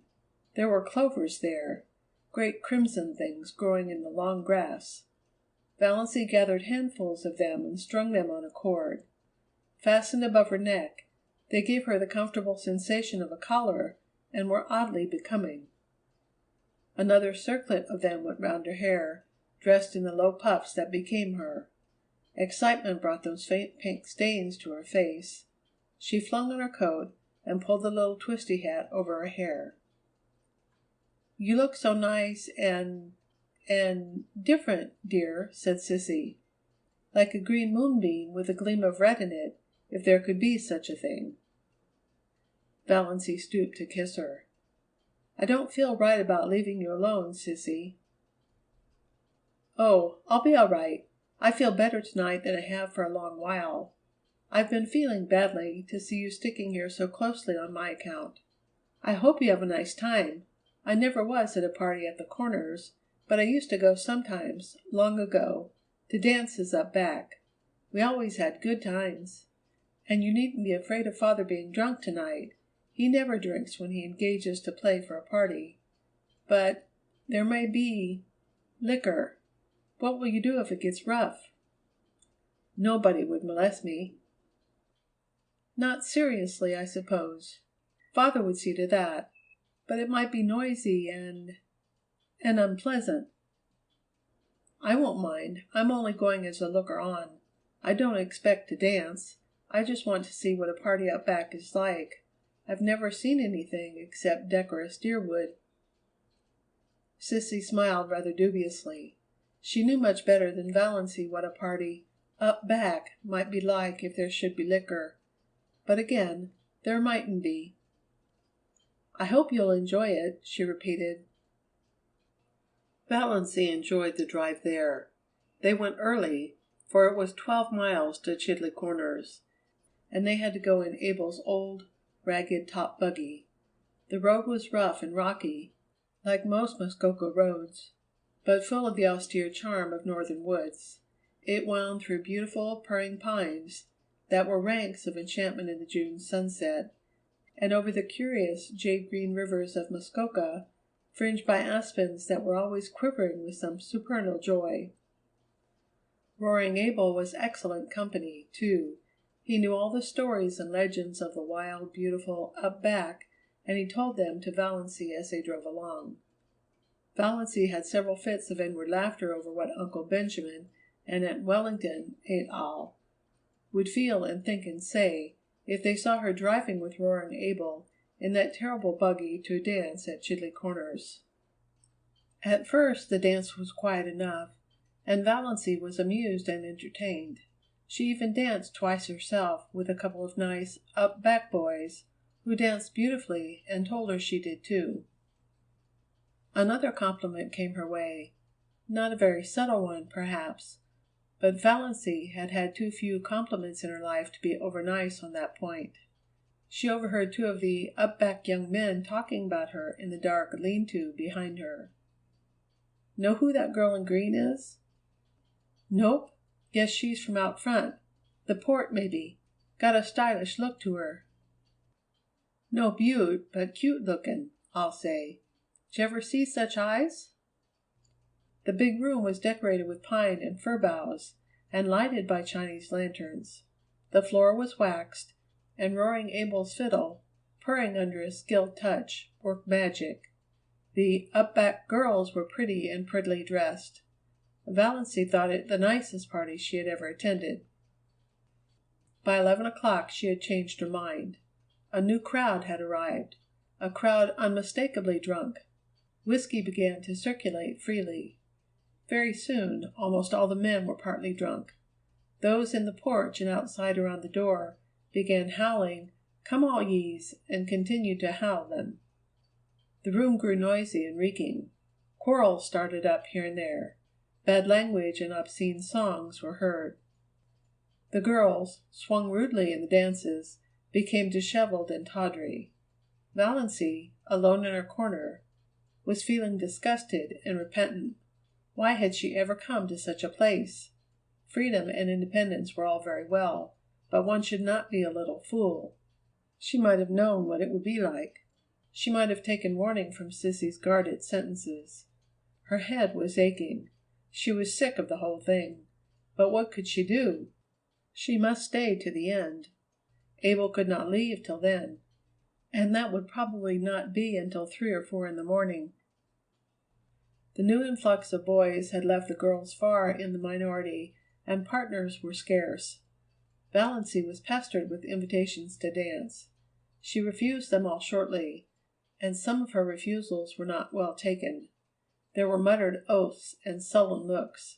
Across the room she saw a group of the strangers talking together and glancing meaningly at her. What were they plotting? It was at this moment that she saw Barney Snaith looking in over the heads of the crowds at the doorway. Valancy had 2 distinct convictions. One was that she was quite safe now. The other was that this was why she had wanted to come to the dance. It had been such an absurd hope that she had not recognized it before, but now she knew that she had come because of the possibility that Barney might be there, too. She thought that perhaps she ought to be ashamed for this, but she wasn't. After her feelings of relief, her next feeling was one of annoyance with Barney for coming there unshaved. Surely he might have enough self-respect to groom himself up decently when he went to a party. There he was, bareheaded, bristly-chinned, in his old trousers and his blue homespun shirt. Not even a coat. Valancy could have shaken him in her anger. No wonder people believed everything bad of him. But she was not afraid any longer. One of the whispering group left his comrades and came across the room to her, through the whirling couples that now filled it uncomfortably. He was a tall, broad-shouldered fellow, not ill-dressed or ill-looking, but unmistakably half-drunk. He asked Valancy to dance. Valancy declined civilly. His face turned livid. He threw his arm about her and pulled her to him. His hot, whiskied breath burned her face. "We won't have fine lady airs here, my girl. If you ain't too good to come here, you ain't too good to dance with us. Me and my pals have been watching you. You've got to give us each a turn and a kiss to boot." Valancy tried desperately and vainly to free herself. She was being dragged out into the maze of shouting, stamping, yelling dancers. The next moment the man who held her went staggering across the room from a neatly planted blow on the jaw, knocking down whirling couples as he went. Valancy felt her arm grasped. "This way, quick," said Barney Snaith. He swung her out through the open window behind him, vaulted lightly over the sill, and caught her hand. "Quick, we must run for it. They'll be after us." Valancy ran as she had never run before, clinging tight to Barney's hand, wondering why she did not drop dead in such a mad scamper. Suppose she did! What a scandal it would make for her poor people. For the first time, Valancy felt a little sorry for them. Also, she felt glad that she had escaped from that horrible row. Also, glad that she was holding tight to Barney's hand. Her feelings were badly mixed, and she had never had so many in such a brief time in her life. They finally reached a quiet corner in the pine woods. The pursuit had taken a different direction, and the whoops and yells behind them were growing faint. Valancy, out of breath, with a crazily beating heart, collapsed on the trunk of a fallen pine. "Thanks," she gasped. "What a goose you were to come to such a place," said Barney. "I didn't know it would be like this," protested Valancy. "You should have known. Chidley Corners!" "It was just a name to me." Valancy knew Barney could not realize how ignorant she was of the regions up back. She had lived in Deerwood all her life, and of course he supposed she knew. He didn't know how she had been brought up. There was no use trying to explain. "When I drifted in at Abel's this evening, and Sissy told me you'd come here, I was amazed and downright scared. Sissy told me she was worried about you, but hadn't liked to say anything to dissuade you for fear you'd think she was thinking selfishly about herself. So I came on up here instead of going to Deerwood." Valancy felt a sudden delightful glow irradiating soul and body under the dark pines. So he had actually come to look after her. "As soon as they stop hunting for us, we'll sneak around to the Muskoka Road. I left Lady Jane down there. I'll take you home. I suppose you've had enough of your party."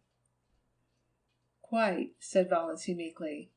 The first half of the way home, neither of them said anything. It would not have been much use. Lady Jane made so much noise they could not have heard each other. Anyway, Valancy did not feel conversationally inclined. She was ashamed of the whole affair, ashamed of her folly in going, ashamed for being found in such a place by Barney Snaith. By Barney Snaith, reputed jailbreaker, infidel, forger and defaulter. Valancy's lips twitched in the darkness as she thought of it, but she was ashamed. And yet she was enjoying herself, was full of a strange exultation, bumping over that rough road beside Barney Snaith. The big trees shot by them. The tall mulleins stood up along the road in stiff, orderly ranks like companies of soldiers. The thistles looked like drunken fairies or tipsy elves as their car lights passed over them. This was the first time she had ever been in a car. After all, she liked it. She was not in the least afraid, with Barney at the wheel. Her spirits rose rapidly as they tore along. She ceased to feel ashamed. She ceased to feel anything except that she was part of a comet rushing gloriously through the night of space. All at once, just where the pine woods frayed out to the scrub barrens, Lady Jane became quiet. Too quiet. Lady Jane slowed down quietly and stopped. Barney uttered an aghast exclamation, got out, investigated, came apologetically back. I'm a doddering idiot. Out of gas. I knew I was short when I left home, but I meant to fill up in Deerwood. Then I forgot all about it in my hurry to get to the Corners. What can we do? Asked Valancy coolly. I don't know. There's no gas nearer than Deerwood, 9 miles away, and I don't dare leave you here alone. There are always tramps on this road, and some of those crazy fools back at the Corners may come straggling along presently. There were boys there, from the port. As far as I can see, the best thing to do is for us just to sit patiently here until some car comes along and lends us enough gas to get to Roaring Abel's with. Well, what's the matter with that? Said Valancy.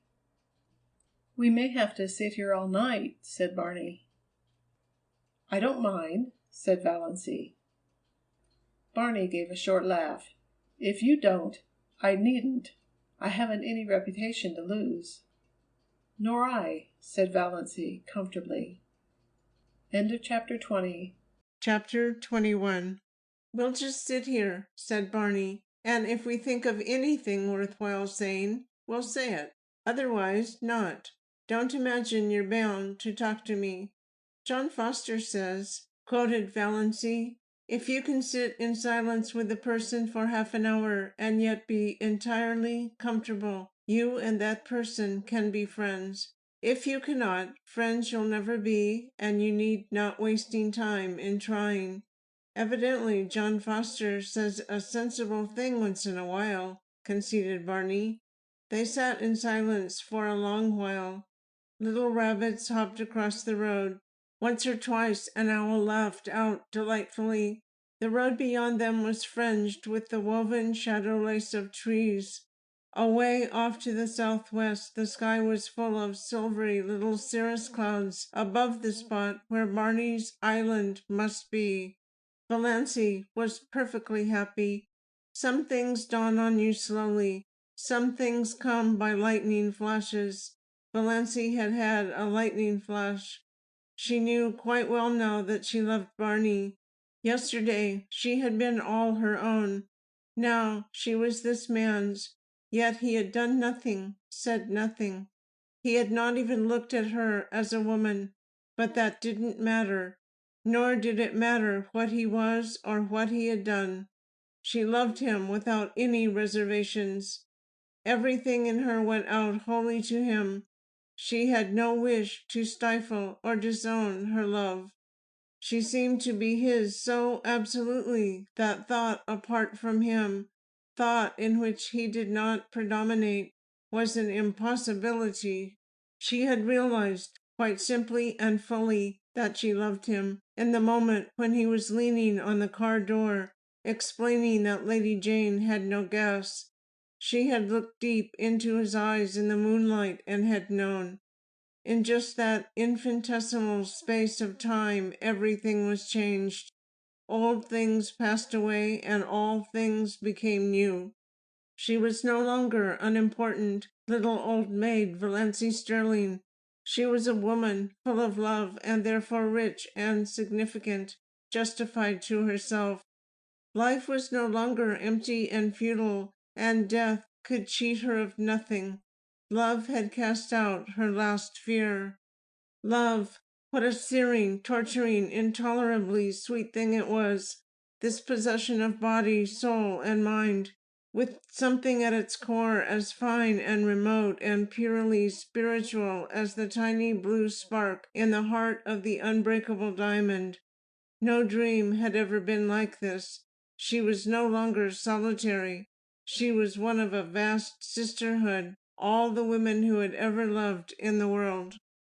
Barney need never know it, though she would not in the least have minded his knowing, but she knew it, and it made a tremendous difference to her. Just to love. She did not ask to be loved. It was rapture enough just to sit there beside him in silence, alone in the summer night in the white splendor of moonshine, with the wind blowing down on them out of the pine woods. She had always envied the wind, so free, blowing where it listed, through the hills, over the lakes. What a tang, what a zip it had, what a magic of adventure. Valency felt as if she had exchanged her shop-worn soul for a fresh one, fire new from the workshop of the gods. As far back as she could look, life had been dull, colorless, savorless. Now she had come to a little patch of violets, purple and fragrant, hers for the plucking. No matter who or what had been in Barney's past, no matter who or what might be in his future, no one else could ever have this perfect hour. She surrendered herself utterly to the charm of the moment. "Ever dream of ballooning?" said Barney suddenly. "No," said Valency. "I do often dream of sailing through the clouds, seeing the glories of sunset, spending hours in the midst of a terrific storm, with lightning playing above and below you, skimming above a silver cloud floor under a full moon. Wonderful." "It does sound so," said Valency. "I've stayed on earth in my dreams." She told him about her blue castle. It was so easy to tell Barney things. One felt he understood everything, even the things you didn't tell him. And then she told him a little of her existence before she came to Roaring Abel's. She wanted him to see why she had gone to the dance up back. "You see, I've never had any real life," she said. "I've just breathed. Every door has always been shut to me." "But you're still young," said Barney. "Oh, I know. Yes, I'm still young. But that's so different from young," said Valency bitterly. For a moment she was tempted to tell Barney why her years had nothing to do with her future, but she did not. She was not going to think of death tonight. "Though I never was really young," she went on, "until tonight," she added in her heart. "I never had a life like other girls. You couldn't understand." Why? She had a desperate desire that Barney should know the worst about her. "I didn't even love my mother. Isn't it awful that I don't love my mother?" "Rather awful for her," said Barney dryly. "Oh, she didn't know it. She took my love for granted, and I wasn't any use or comfort to her or anybody. I was just a vegetable, and I got tired of it. That's why I came to keep house for Mr. Gay and look after Sissy. And I suppose your people thought you'd gone mad." "They did, and do, literally," said Valency. "But it's a comfort to them. They'd rather believe me mad than bad. There's no other alternative. But I've been living since I came to Mr. Gay's. It's been a delightful experience. I suppose I'll pay for it when I have to go back, but I'll have had it." "That's true," said Barney. "If you buy your experience, it's your own. So it's no matter how much you pay for it. Somebody else's experience can never be yours. Well, it's a funny old world." "Do you think it really is old?" asked Valency dreamily.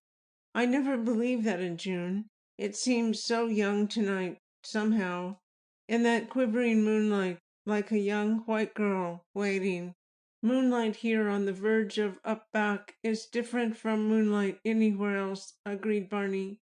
It always makes me feel so clean somehow, body and soul. And of course, the age of gold always comes back in spring.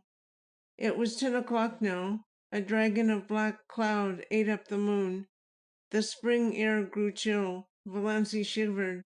Barney reached back into the innards of Lady Jane and clawed up an old tobacco-scented overcoat. "Put that on," he ordered. "Don't you want it yourself?" protested Valancy. "No, I'm not going to have you catching cold on my hands." "Oh, I won't catch cold. I haven't had a cold since I came to Mr. Gay's, though I've done the foolishest things. It's funny, too, I used to have them all the time. I feel so selfish taking your coat. You've sneezed 3 times. No use winding up your experience up back with grippe or pneumonia." He pulled it up tight about her throat and buttoned it on her. Valancy submitted with secret delight. How nice it was to have someone look after you so.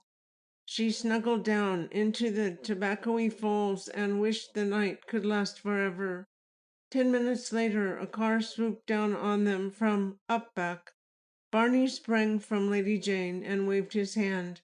The car came to a stop beside them. Valancy saw Uncle Wellington and Olive gazing at her in horror from it.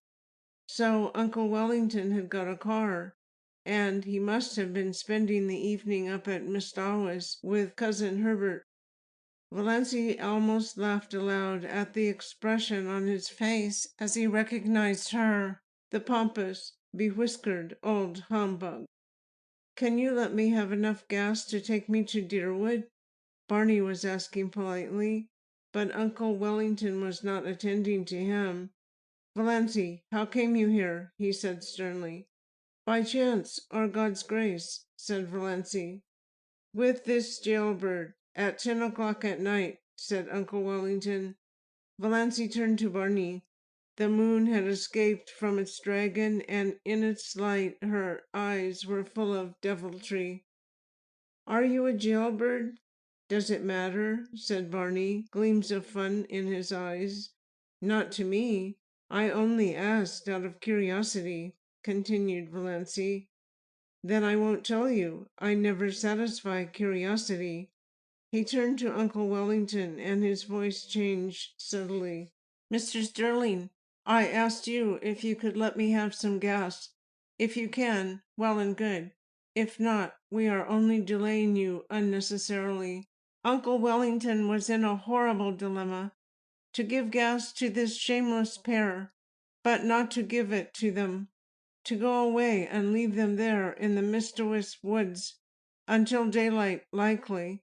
It was better to give it to them and let them get out of sight before anyone else saw them. "Got anything to get gas in?" he grunted surlily. Barney produced a 2-gallon measure from Lady Jane. The 2 men went to the rear of the Sterling car and began manipulating the tap. Valancy stole sly glances at Olive over the collar of Barney's coat. Olive was sitting grimly, staring straight ahead with an outraged expression. She did not mean to take any notice of Valancy. Olive had her own secret reasons for feeling outraged. Cecil had been in Deerwood lately, and of course had heard all about Valancy. He agreed that her mind was changed, and was exceedingly anxious to find out whence the derangement had been inherited. It was a serious thing to have in the family, a very serious thing. One had to think of one's descendants. "She got it from the Wansboroughs," said Olive positively.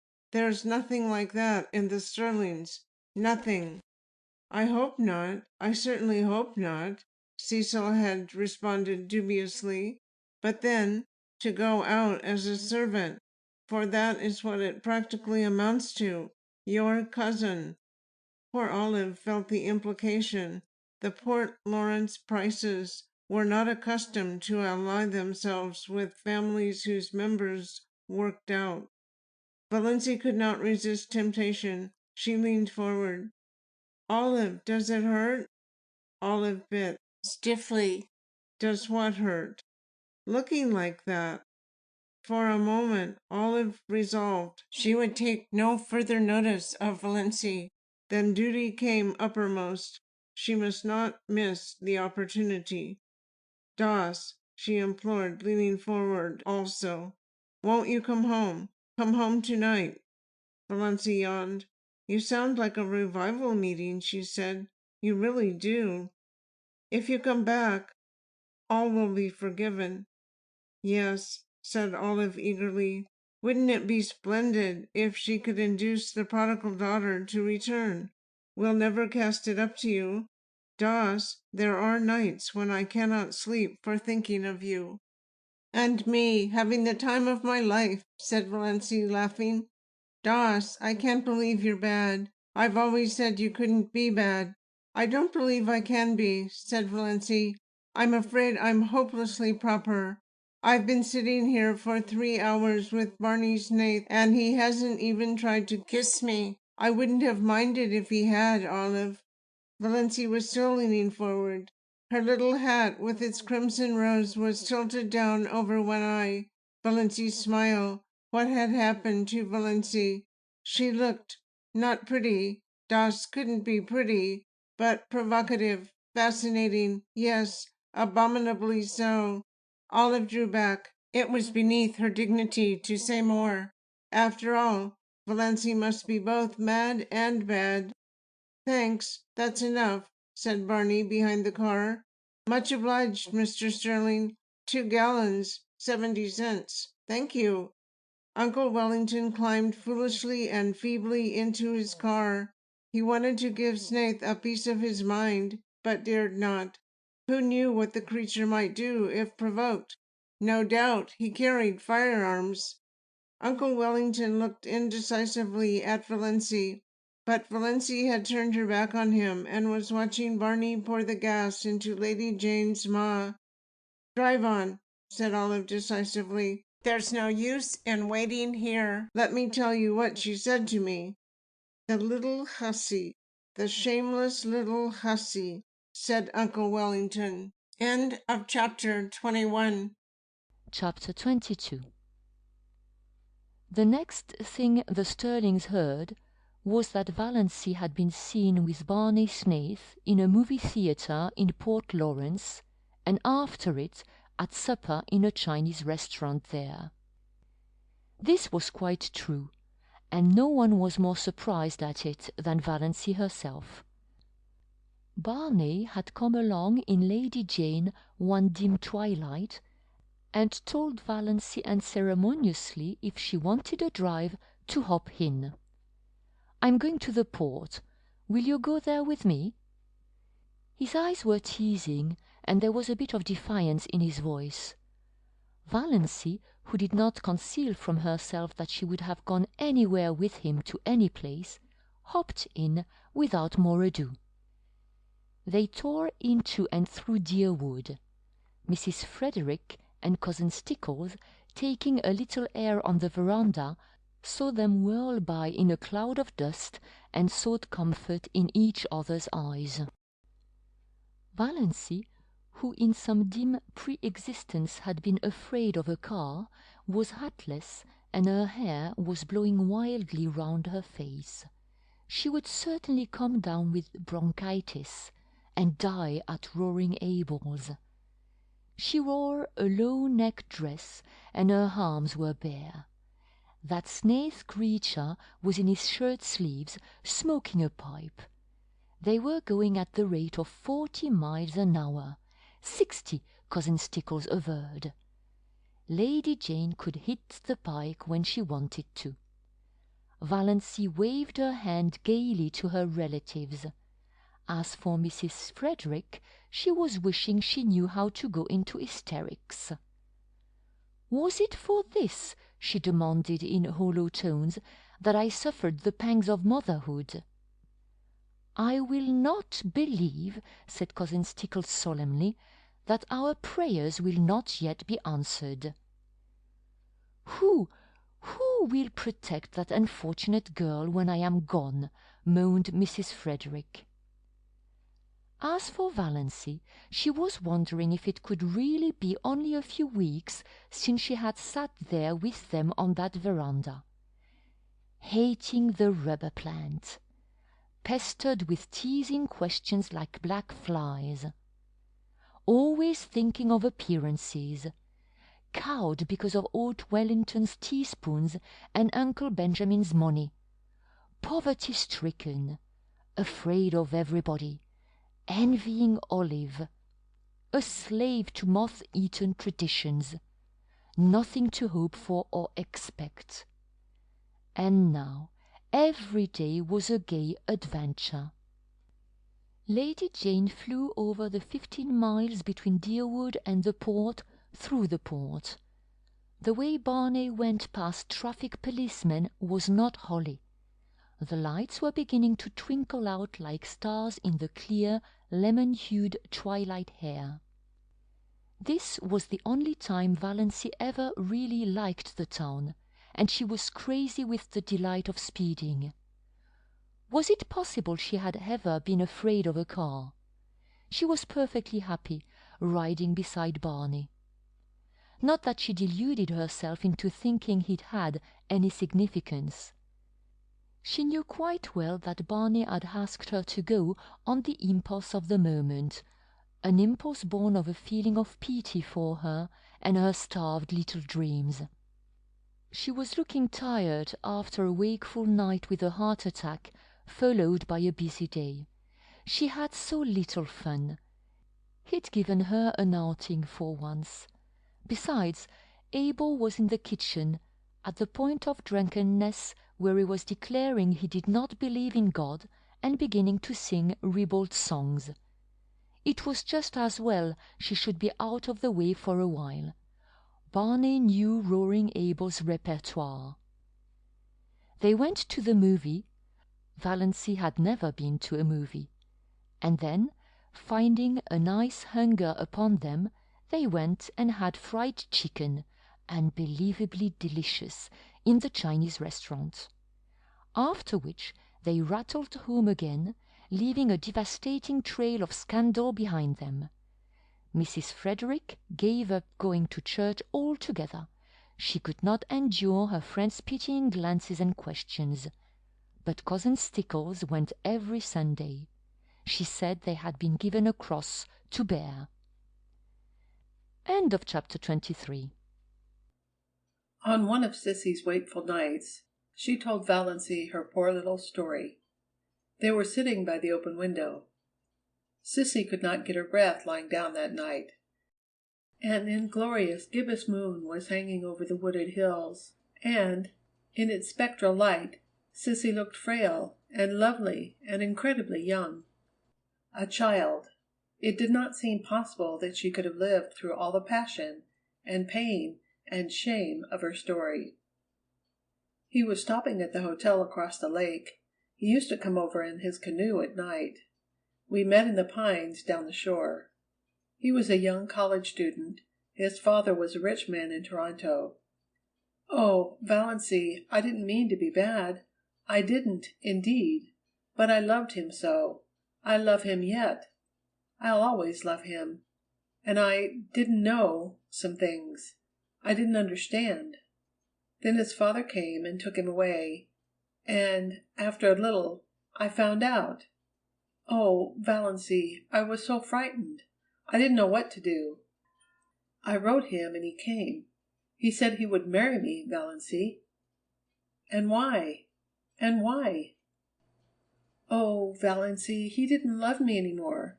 I saw that at a glance. He was just offering to marry me because he thought he ought to, because he was sorry for me. He wasn't bad, but he was so young, and what was I that he should keep on loving me? Never mind making excuses for him, said Valency, a bit shortly. So you wouldn't marry him? I couldn't, not when he didn't love me any more. Somehow, I can't explain, it seemed a worse thing to do than the other. He argued a little, but he went away. Do you think I did right, Valency? Yes, I do. You did right. But he Don't blame him, dear. Please don't. Let's not talk about him at all. There's no need. I wanted to tell you how it was. I didn't want you to think me bad. I never did think so. Yes, I felt that, whenever you came. Oh, Valancy, what you've been to me! I can never tell you, but God will bless you for it. I know He will. With what measure ye meet. Sissy sobbed for a few minutes in Valancy's arms. Then she wiped her eyes. Well, that's almost all. I came home. I wasn't really so very unhappy. I suppose I should have been, but I wasn't. Father wasn't hard on me, and my baby was so sweet, Valancy, with such lovely blue eyes and little rings of pale gold hair like silk floss, and tiny dimpled hands. I used to bite his satin-smooth little face all over softly, so as not to hurt him, you know. I know, said Valancy, wincing. I know. A woman always knows, and dreams. And he was all mine. Nobody else had any claim on him. When he died, oh, Valancy, I thought I must die too. I didn't see how anybody could endure such anguish and live. To see his dear little eyes and know he would never open them again, to miss his warm little body nestled against mine at night, and think of him sleeping alone and cold, his wee face under the hard frozen earth. It was so awful for the first year. After that it was a little easier. One didn't keep thinking, this day last year. But I was so glad when I found out I was dying. Who could endure life if it were not for the hope of death? Murmured Valancy softly. It was, of course, a quotation from some book of John Foster's. I'm glad I told you all about it, sighed Sissy. I wanted you to know. Sissy died a few nights after that. Roaring Abel was away. When Valancy saw the change that had come over Sissy's face, she wanted to telephone for the doctor, but Sissy wouldn't let her. Valancy, why should you? He can do nothing for me. I've known for several days that this was near. Let me die in peace, dear, just holding your hand. Oh, I'm so glad you're here. Tell Father good-bye for me. He's always been as good to me as he knew how. And Barney. Somehow I think that Barney. But a spasm of coughing interrupted and exhausted her. She fell asleep when it was over, still holding to Valancy's hand. Valancy sat there in the silence. She was not frightened or even sorry. At sunrise, Sissy died. She opened her eyes and looked past Valancy at something that made her smile suddenly and happily, and smiling, she died. Valancy crossed Sissy's hands on her breast and went to the open window. In the eastern sky, amid the fires of sunrise, an old moon was hanging, as slender and lovely as a new moon. Valancy had never seen an old, old moon before. She watched it pale and fade until it paled and faded out of sight in the living rose of day. A little pool in the barrens shone in the sunrise, like a great golden lily. But the world suddenly seemed a colder place to Valancy. Again, nobody needed her. She was not in the least sorry Cecilia was dead. She was only sorry for all her suffering in life. But nobody could ever hurt her again. Valancy had always thought death dreadful, but Sissy had died so quietly, so pleasantly, and at the very last, something had made up to her for everything. She was lying there now, in her white sleep, looking like a child. Beautiful! All the lines of shame and pain gone. Roaring Abel drove in, justifying his name. Valancy went down and told him. The shock sobered him at once. He slumped down on the seat of his buggy, his great head hanging. Sissy dead! Sissy dead! He said vacantly. I didn't think it would come so soon. Dead. She used to run down the lane to meet me with a little white rose stuck in her hair. Sissy used to be a pretty little girl, and a good little girl. She has always been a good little girl, said Valancy. End of chapter 23. Valancy herself made Sissy ready for burial. No hands but hers should touch that pitiful, wasted little body. The old house was spotless on the day of burial. Barney Snaith was not there. He had done all he could to help Valancy before it. He had shrouded the pale Cecilia in white roses from the garden, and then had gone back to his island. But everybody else was there. All Deerwood and Up Back came. They forgave Sissy splendidly at last. Mr. Bradley gave a very beautiful funeral address. Valancy had wanted her old Free Methodist man, but Roaring Abel was obdurate. He was a Presbyterian, and no one but a Presbyterian minister should bury his daughter. Mr. Bradley was very tactful. He avoided all dubious points, and it was plain to be seen he hoped for the best. 6 reputable citizens of Deerwood bore Cecilia Gay to her grave in decorous Deerwood Cemetery. Among them was Uncle Wellington. The Sterlings all came to the funeral, men and women. They had had a family conclave over it. Surely, now that Sissy Gay was dead, Valancy would come home. She simply could not stay there with Roaring Abel. That being the case, the wisest course, decreed Uncle James, was to attend the funeral, legitimize the whole thing, so to speak, show Deerwood that Valancy had really done a most creditable deed in going to nurse poor Cecilia Gay, and that her family backed her up in it. Death, the miracle worker, suddenly made the thing quite respectable. If Valancy would return to home and decency while public opinion was under its influence, all might yet be well. Society was suddenly forgetting all Cecilia's wicked doings, and remembering what a pretty, modest little thing she had been. And motherless, you know, motherless. It was a psychological moment, said Uncle James. So the Sterlings went to the funeral. Even Cousin Gladys's neuritis allowed her to come. Cousin Stickles was there, her bonnet dripping all over her face, crying as woefully as if Sissy had been her nearest and dearest. Funerals always brought Cousin Stickles' own sad bereavement back. And Uncle Wellington was a pallbearer. Valancy, pale, subdued looking, her slanted eyes smudged with purple, in her snuff-brown dress, moving quietly about, finding seats for people, consulting in undertones with minister and undertaker, marshalling the mourners into the parlor, was so decorous and proper and Sterlingish that her family took heart of grace.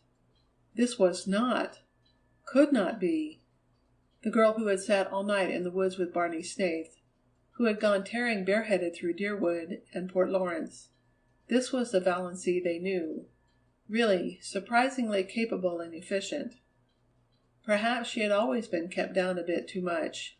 Amelia really was rather strict, hadn't had a chance to show what was in her. So thought the Sterlings. And Edward Beck, from the Port Road, a widower with a large family who was beginning to take notice, took notice of Valancy and thought she might make a mighty fine second wife. No beauty, but a 50-year-old widower, Mr. Beck told himself very reasonably, couldn't expect everything. Altogether, it seemed that Valancy's matrimonial chances were never so bright as they were at Cecilia Gay's funeral. What the Sterlings and Edward Beck would have thought, had they known the back of Valancy's mind, must be left to the imagination. Valancy was hating the funeral, hating the people who came to stare with curiosity at Cecilia's marble-white face, hating the smugness, hating the dragging, melancholy singing, hating Mr. Bradley's cautious platitudes. If she could have had her absurd way, there would have been no funeral at all. She would have covered Sissy over with flowers, shut her away from prying eyes, and buried her beside her nameless little baby in the grassy burying ground under the pines of the Up Back Church, with a bit of kindly prayer from the old Free Methodist minister. She remembered Sissy saying once, "I wish I could be buried deep in the heart of the woods, where nobody would ever come to say, 'Sissy Gay is buried here,' and tell over my miserable story. But this, however, it would soon be over. Valancy knew, if the Sterlings and Edward Beck didn't, exactly what she intended to do then. She had lain awake all the preceding night, thinking about it and finally deciding on it. When the funeral procession had left the house, Mrs. Frederick sought out Valancy in the kitchen. "My child," she said tremulously, "you'll come home now?" "Home," said Valancy absently. She was getting on an apron and calculating how much tea she must put to steep for supper. There would be several guests from "up back," distant relatives of the Gays who had not remembered them for years, and she was so tired she wished she could borrow a pair of legs from the cat. "Yes, home," said Mrs. Frederick, with a touch of asperity. "I suppose you won't dream of staying here now, alone with Roaring Abel." "Oh, no, I'm not going to stay here," said Valancy. "Of course I'll have to stay for a day or two, to put the house in order generally. But that will be all. Excuse me, mother, won't you? I've a frightful lot to do. All those up back people will be here to supper." Mrs. Frederick retreated in considerable relief, and the Sterlings went home with lighter hearts. "We will just treat her as if nothing had happened when she comes back," decreed Uncle Benjamin. "That will be the best plan. Just as if nothing had happened." End of chapter 24. Chapter 25. On the evening of the day after the funeral, Roaring Abel went off for a spree. He had been sober for 4 whole days, and could endure it no longer. Before he went, Valancy told him she would be going away the next day. Roaring Abel was sorry and said so. A distant cousin from up back was coming to keep house for him, quite willing to do so now, since there was no sick girl to wait on. But Abel was not under any delusions concerning her. "She won't be like you, my girl. Well, I'm obliged to you.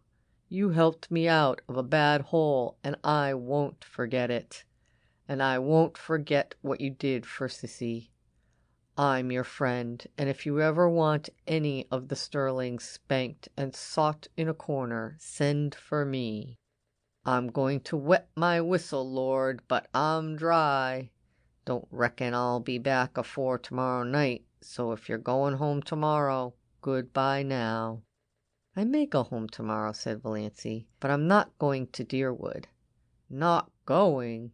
You'll find the key on the woodshed nail," interrupted Valancy politely and unmistakably.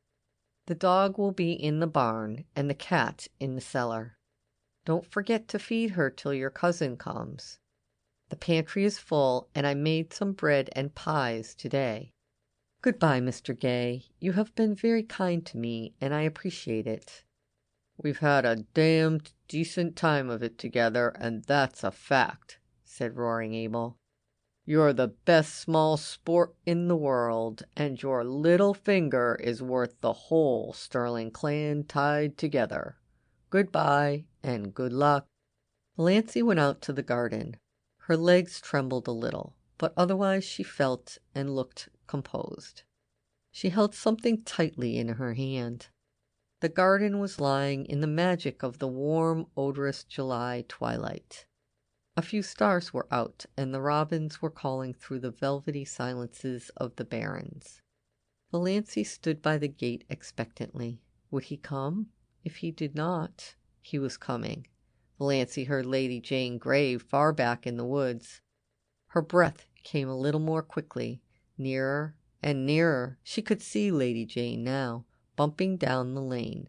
Nearer, nearer. He was there. He had sprung from the car and was leaning over the gate, looking at her. "Going home, Miss Sterling?" "I don't know yet," said Valancy slowly.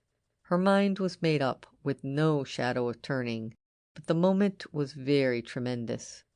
"I thought I'd run down and ask if there was anything I could do for you," said Barney. Valancy took it with a canter. "Yes, there is something you can do for me," she said evenly and distinctly. "Will you marry me?" For a moment Barney was silent. There was no particular expression on his face. Then he gave an odd laugh.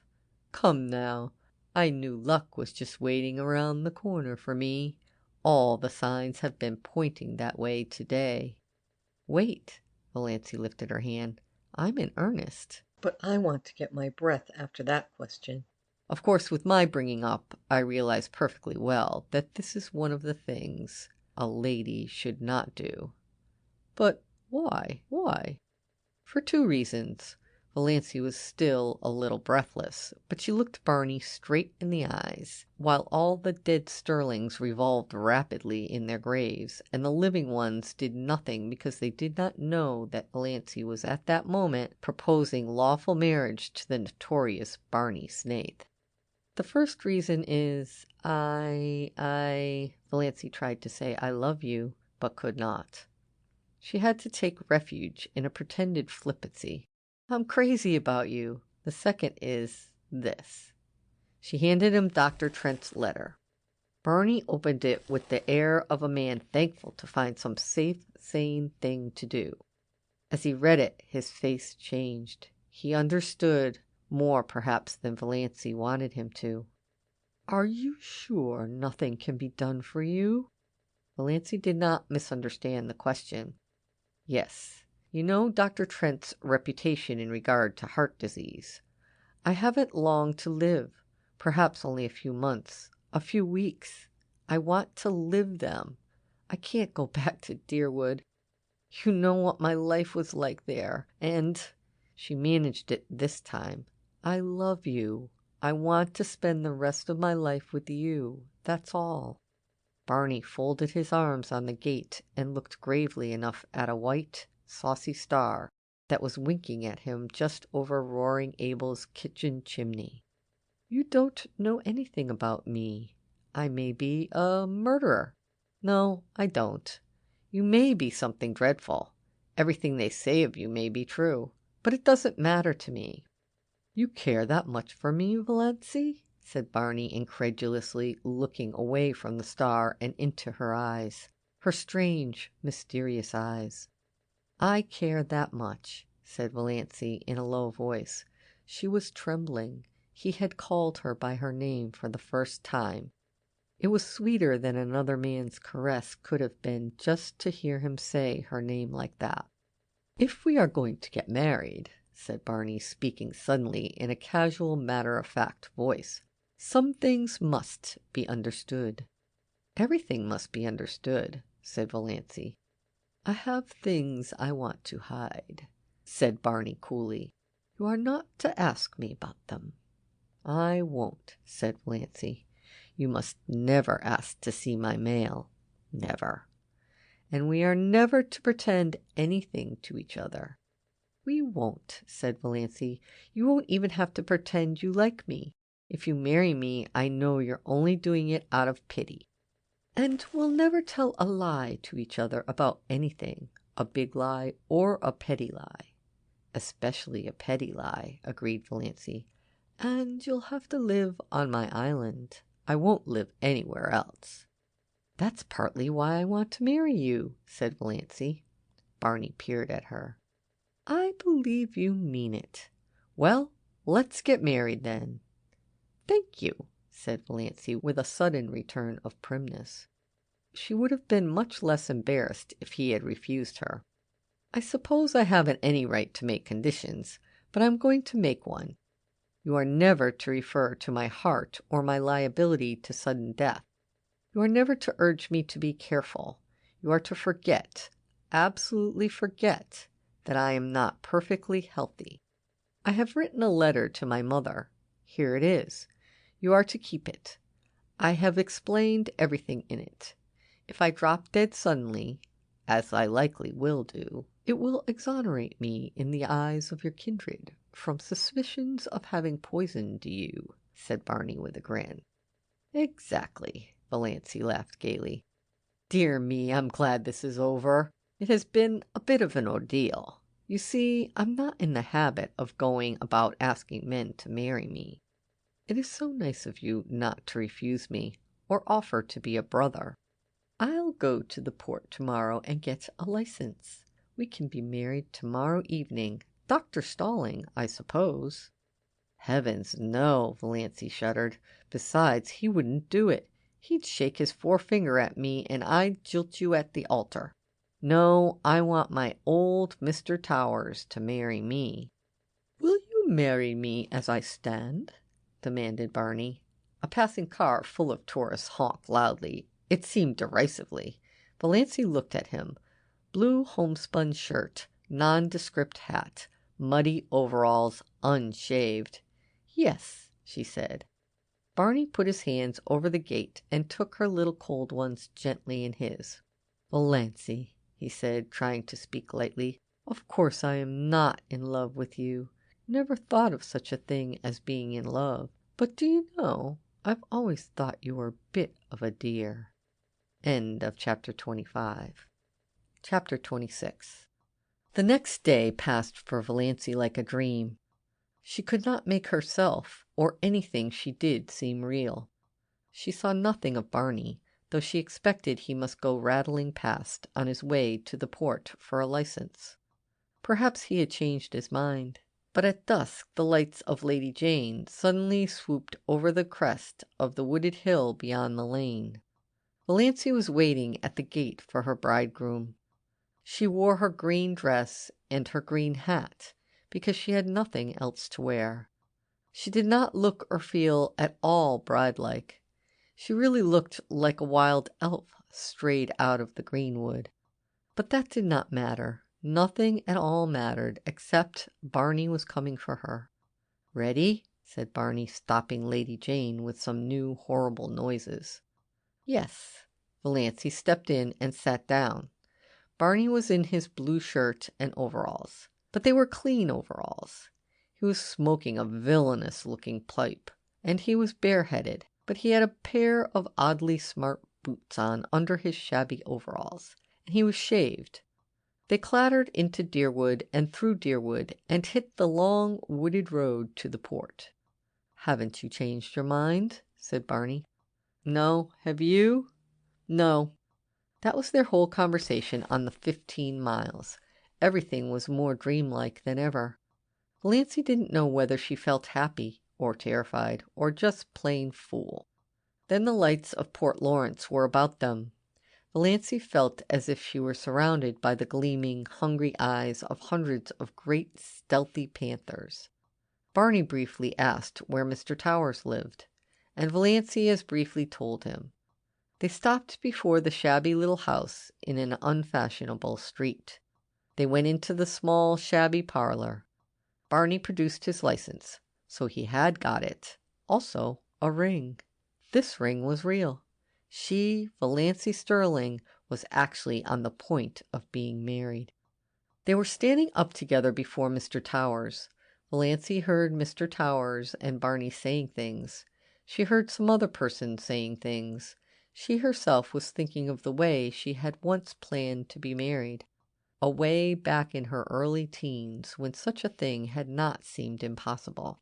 White silk and tulle veil and orange blossoms.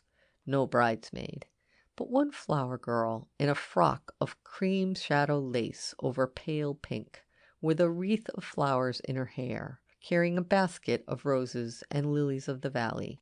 And the groom, a noble-looking character, irreproachably clad in whatever the fashion of the day decreed. Valancy lifted her eyes and saw herself and Barney in the little slanting, distorted mirror over the mantelpiece. She in her odd, unbridled green hat and dress, Barney in shirt and overalls. But it was Barney. That was all that mattered. No veil, no flowers, no guests, no presents, no wedding cake. But just Barney. For all the rest of her life there would be Barney. "Mrs. Snaith, I hope you will be very happy," Mr. Towers was saying. He had not seemed surprised at their appearance, not even at Barney's overalls. He had seen plenty of queer weddings up back. He did not know Valancy was one of the Deerwood Sterlings. He did not even know there were Deerwood Sterlings. He did not know Barney Snaith was a fugitive from justice. Really, he was an incredibly ignorant old man. Therefore he married them and gave them his blessing very gently and solemnly, and prayed for them that night after they had gone away. His conscience did not trouble him at all. "What a nice way to get married," Barney was saying as he put Lady Jane in gear. "No fuss and flub-dub. I never supposed it was half so easy." "For heaven's sake," said Valancy suddenly, "let's forget we are married and talk as if we weren't. I can't stand another drive like the one we had coming in." Barney howled and threw Lady Jane into high with an infernal noise. "And I thought I was making it easy for you," he said. "You didn't seem to want to talk." "I didn't, but I wanted you to talk. I don't want you to make love to me, but I want you to act like an ordinary human being. Tell me about this island of yours. What sort of place is it?" "The jolliest place in the world. You're going to love it. The first time I saw it, I loved it. Old Tom Montgomery owned it then. He built the little shack on it, lived there in winter, and rented it to Toronto people in summer.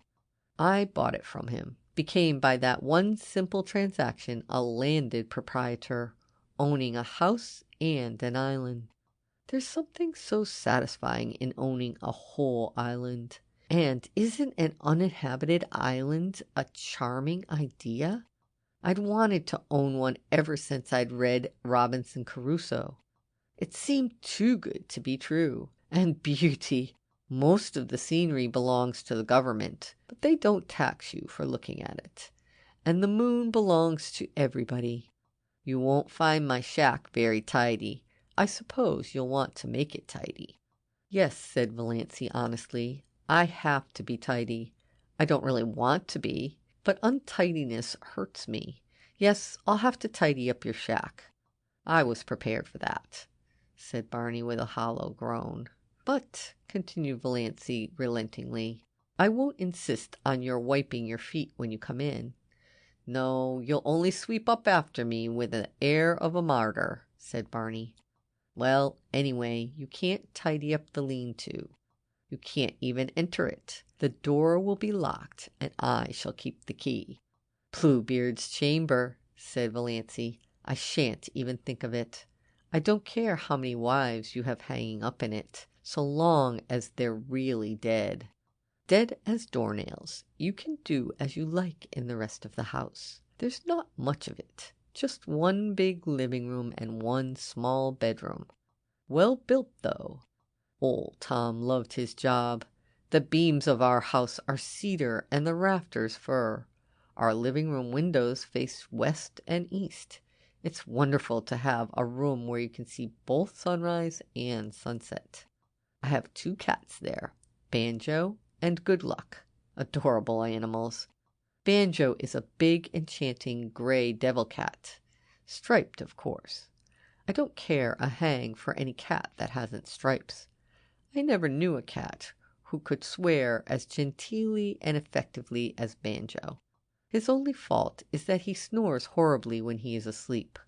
Luck is a dainty little cat, always looking wistfully at you as if he wanted to tell you something. Maybe he will pull it off sometime. Once in 1,000 years, you know, one cat is allowed to speak.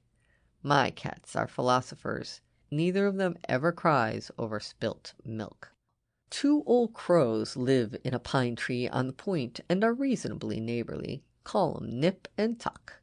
And I have a demure little tame owl named Leander. I brought him up from a baby, and he lives over on the mainland and chuckles to himself o' nights. And bats? It's a great place for bats at night. Scared of bats? No, I like them. So do I. Nice, queer, uncanny, mysterious creatures. Coming from nowhere, going nowhere. Swoop. Banjo likes 'em too. Eats 'em. I have a canoe and a disappearing propeller boat. Went to the port in it today to get my license. Quieter than Lady Jane. I thought you hadn't gone at all, that you had changed your mind, admitted Valancy. Barney laughed. The laugh Valancy did not like, the little bitter, cynical laugh. I never change my mind, he said shortly. They went back through Deerwood, up the Muskoka Road, past Roaring Abel's, over the rocky daisied lane. The dark pine woods swallowed them up, through the pine woods where the air was sweet with the incense of the unseen fragile bells of the linnaeas that carpeted the banks of the trail, out to the shore of Mistawis. Lady Jane must be left here. They got out. Barney led the way down a little path to the edge of the lake. "There's our island," he said gloatingly. Valancy looked and looked and looked again. There was a diaphanous lilac mist on the lake, shrouding the island. Through it the two enormous pine trees that clasped hands over Barney's shack loomed out like dark turrets. Behind them was a sky still rose-hued in the afterlight, and a pale young moon. Valancy shivered like a tree the wind stirs suddenly. Something seemed to sweep over her soul. "My blue castle!" she said. "Oh, my blue castle!" They got into the canoe and paddled out to it. They left behind the realm of everyday and things known, and landed on a realm of mystery and enchantment, where anything might happen, anything might be true. Barney lifted Valancy out of the canoe and swung her to a lichen-covered rock under a young pine tree. His arms were about her, and suddenly his lips were on hers. Valancy found herself shivering with the rapture of her first kiss. "Welcome home, dear," Barney was saying. End of chapter 26. Chapter 27. Cousin Georgiana came down the lane leading up to her little house. She lived half a mile out of Deerwood, and she wanted to go into Amelia's and find out if Dawes had come home yet. Cousin Georgiana was anxious to see Dawes. She had something very important to tell her, something she was sure Dawes would be delighted to hear. Poor Dawes. She had had rather a dull life of it. Cousin Georgiana owned to herself that she would not like to live under Amelia's thumb. But that would all be changed now. Cousin Georgiana felt tremendously important. For the time being, she quite forgot to wonder which of them would go next. And here was Dawes herself, coming along the road from Roaring Abel's in such a queer green dress and hat. Talk about luck! Cousin Georgiana would have a chance to impart her wonderful secret right away, with nobody else about to interrupt. It was, you might say, Providence. Valancy, who had been living for 4 days on her enchanted island, had decided that she might as well go into Deerwood and tell her relatives that she was married. Otherwise, finding that she had disappeared from Roaring Abel's, they might get out a search warrant for her. Barney had offered to drive her in, but she had preferred to go alone. She smiled very radiantly at Cousin Georgiana, who she remembered as of someone known long time ago had really not been a bad little creature. Valancy was so happy that she could have smiled at anybody, even Uncle James. She was not averse to Cousin Georgiana's company. Already, since the houses along the road were becoming numerous, she was conscious that curious eyes were looking at her from every window. "I suppose you're going home, dear Dawes," said Cousin Georgiana, as she shook hands furtively eyeing Valancy's dress and wondering if she had any petticoat on at all. "Sooner or later," said Valancy cryptically. "Then I'll go along with you. I've been wanting to see you very especially, Dawes dear. I have something quite wonderful to tell you." "Yes?" said Valancy absently. What on earth was Cousin Georgiana looking so mysterious and important about? But did it matter? No, nothing mattered but Barney and the blue castle up back in Mistawis. "Who do you suppose called to see me the other day?" asked Cousin Georgiana archly. Valancy couldn't guess. "Edward Beck." Cousin Georgiana lowered her voice almost to a whisper. "Edward Beck." Why the italics? And was Cousin Georgiana blushing? "Who on earth is Edward Beck?" asked Valancy indifferently. Cousin Georgiana stared. "Surely you remember Edward Beck," she said reproachfully. "He lives in that lovely house on the Port Lawrence Road, and he comes to our church regularly. You must remember him." "Oh, I think I do now," said Valancy with an effort of memory. "He is that old man with a wen on his forehead and dozens of children, who always sits in the pew by the door, isn't he?" "Not dozens of children, dear. Oh, no, not dozens. Not even 1 dozen. Only 9. At least only 9 that count. The rest are dead. He isn't old. He's only about 48, the prime of life. Dawes, and what does it matter about a win? Nothing, of course, agreed Valancy quite sincerely. It certainly did not matter to her whether Edward Beck had a win, or a dozen wins, or no win at all. But Valancy was getting vaguely suspicious. There was certainly an air of suppressed triumph about Cousin Georgiana. Could it be possible that Cousin Georgiana was thinking of marrying again? Marrying Edward Beck? Absurd. Cousin Georgiana was 65. If she were a day, and her little anxious face was as closely covered with fine wrinkles as if she had been 100. But still, "My dear," said Cousin Georgiana, "Edward Beck wants to marry you." Valancy stared at Cousin Georgiana for a moment. Then she wanted to go into a peal of laughter. But she only said, "Me?" "Yes, you. He fell in love with you at the funeral, and he came to consult me about it. I was such a friend of his first wife, you know. He's very much in earnest, Dossie, and it's a wonderful chance for you. He's very well off, and you know, you... "I'm not so young as I once was," agreed Valancy. "To her that shall be given. Do you really think I would make a good stepmother, Cousin Georgiana?" "I'm sure you would. You were always so fond of children." "But 9 is such a family to start with," objected Valancy gravely. "The 2 oldest are grown up, and the 3rd almost. That leaves only 6 that really count, and most of them are boys. So much easier to bring up than girls. There's an excellent book, Health Care of the Growing Child. Gladys has a copy, I think. It would be such a help to you. And there are books about morals. You'd manage nicely. Of course, I told Mr. Beck that I thought you would jump at him," supplied Valancy. "Oh, no, dear. I wouldn't use such an indelicate expression. I told him I thought you would consider his proposal favorably. And you will, won't you, dearie?" "There's only one obstacle," said Valancy dreamily. "You see, I'm married already." "Married?" Cousin Georgiana stopped stock still and stared at Valancy. "Married?" "Yes. I was married to Barney Smith last Tuesday evening at Port Lawrence." There was a convenient gate-post hard by. Cousin Georgiana took firm hold of it. "Dawes, dear, I'm an old woman. Are you trying to make fun of me?" "Not at all. I'm only telling you the truth, for heaven's sake. Cousin Georgiana." Valancy was alarmed by certain symptoms. "Don't go crying here on the public road." Cousin Georgiana choked back the tears and gave a moan of despair instead.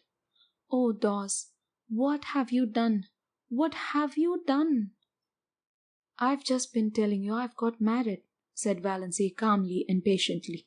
"To that Barney Smith? Why, they say he's had a dozen wives already." "I'm the only one round at present," said Valancy. "What will your poor mother say?" moaned Cousin Georgiana. "Come along with me and hear if you want to know," said Valancy. Cousin Georgiana let go the gate-post cautiously and found that she could stand alone. She meekly trotted on beside Valancy, who suddenly seemed quite a different person in her eyes. Cousin Georgiana had a tremendous respect for a married woman, but it was terrible to think of what the poor girl had done. So rash, so reckless. Of course, Valancy must be stark mad, but she seemed so happy in her madness that Cousin Georgiana had a momentary conviction that it would be a pity if the clan tried to scold her back to sanity. She had never seen that look in Valancy's eyes before. But what would Amelia say? And Ben? To marry a man you know nothing about, thought Cousin Georgiana aloud. "I know more about him than I know of Edward Beck," said Valancy. "Edward Beck goes to church," said Cousin Georgiana. Does your husband?" "He has promised that he will go with me on fine Sundays," said Valancy. When they turned in at the Sterling gate, Valancy gave an exclamation of surprise. "Look at my rose bush! Why, it's blooming!" It was covered with blossoms, great, crimson, velvety blossoms, fragrant, glowing, wonderful. "My cutting it down to pieces must have done it good," said Valancy, laughing.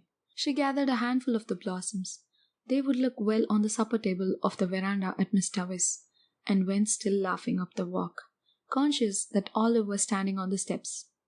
Olive, goddess-like in loveliness, looking down with a slight frown on her forehead. Olive, beautiful, insolent. Her full form voluptuous in its swathings of rose silk and lace, her golden brown hair curling richly under her big white frilled hat, her color ripe and melting. Beautiful, thought Valency coolly, but as if she suddenly saw her cousin through new eyes, without the slightest touch of distinction. So Valency had come home. Thank goodness, thought Olive. But Valency was not looking like a repentant returned prodigal. This was the cause of Olive's frown. She was looking triumphant, graceless. The outlandish dress, that queer hat, those hands full of blood-red roses. Yet there was something about both dress and hat, as Olive instantly felt, that was entirely lacking in her own attire. This deepened the frown. She put out a condescending hand. "So you're back, Doss? Very warm day, isn't it? Did you walk in?" "Yes. Coming in?" "Oh, no. I've just been in. I've come often to comfort poor auntie. She's been so lonesome. I'm going to Mrs. Bartlett's tea. I have to help poor. She's giving it for her cousin from Toronto. Such a charming girl. You'd have loved meeting her, Doss. I think Mrs. Bartlett did send you a card. Perhaps you'll drop in later on." "No, I don't think so," said Valency indifferently. "I'll have to be home to get Barney's supper. We're going for a moonlit canoe ride around Mistava tonight." "Barney? Supper?" gasped Olive. "What do you mean, Valency Sterling?" "Valency Snaith, by the grace of God." Valency flaunted her wedding ring in Olive's stricken face. Then she nimbly stepped past her and into the house. Cousin Georgiana followed. She would not miss the moment of the great scene, even though Olive did look as if she were going to faint. Olive did not faint. She went stupidly down the street to Mrs. Bartlett's. What did this mean? She couldn't have that ring. Oh, what fresh scandal was that wretched girl bringing on her defenseless family now? She should have been shut up long ago. Valency opened the sitting-room door and stepped unexpectedly right into a grim assemblage of Sterlings. They had not come together of malice prepense. Aunt Wellington and Cousin Gladys and Aunt Mildred and Cousin Sarah had just called in on their way home from a meeting of the Missionary Society. Uncle James had dropped in to give Amelia some information regarding a doubtful investment. Uncle Benjamin had called, apparently, to tell them it was a hot day and ask them what was the difference between a bee and a donkey. Cousin Stickles had been tactless enough to know the answer. One gets all the honey, the other gets all the wax. And Uncle Benjamin was in a bad humor. In all of their minds, unexpressed was the idea of finding out if Valency had yet come home, and if not, what steps must be taken in that matter. Well, here was Valency at last, a poised, confident thing, not humble and deprecating as she should have been, and so oddly, improperly young-looking. She stood in the doorway and looked at them. Cousin Georgiana, timorous, expectant, behind her. Valency was so happy. She didn't hate her people any more. She could even see a number of good qualities in them that she had never seen before, and she was sorry for them. Her pity made her quite gentle.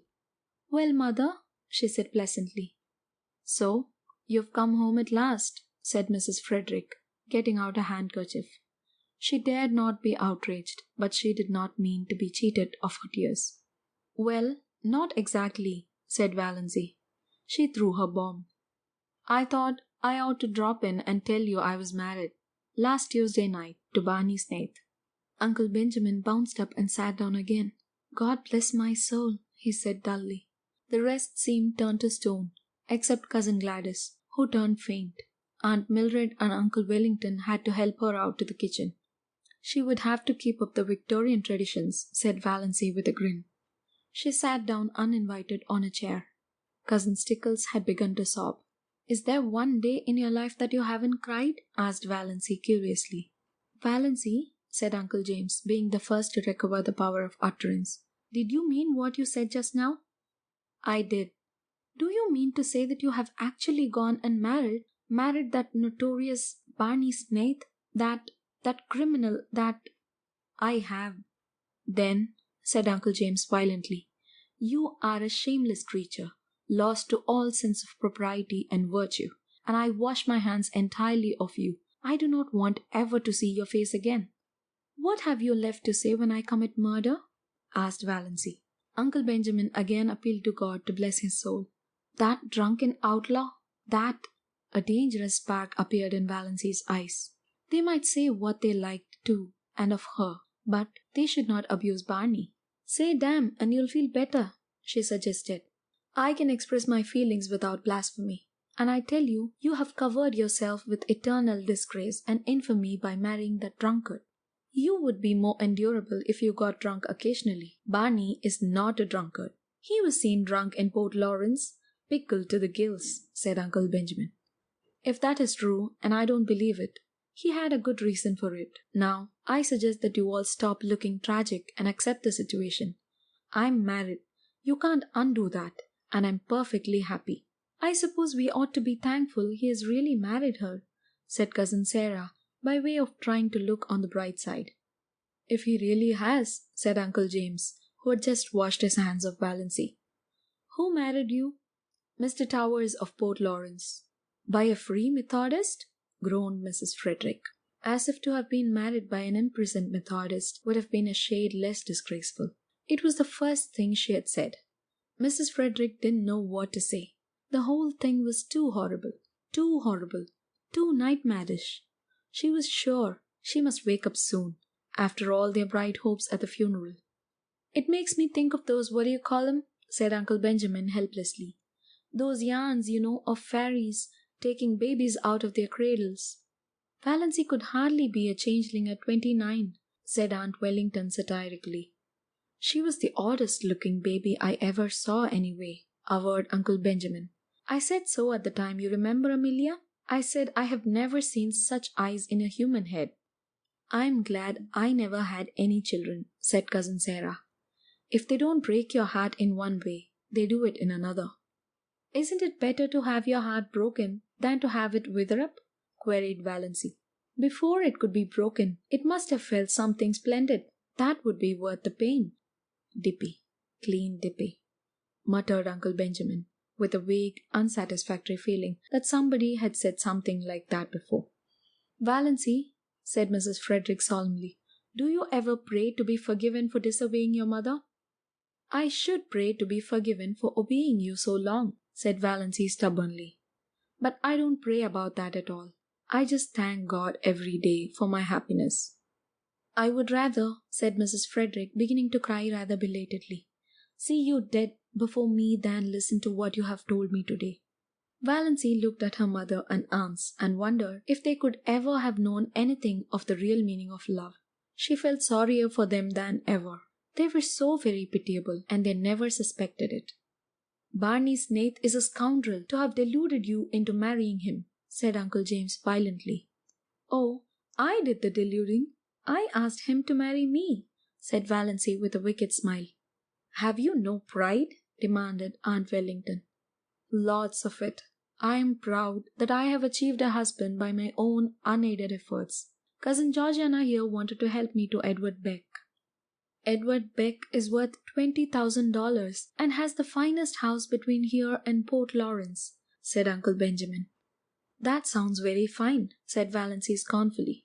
But it isn't worth that, she snapped her fingers, compared to feeling Barney's arms around me and his cheek against mine. Oh, Dawes, said Cousin Stickles. Cousin Sarah said, Oh, Dawes. Aunt Wellington said, Valency, you need not be indecent. Why? It surely isn't indecent to like to have your husband put his arm around you. I should think it would be indecent if you didn't. Why expect decency from her? Inquired Uncle James sarcastically. She has cut herself off from decency forevermore. She has made her bed. Let her lie on it. Thanks, said Valency very gratefully. How you would have enjoyed being Torquemada. Now, I must really be getting back. Mother, may I have those 3 woolen cushions I worked last winter? Take them. Take everything, said Mrs. Frederick.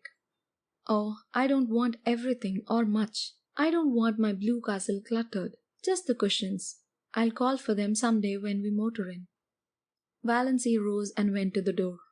There she turned. She was sorrier than ever for them all. They had no blue castle in the purple solitudes of Miss Tavis. The trouble with you people is that you don't laugh enough, she said. Dawes dear, said Cousin Georgiana mournfully, some day you will discover that blood is thicker than water. Of course it is. But who wants water to be thick? Parried Valancy. We want water to be thin, sparkling, crystal clear. Cousin Stickles groaned. Valancy would not ask any of them to come and see her. She was afraid they would come out of curiosity. But she said, "Do you mind if I drop in and see you once in a while, Mother?" "My house will always be open to you," said Mrs. Frederick with a mournful dignity.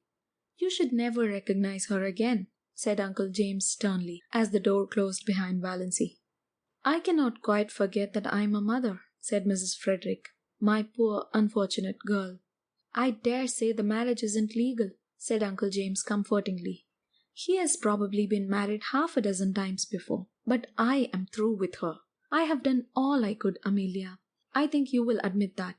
Henceforth," Uncle James was terribly solemn about it, "Valancy is to me as one dead."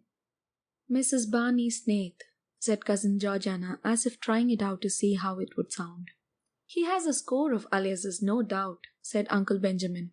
"For my part, I believe the man is half Indian. I haven't a doubt they're living in a wigwam." "If he has married her under the name of Snaith, and it isn't his real name, wouldn't that make the marriage null and void?" asked Cousin Stickles hopefully. Uncle James shook his head. "No, it is the man who marries, not the name." "You know," said Cousin Gladys, who had recovered and returned, but was still shaky, "I had a distinct premonition of this at Herbert's silver dinner. I remarked it at the time, when she was defending Snaith. You remember, of course. It came over me like a revelation. I spoke to David when I went home about it." What, demanded Aunt Wellington of the universe, "has come over Valancy? Valancy?" The universe did not answer, but Uncle James did. "Isn't there something coming up of late about secondary personalities cropping out? I don't hold with many of those new-fangled notions, but there may be something in this one. It would account for her incomprehensible conduct." "Valancy is so fond of mushrooms," sighed Cousin Georgiana. "I'm afraid she'll get poisoned eating toadstools by mistake, living up back in the woods." "There are worse things than death," said Uncle James, believing that it was the first time in the world that such statement had been made. "Nothing can ever be the same again," sobbed Cousin Stickles. Valancy, hurrying along the dusty road back to cool Miss Davis and her purple island, had forgotten all about them, just as she had forgotten that she might drop dead at any moment if she hurried. End of chapter 27. Section 28. Summer passed by. The Sterling clan, with the insignificant exception of Cousin Georgiana, had tacitly agreed to follow Uncle James' example and look upon Valancy as one dead. To be sure, Valancy had an unquiet, ghostly habit of recurring resurrections when she and Barney clattered through Deerwood and out to the port in that unspeakable car. Valancy, bareheaded, with stars in her eyes.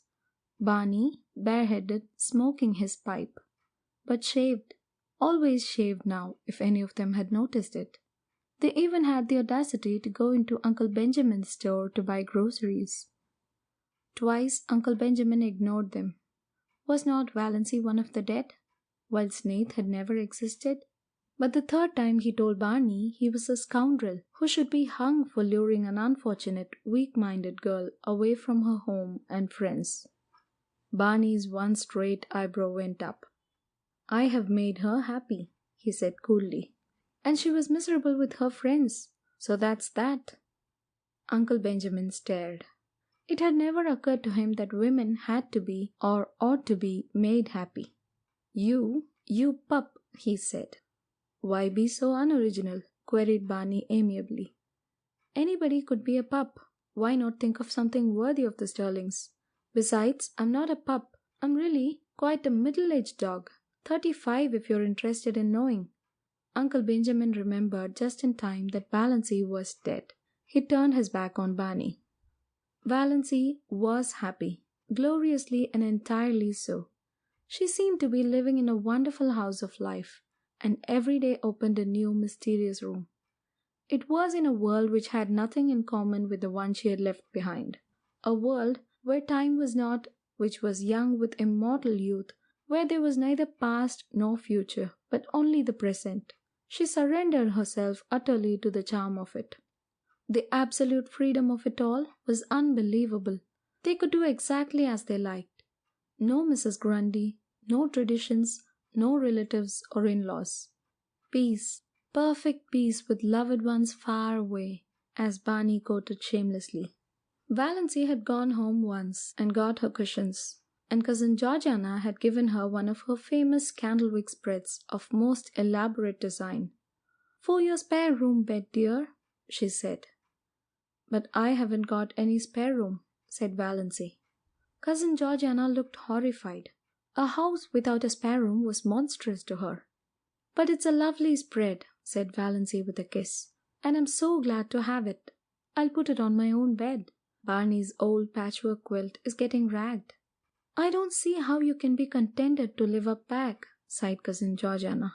"It's so out of the world." "Contented?" Valency laughed. What was the use of trying to explain to Cousin Georgiana? "It is," she agreed, "most gloriously and entirely out of the world." "And you're really happy, dear?" asked Cousin Georgiana wistfully. "I really am," said Valency gravely, her eyes dancing. "Marriage is such a serious thing," sighed Cousin Georgiana. "When it's going to last long," agreed Valency. Cousin Georgiana did not understand this at all, but it worried her, and she lay awake at nights wondering what Valency meant by it. Valency loved her blue castle and was completely satisfied with it. The big living room had 3 windows, all commanding exquisite view of exquisite Miss Davis. The one in the end of the room was an oriel window, which Tom McMurray, Barney explained, had got out of some little old up-back church that had been sold. It faced the west, and when the sunsets flooded it, Valency's whole being knelt in prayer, as if in some great cathedral. The new moons always looked down through it. The lower pine boughs swayed about the top of it, and all through the nights the soft, dim silver of the lake dreamed through it. There was a stone fireplace on the other side. No desecrating gas imitation, but a real fireplace where you could burn real logs. With a big grizzly bearskin on the floor before it, and beside it a hideous red plush sofa of Tom McMurray's regime. But its ugliness was hidden by silver-grey timber wolf skins, and Valency's cushions made it gay and comfortable. In a corner a nice tall lazy old clock ticked. The right kind of a clock, one that did not hurry the hours away, but ticked them off deliberately. It was the jolliest looking old clock, a fat, corpulent clock with a great round man's face painted on it, the hand stretching out of its nose and the hours encircling it like a halo. There was a big glass case of stuffed owls and several deer heads, likewise of Tom McMurray's vintage. Some comfortable old chairs that asked to be sat upon. A squat little chair with a cushion was prospectively Banjo's. If anybody else dared sit on it, Banjo glared him out of it with his topaz-hued, black-ringed eyes. Banjo had an adorable habit of hanging over the back of it, trying to catch his own tail, losing his temper because he couldn't catch it, giving it a fierce bite for spite when he did catch it, yowling malignantly with pain. Barney and Valency laughed at him until they ached. But it was Good Luck they loved. They were both agreed that Good Luck was so lovable that he practically amounted to an obsession.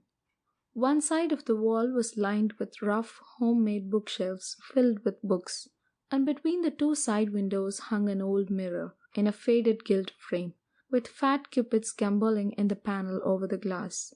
A mirror, Valency thought, that must be like the fabled mirror into which Venus had once looked, and which thereafter reflected as beautiful every woman who looked into it.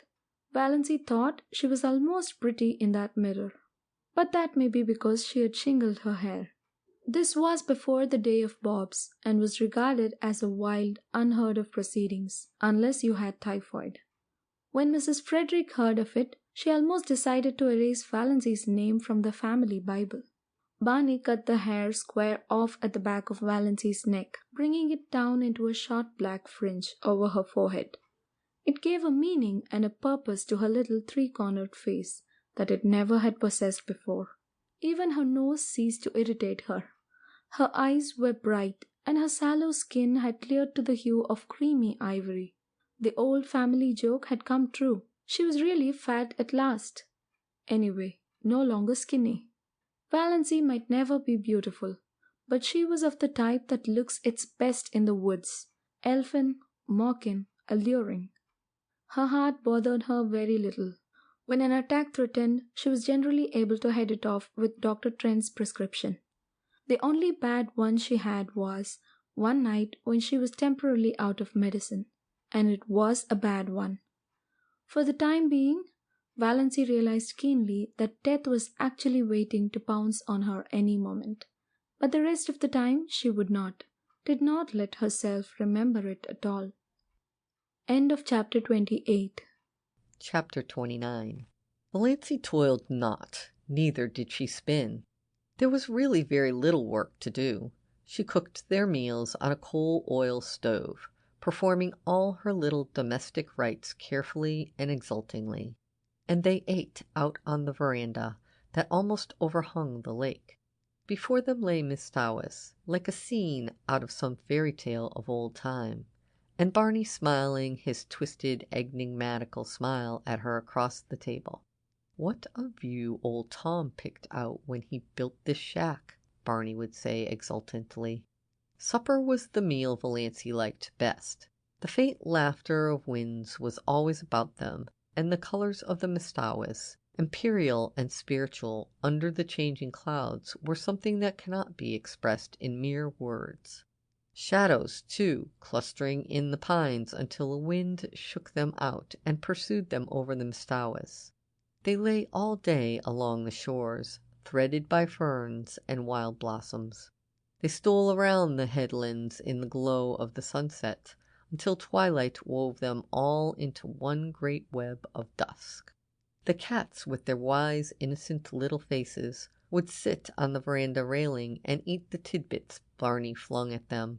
And how good everything tasted! Valancy, amid all the romance of the Mistawis, never forgot that men had stomachs. Barney paid her no end of compliments on her cooking. "After all," he admitted, "there's something to be said for square meals. I've mostly got along by boiling 2 or 3 dozen eggs hard at once and eating a few when I got hungry, with a slice of bacon once in a while and a jorum of tea." Valancy poured tea out of Barney's little battered old pewter teapot of incredible age. She had not even a set of dishes, only Barney's mismatched chip bits, and a dear big pobby old jug of robin's egg blue. After the meal was over, they would sit there and talk for hours, or sit and say nothing, in the languages of the world, Barney pulling away at his pipe, Valancy dreaming idly and deliciously, gazing at the far-off hills beyond Mistawis, where the spires of firs came out against the sunset. The moonlight would begin to silver the Mistawis. Bats would begin to swoop darkly against the pale western gold.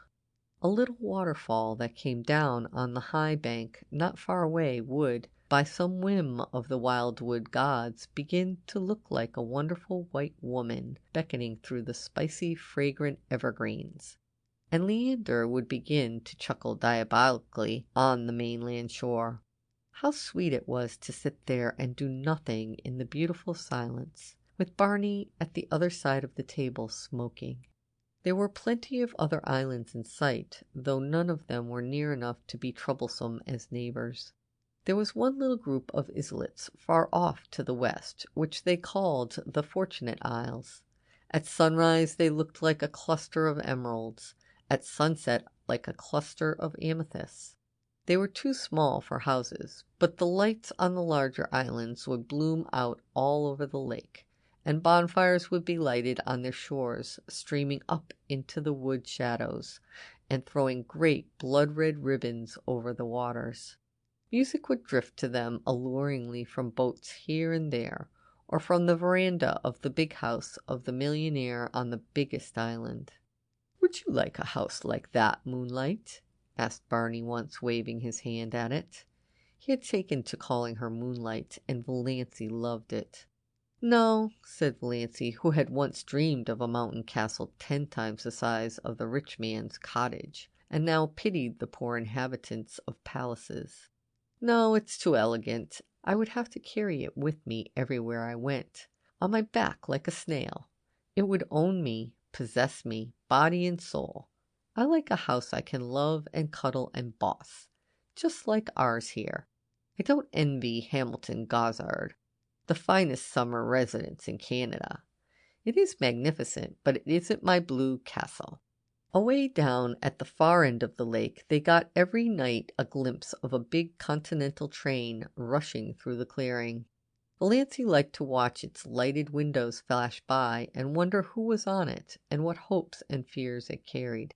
She also amused herself by picturing Barney and herself going to the dances and dinners in the houses on the islands, but she did not want to go in reality. Once they did go to a masquerade dance in the pavilion at one of the hotels up the lake, and had a glorious evening, but slipped away in their canoe before unmasking time, back to the Blue Castle. "It was lovely, but I don't want to go back again," said Valancy. So many hours a day Barney shut himself in the Bluebeard's chamber. Valancy never saw the inside of it. From the smells that filtered through at times, she concluded he must be conducting chemical experiments or counterfeiting money. Valancy supposed there must be smelly processes in making counterfeit money, but she did not trouble herself about it. She had no desire to peer into the locked chambers of Barney's house of life. His past and his future concerned her not, only this rapturous present. Nothing else mattered. Once he went away and stayed away 2 days and nights. He had asked Valancy if she would be afraid to stay alone, and she had said she would not. He never told her where he had been. She was not afraid to be alone, but she was horribly lonely. The sweetest sound she had ever heard was Lady Jane's clatter through the woods when Barney returned, and then his signal whistle from the shore. She ran down to the landing rock to greet him, to nestle herself into his eager arms. They did seem eager. "Have you missed me, Moonlight?" Barney was whispering. "It seems 100 years since you went away," said Valancy. "I won't leave you again." "You must," protested Valancy, "if you want to. I'd be miserable if I thought you wanted to go and didn't because of me. I want you to feel perfectly free." Barney laughed a little cynically. "There's no such thing as freedom on earth," he said. "Only different kinds of bondages, and comparative bondages. You think you are free now because you've escaped from a peculiarly unbearable kind of bondage. But are you? You love me, that's a bondage." "Who said or wrote that the prison unto which we doom ourselves no prison is?" asked Valancy dreamily, clinging to his arm as they climbed up the rock steps. "Ah, now you have it," said Barney. "That's all the freedom we can hope for, the freedom to choose our prison. But Moonlight—" He stopped at the door of the Blue Castle and looked about him, at the glorious lake, the great shadowy woods, the bonfires, the twinkling lights. "Moonlight, I'm glad to be home again. When I came down through the woods and saw my home lights, mine, gleaming out under the old pines, something I'd never seen before, oh, girl, I was glad, glad." But in spite of Barney's doctrine of bondage, Valancy thought they were splendidly free. It was amazing to be able to sit up half the night and look at the moon if you wanted to be late for meals if you wanted to. She, who had always been rebuked so sharply by her mother and so reproachfully by Cousin Stickles if she were 1 minute late. Dawdle over meals as long as you wanted to. Leave your crusts if you wanted to. Not come home at all for meals if you wanted to. Sit on a sun-warm rock and paddle your bare feet in the hot sand if you wanted to. Just sit and do nothing in the beautiful silence if you wanted to. In short, do any fool thing you wanted to whenever the notion took you. If that wasn't freedom, what was? End of chapter 29. Section 30. They didn't spend all their days on the island. They spent more than half of them wandering at will through the enchanted Muskoka country. Barney knew the woods as a book, and he taught their lore and craft to Valancy. He could always find trail and haunt of the shy wood people, Valancy learned the different fairy likenesses of the mosses, the charm and exquisiteness of woodland blossoms. She learned to know every bird at sight and mimic its call, though never so perfectly as Barney. She made friends with every kind of tree. She learned to paddle a canoe as well as Barney himself. She liked to be out in the rain, and she never caught cold. Sometimes they took a lunch with them and went berrying, strawberries and blueberries. How pretty blueberries were! The dainty green of the unripe berries, the glossy pinks and scarlets of the half-ripes, the misty blue of the fully matured. And Valancy learned the real flavor of the strawberry in its highest perfection. There was a certain sunlit dell on the banks of Mistawis, along which white birches grew on one side, and on the other still, changeless ranks of young spruces. There were long grasses at the roots of the birches, combed down by the winds and wet with morning dew late into the afternoon. Here they found berries that might have graced the banquets of Lucullus, great ambrosial sweetnesses hanging like rubies to long rosy stalks. They lifted them by the stalk and ate them from it, uncrushed and virgin, tasting each berry by itself with all its wild fragrance and suffered therein. When Valancy carried any of these berries home, that elusive essence escaped, and they became nothing more than the common berries of the marketplace. Very kitchenly good indeed, but not as they would have been, eaten in their birch dell until her fingers were stained as pink as Aurora's eyelids. Or they went after water lilies. Barney knew where to find them, in the creeks and bays of Mistawis. Then the Blue Castle was glorious with them, every receptacle that Valancy could contrive filled with the exquisite things. If not water lilies, then cardinal flowers, fresh and vivid from the swamps of Mistawis, where they burned like ribbons of flame. Sometimes they went trouting on little nameless rivers or hidden brooks on whose banks naiads might have sunned their white, wet limbs. Then all they took with them were some raw potatoes and salt. They roasted the potatoes over a fire, and Barney showed Valancy how to cook the trout by wrapping them in leaves, coating them with mud, and baking them in a bed of hot coals. Never were such delicious meals. Valancy had such an appetite it was no wonder she put flesh on her bones. Or they just prowled and explored through the woods that always seemed to be expecting something wonderful to happen. At least, that was the way Valancy felt about them. Down the next hollow, over the next hill, you would find it. "We don't know where we're going, but isn't it fun to go?" Barney used to say. Once or twice night overtook them, too far from their blue castle to get back, but Barney made a fragrant bed of bracken and fir boughs, and they slept on it dreamlessly, under a ceiling of old spruces with moss hanging from them, while beyond them moonlight and the murmur of pines blended together, so that one could hardly tell which was light and which was sound. There were rainy days, of course, when Muskoka was a wet green land, days when showers drifted across Mistawis like pale ghosts of rain, and they never thought of staying in because of it. Days when it rained in right good earnest, and they had to stay in. Then Barney shut himself in Bluebeard's chamber, and Valancy read, or dreamed on the wolfskins with Good Luck purring beside her, and Banjo watching them suspiciously from his own peculiar chair. On Sunday evenings they paddled across to a point of land, and walked from there through the woods to the little Free Methodist church. One felt really too happy for Sunday. Valancy had never really liked Sundays before. And always, Sundays and weekdays, she was with Barney. Nothing else really mattered. And what a companion he was. How understanding, how jolly, how Barney-like. That summed it all up. Valancy had taken some of her $200 out of the bank and spent it on pretty clothes. She had a little smoke blue chiffon, which she always put on when they spent the evenings at home. Smoke blue with touches of silver about it. It was after she began wearing it that Barney began calling her Moonlight. Moonlight and blue twilight. That is what you look like in that dress.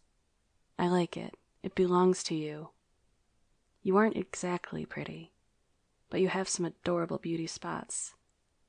Your eyes, and that little kissable dent just between your collarbones. You have the wrist and ankle of an aristocrat. That little head of yours is beautifully shaped. And when you look backward over your shoulder, you're maddening, especially in twilight or moonlight. An elf maiden, a wood sprite. You belong to the woods. Moonlight, you should never be out of them. In spite of your ancestry, there is something wild and remote and untamed about you. And you have such a nice, sweet, throaty, summery voice. Such a nice voice for lovemaking. Sure, and you've kissed the Blarney Stone, scoffed Valancy. But she tasted these compliments for weeks. She got a pale green bathing suit, too, a garment which would have given her clan their deaths if they had ever seen her in it. Barney taught her how to swim. Sometimes she put her bathing dress on when she got up and didn't take it off until she went to bed, running down to the water for a plunge whenever she felt like it, and sprawling on the sun-warm rocks to dry. She had forgotten all the old humiliating things that used to come up against her in the night, the injustices and the disappointments. It was as if they had all happened to some other person, not to her, Valancy Snaith, who had always been happy. I understand now what it means to be born again, she told Barney. Holmes speaks of grief staining backward through the pages of life, but Valancy found her happiness had stained backward likewise, and flooded with rose color her whole previous drab existence. She found it hard to believe that she had ever been lonely and unhappy and afraid. When death comes, I shall have lived, thought Valancy. I shall have had my hour. And her dust pile. One day Valancy had heaped up the sand in the little island cove in a tremendous cone and stuck a gay little Union Jack on top of it. What are you celebrating? Barney wanted to know. I'm just exorcising an old demon, Valancy told him. End of Chapter 30. Chapter 31. Autumn came. Late September with cool nights. They had to forsake the veranda, but they kindled a fire in the big fireplace and sat before it with jest and laughter. They left the doors open, and Banjo and Good Luck came and went at pleasure. Sometimes they sat gravely on the bearskin rug between Barney and Valancy. Sometimes they slunk off into the mystery of the chill night outside. The stars smoldered in the horizon mists through the old oriel. The haunting, persistent croon of the pine trees filled the air. The little waves began to make soft, sobbing splashes on the rocks below them in the rising winds. They needed no light but the firelight that sometimes leaped up and revealed them, sometimes shrouded them in shadow. When the night wind rose higher, Barney would shut the door and light a lamp and read to her poetry and essays and gorgeous dim chronicles of ancient wars. Barney never would read novels. He vowed they bored him. But sometimes she read them herself, curled up on the wolf skins, laughing aloud in peace. For Barney was not one of those aggravating people who could never hear you smiling audibly over something you've read without inquiring placidly, "What's the joke?" October, with a gorgeous pageant of color around Bestowis into which Valancy plunged her soul. Never had she imagined anything so splendid. A great, tinted peace. Blue, wind-winnowed skies, sunlight sleeping in the glades of that fairyland. Long, dreamy purple days, padding idly in their canoe along shores and up the rivers of crimson and gold.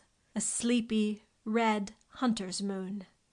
Enchanted tempests that stripped the leaves from the trees and heaped them along the shores, flying shadows of clouds. What had all the smug, opulent lands out front to compare with this?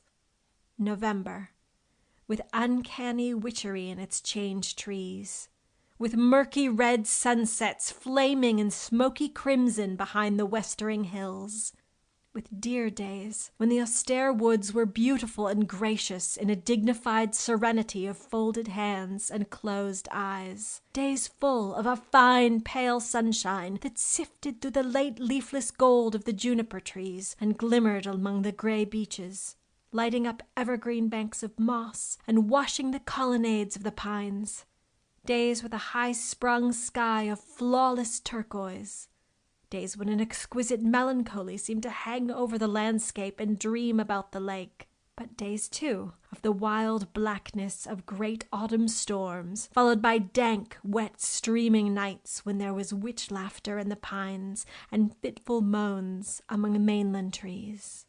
What cared they? Old Tom had built his roof well, and his chimney drew.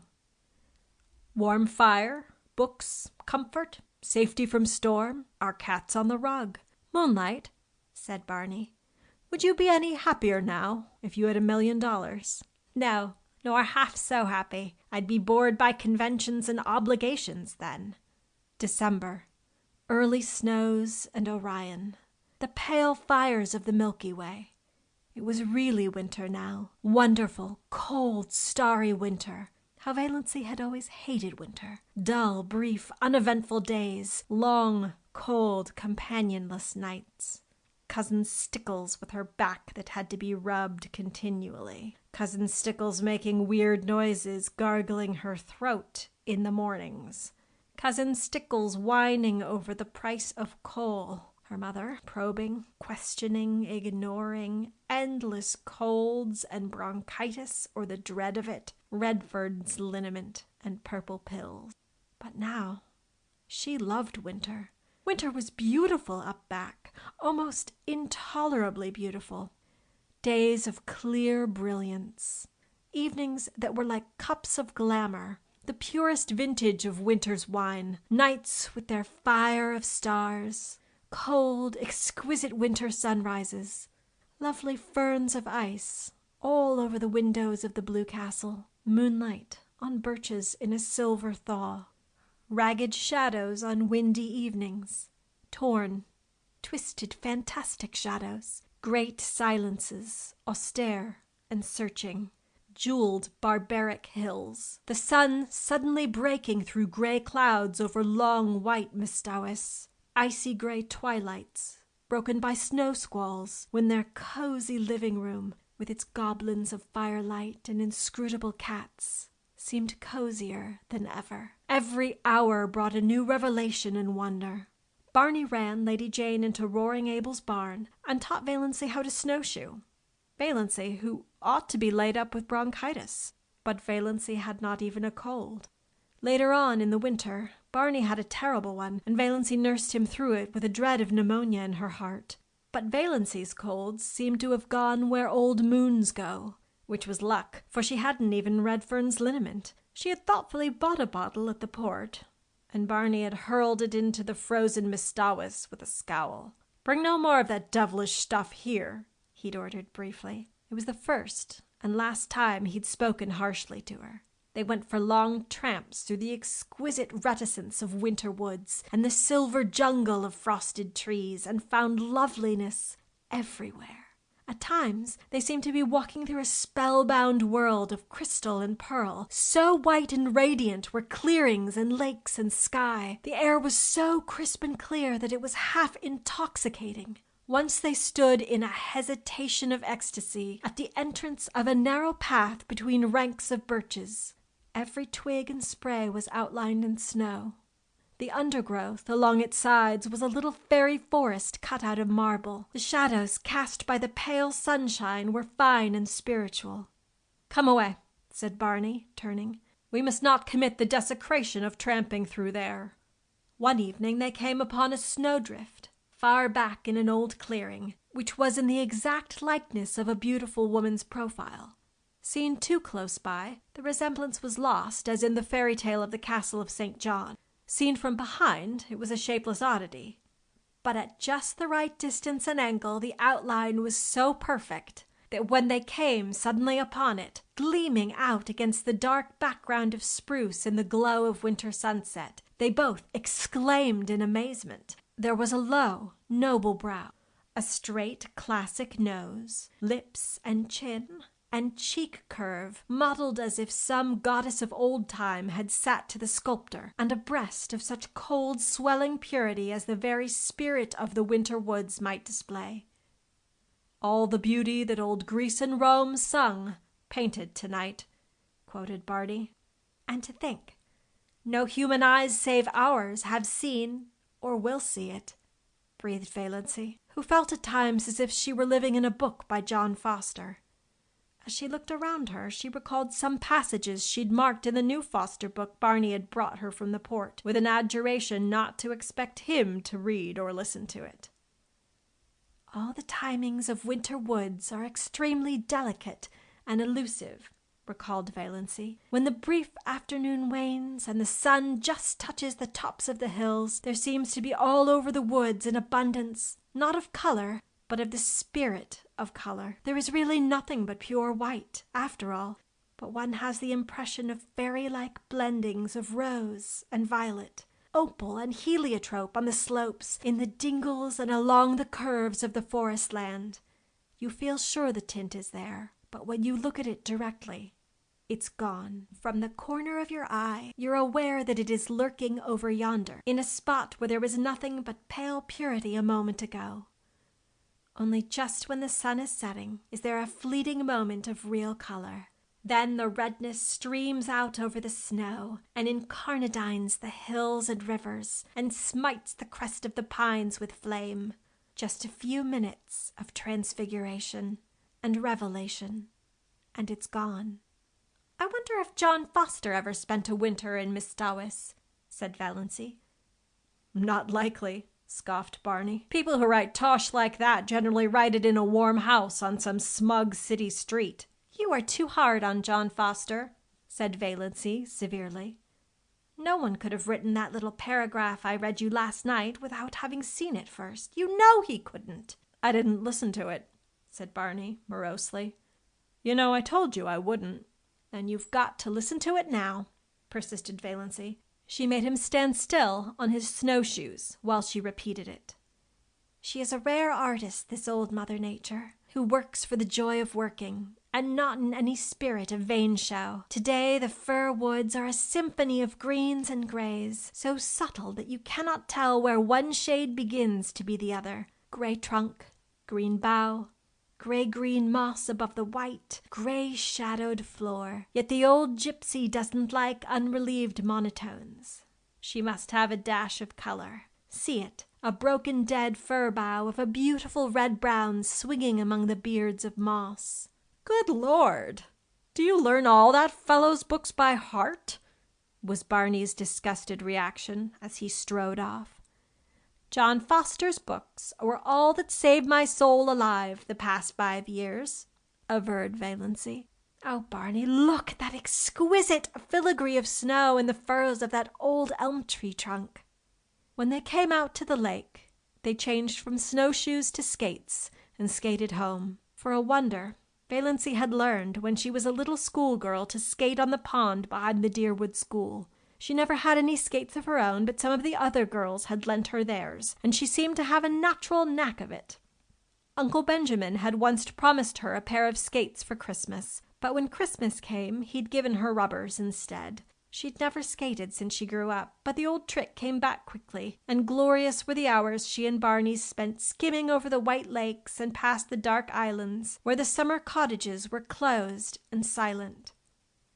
Tonight they flew down Mistawis before the wind in an exhilaration that crimsoned Valency's cheeks under her white tarn, and at the end was her dear little house on the island of pines, with a coating of snow on its roof sparkling in the moonlight. Its windows glinted impishly at her in the stray gleams. "Looks exactly like a picture book, doesn't it?" said Barney. They had a lovely Christmas. No rush, no scramble, no niggling attempts to make ends meet. No wild effort to remember whether she hadn't given the same kind of present to the same person 2 Christmases before. No mob of last-minute shoppers. No dreary family reunions, where she sat mute and unimportant. No attacks of nerves. They decorated the blue castle with pine boughs, and Valency made delightful little tinsel stars and hung them up amid the greenery. She cooked a dinner to which Barney did full justice, while Good Luck and Banjo picked the bones. "A land that can produce a goose like that is an admirable land," vowed Barney. "Canada forever." And they drank to the Union Jack a bottle of dandelion wine that Cousin Georgiana had given Valency, along with the bedspread. "One never knows," Cousin Georgiana had said solemnly, "when one may need a little stimulant." Barney had asked Valency what she wanted for a Christmas present. "Something frivolous and unnecessary," said Valency, who had got a pair of galoshes last Christmas and 2 long-sleeved woolen undervests the year before. And so on back. To her delight, Barney gave her a necklace of pearl beads. Valency had wanted a string of milky pearl beads, like congealed moonshine, all her life, and these were so pretty. All that worried her was that they were really too good. They must have cost a great deal, $15 at least. Could Barney afford that? She didn't know a thing about his finances. She'd refused to let him buy any of her clothes. She had enough for that, she told him, as long as she would need clothes. In a round black jar on the chimney-piece, Barney put money for their household expenses. Always enough. The jar was never empty, though Valency never caught him replenishing it. He couldn't have much, of course, and that necklace, but Valency tossed care aside. She would wear it and enjoy it. It was the first pretty thing she had ever had. End of chapter 31. Chapter 32. New Year. The old, shabby, inglorious, outlived calendar came down. The new one went up. January was a month of storms. It snowed for 3 weeks on end. The thermometer went miles below zero and stayed there. But as Barney and Valency pointed out to each other, there were no mosquitoes, and the roar and crackle of their big fire drowned the howls of the north wind. Good Luck and Banjo waxed fat and developed resplendent coats of thick, silky fur. Nip and Tuck had gone. "But they'll come back in spring," promised Barney. There was no monotony. Sometimes they had dramatic little private spats that never even thought of becoming quarrels. Sometimes Roaring Abel dropped in, for an evening or a whole day, with his old tartan cap and his long red beard coated with snow. He generally brought his fiddle and played for them, to the delight of all except Banjo, who would go temporarily insane and retreat under Valency's bed. Sometimes Abel and Barney talked while Valency made candy for them. Sometimes they sat and smoked in silence a la Tennyson and Carlyle until the blue castle reeked and Valency fled to the open. Sometimes they played checkers fiercely and silently the whole night through. Sometimes they all ate the russet apples Abel had brought, while the jolly old clock ticked the delightful minutes away. A plate of apples, an open fire, and a jolly good book are a fair substitute for heaven, vowed Barney. Anyone can have the streets of gold. Let's have another whack at Carmen. It was easier now for the Sterlings to believe Valency of the dead. Not even dim rumors of her having been over at the port came to trouble them, though she and Barney used to skate there occasionally to see a movie and eat hot dogs shamelessly at the corner stand afterwards. Presumably, none of the Sterlings ever thought about her, except Cousin Georgiana, who used to lie awake worrying about poor Doss. Did she have enough to eat? Was that dreadful creature good to her? Was she warm enough at nights? Valency was quite warm at nights. She used to wake up and revel silently in the coziness of those winter nights on that little island in the frozen lake. The nights of other winters had been so cold and long. Valency hated to wake up in them and think about the bleakness and emptiness of the day that had passed, and the bleakness and emptiness of the day that would come. Now she almost counted that night lost in which she didn't wake up and lie awake for half an hour just being happy, while Barney's regular breathing went on beside her, and through the open door the smoldering brands in the fireplace winked at her in the gloom. It was very nice to feel a little lucky cat jump up on your bed in the darkness and snuggle down at your feet purring, but Banjo would be sitting dourly by himself out in front of the fire like a brooding demon. At such moments, Banjo was anything but canny, but Valency loved his uncanniness. The side of the bed had to be right against the window. There was no other place for it in the tiny room. Valency, lying there, could look out of the window through the big pine boughs that actually touched it, away up Mistawis, white and lustrous as a pavement of pearl, or dark and terrible in the storm. Sometimes the pine boughs tapped against the panes with friendly signals. Sometimes she heard the little hissing whisper of snow against them right at her side. Some nights the whole outer world seemed given over to the empery of silence. Then came nights when there would be a majestic sweep of wind in the pines, nights of dear starlight when it whistled freakishly and joyously around the blue castle. brooding nights before storm, when it crept along the floor of the lake with a low, wailing cry of brooding and mystery. Valency wasted many perfectly good sleeping hours in these delightful communings, but she could sleep as long in the morning as she wanted to. Nobody cared. Barney cooked his own breakfast of bacon and eggs, and then shut himself up in Bluebird's chamber until supper time. Then they had an evening of reading and talk. They talked about everything in this world, and a good many things in other worlds. They laughed over their own jokes until the blue castle re-echoed.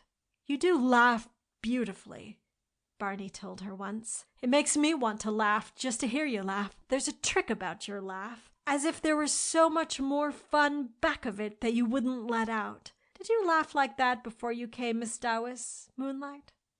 "I never laughed at all, really. I used to giggle foolishly when I felt I was expected to, but now the laugh just comes."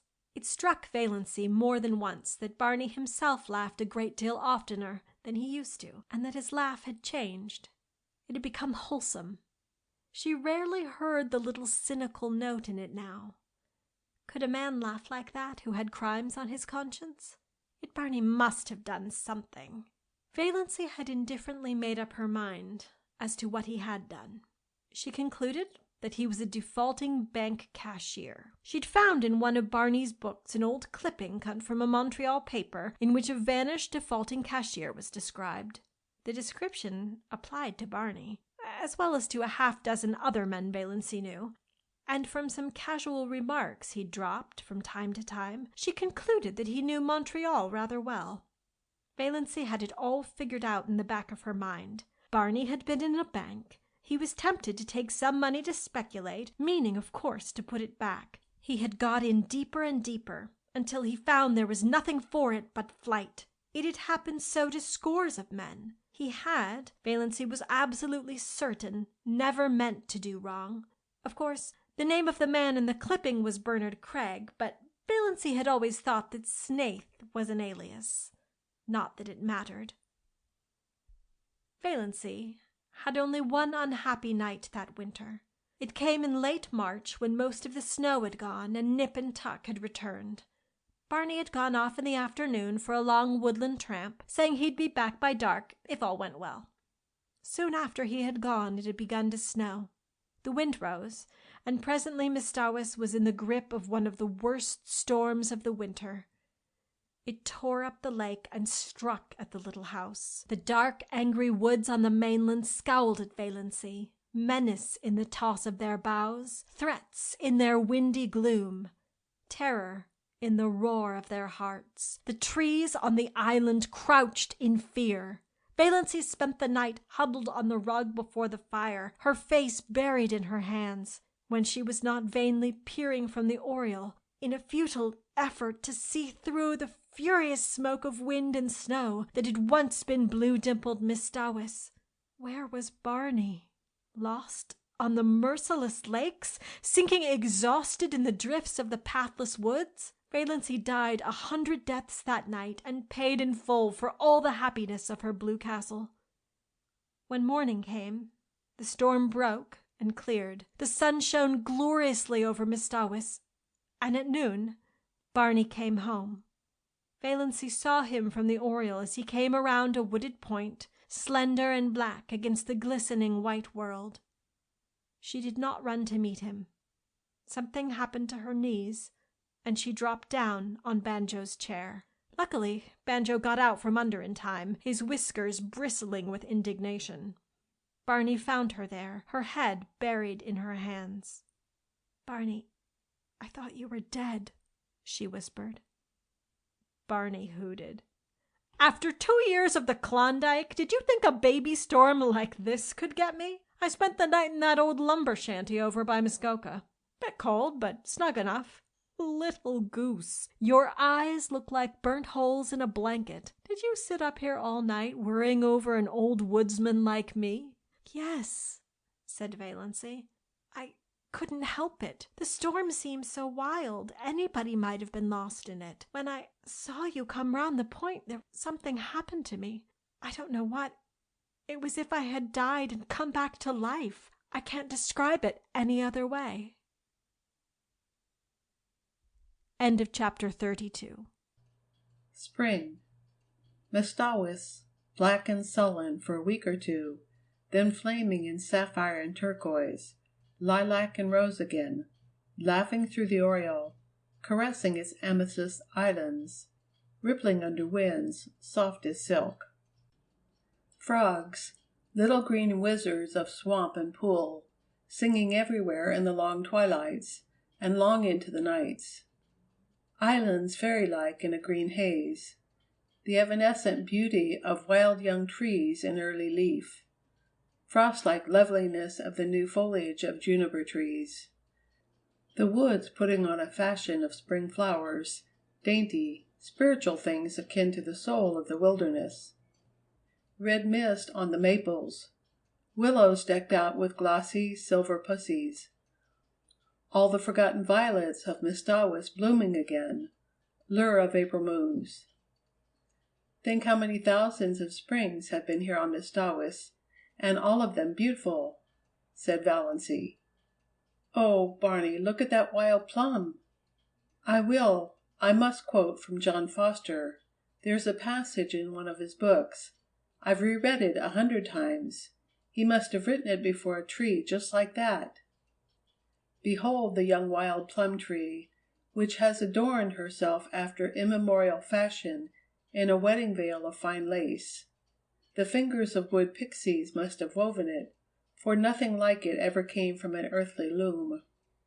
I vow the tree is conscious of its loveliness. It is bridling before our very eyes, as if its beauty were not the most ephemeral thing in the woods, as it is the rarest and most exceeding, for today it is and tomorrow it is not. Every south wind purring through the boughs will winnow away in a shower of slender petals. But what matter? Today it is queen of the wild places, and it is always today in the woods. I'm sure you feel much better since you've got that out of your system, said Barney heartlessly. Here's a patch of dandelions, said Valancy, unsubdued. Dandelions shouldn't grow in the woods, though. They haven't any sense of the fitness of things at all. They are too cheerful and self-satisfied.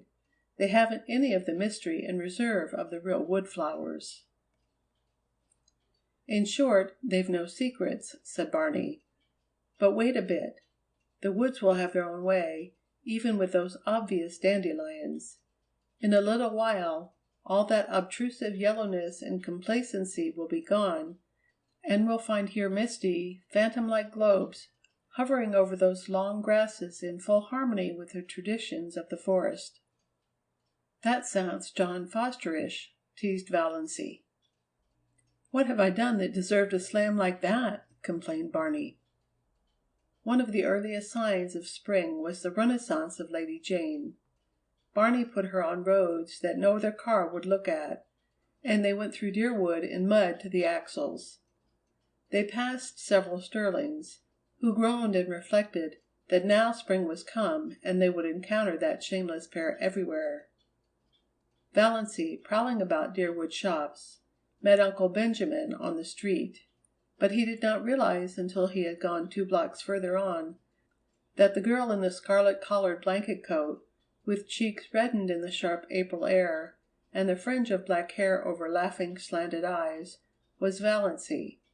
When he did realize it, Uncle Benjamin was indignant.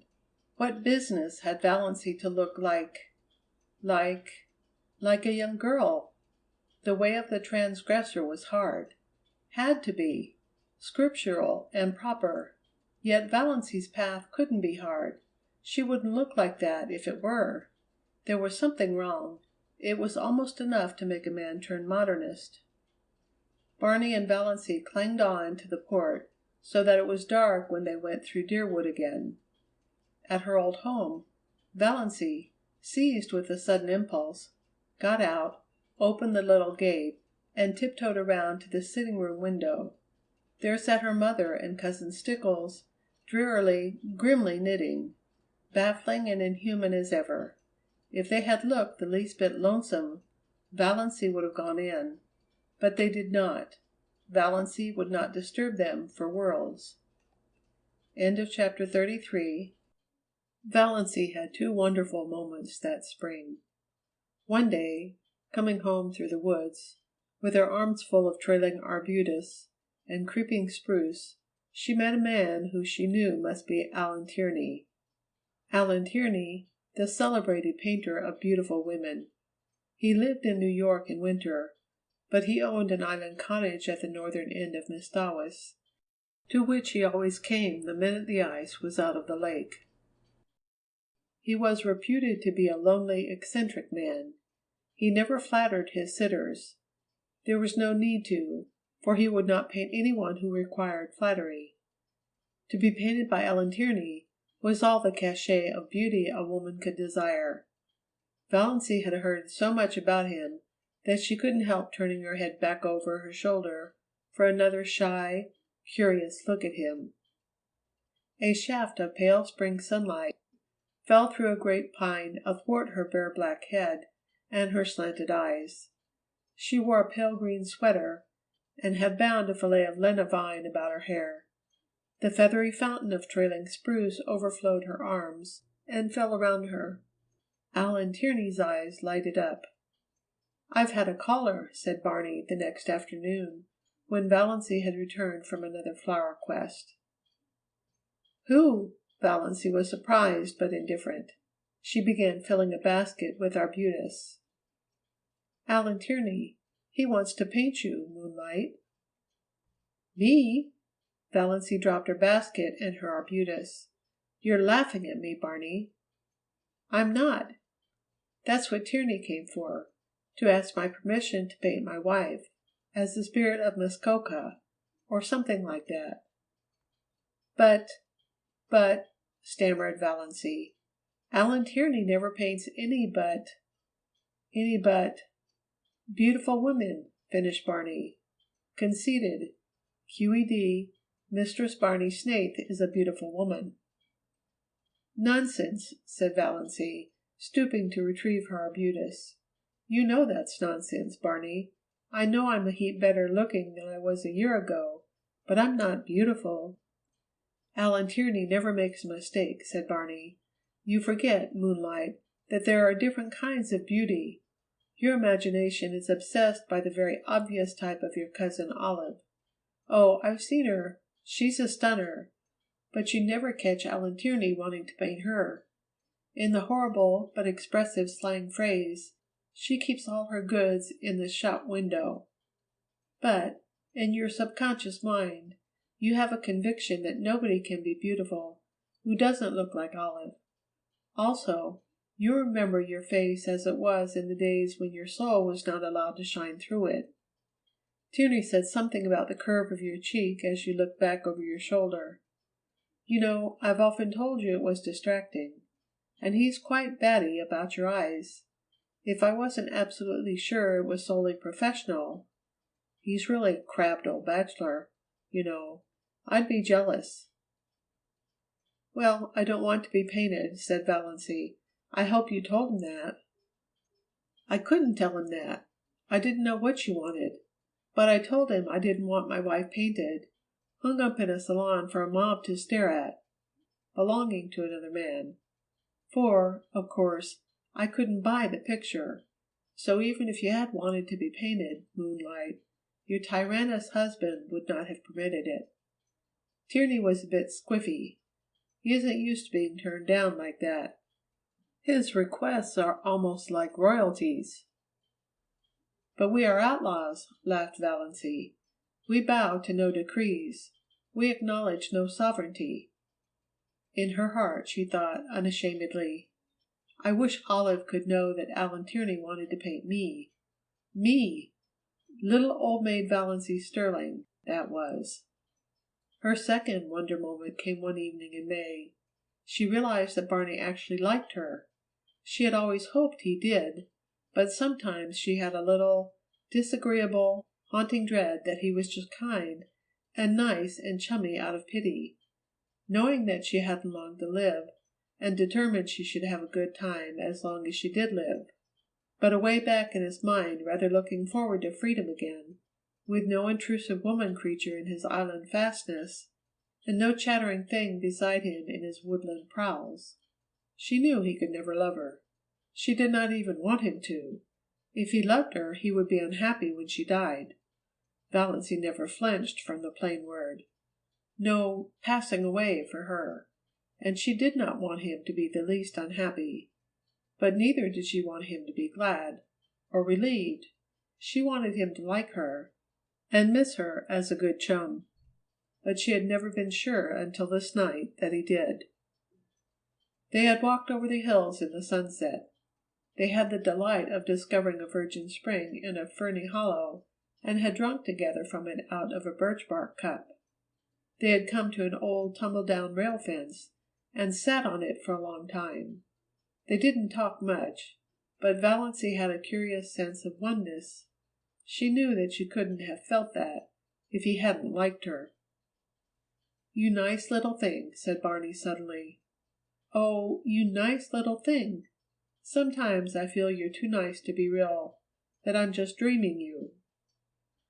"Why can't I die now, this very minute, when I am so happy?" thought Valancy. Well, it couldn't be so very long now. Somehow, Valancy had always felt she would live out the year Dr. Trent had allotted. She had not been careful, she had never tried to be, but somehow she had always counted on living out her year. She had not let herself think about it at all. But now, sitting here beside Barney, with her hand in his, a sudden realization came to her. She had not had a heart attack for a long while, 2 months at least. The last one she had had was 2 or 3 nights before. Barney was out in the storm. Since then she had not remembered she had a heart. Well, no doubt, it betokened the nearness of the end. Nature had given up the struggle. There would be no more pain. "I'm afraid heaven will be very dull after this past year," thought Valancy. "But perhaps one will not remember. Would that be nice? No, no. I don't want to forget Barney. I'd rather be miserable in heaven remembering him than happy forgetting him. And I'll always remember, through all eternity, that he really, really liked me." End of chapter 34. 30 seconds can be very long sometimes. Long enough to work a miracle or a revolution. In 30 seconds life changed wholly for Barney and Valancy Snaith. They had gone around the lake one June evening in their disappearing propeller, fished for an hour in a little creek, left their boat there, and walked up through the woods to Port Lawrence, 2 miles away.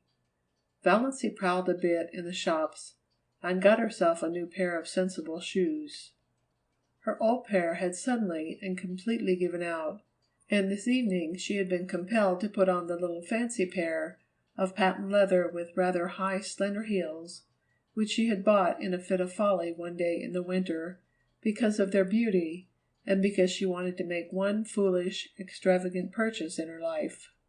She sometimes put them on of an evening in the Blue Castle, but this was the first time she had worn them outside. She had not found it any too easy, walking up through the woods in them, and Barney guyed her unmercifully about them. But in spite of the inconvenience, Valancy secretly rather liked the look of her trim ankles and high instep above those pretty, foolish shoes, and did not change them in the shop as she might have done. The sun was hanging low above the pines when they left Port Lawrence. To the north of it, the woods closed around the town quite suddenly. Valancy always had a sense of stepping from one world to another, from reality to fairyland when she went out of Port Lawrence, and in a twinkling found it shut off behind her by the armies of the pines. 1.5 miles from Port Lawrence, there was a small railroad station with a little station house, which, at this hour of the day, was deserted, since no local train was due. Not a soul was in sight when Barney and Valancy emerged from the woods. Off to the left, a sudden curve in the track hid it from view, but over the tree tops beyond, the long plume of smoke betokened the approach of a through train. The rails were vibrating to its thunder, as Barney stepped across the switch. Valancy was a few steps behind him, loitering to gather June bells along the little, winding path. But there was plenty of time to get across before the train came. She stepped unconcernedly over the first rail. She could never tell how it happened. The ensuing 30 seconds always seemed, in her recollection, like a chaotic nightmare in which she endured the agony of 1,000 lifetimes. The heel of her pretty, foolish shoe caught in a crevice of the switch. She could not pull it loose. "Barney! Barney!" she called in alarm. Barney turned, saw her predicament, saw her ashen face, dashed back. He tried to pull her clear. He tried to wrench her foot from the prisoning hold. In vain. In a moment the train would sweep around the curve, would be on them. "Go! Go! Quick! You'll be killed, Barney!" shrieked Valancy, trying to push him away. Barney dropped on his knees, ghost white, frantically tearing at her shoelace. The knot defied his trembling fingers. He snatched a knife from his pocket and slashed at it. Valancy still strove blindly to push him away. Her mind was full of the hideous thought that Barney was going to be killed. She had not thought of her own danger. "Barney, go! Go! For God's sake, go!" "Never!" muttered Barney between his set teeth. He gave one mad wrench at the lace. As the train thundered around the curve, he sprang up and caught Valancy, dragging her clear, leaving her shoe behind her. The wind from the train, as it swept by, turned to icy cold the streaming perspiration on his face. "Thank God!" he breathed. For a moment they stood stupidly staring at each other, two white, shaken, wild-eyed creatures. Then they stumbled over to the little seat at the end of the station house and dropped on it. Barney buried his face in his hands and said not a word. Valancy sat, staring straight ahead of her with unseeing eyes at the great pine woods, the stumps of the clearing, the long, gleaming rails. There was only one thought in her dazed mind, a thought that seemed to burn it, as a shaving of fire might burn her body. Dr. Trent had told her, over a year ago, that she had a serious form of heart disease, that any excitement might be fatal. If that were so, why was she not dead now? This very minute she had just experienced as much and as terrible excitement as most people experience in a lifetime, crowded into that endless 30 seconds. Yet she had not died of it. She was not an iota the worse for it. A little wobbly at the knees, as anyone would have been, a quicker heartbeat, as anyone would have, nothing more. Why? Was it possible Dr. Trent had made a mistake? Valancy shivered as if a cold wind had suddenly chilled her to the soul. She looked at Barney, hunched up beside her. His silence was very eloquent. Had the same thought occurred to him? Did he suddenly find himself confronted by the appalling suspicion that he was married, not for a few months or a year, but for good and all, to a woman he did not love and who had foisted herself upon him by some trick or lie? Valancy turned sick before the horror of it. It could not be. It would be too cruel, too devilish. Dr. Trent couldn't have made a mistake. Impossible. He was one of the best heart specialists in Ontario. She was foolish, unnerved by the recent horror. She remembered some of the hideous spasms of pain she had had. There must be something serious the matter with her heart, to account for them.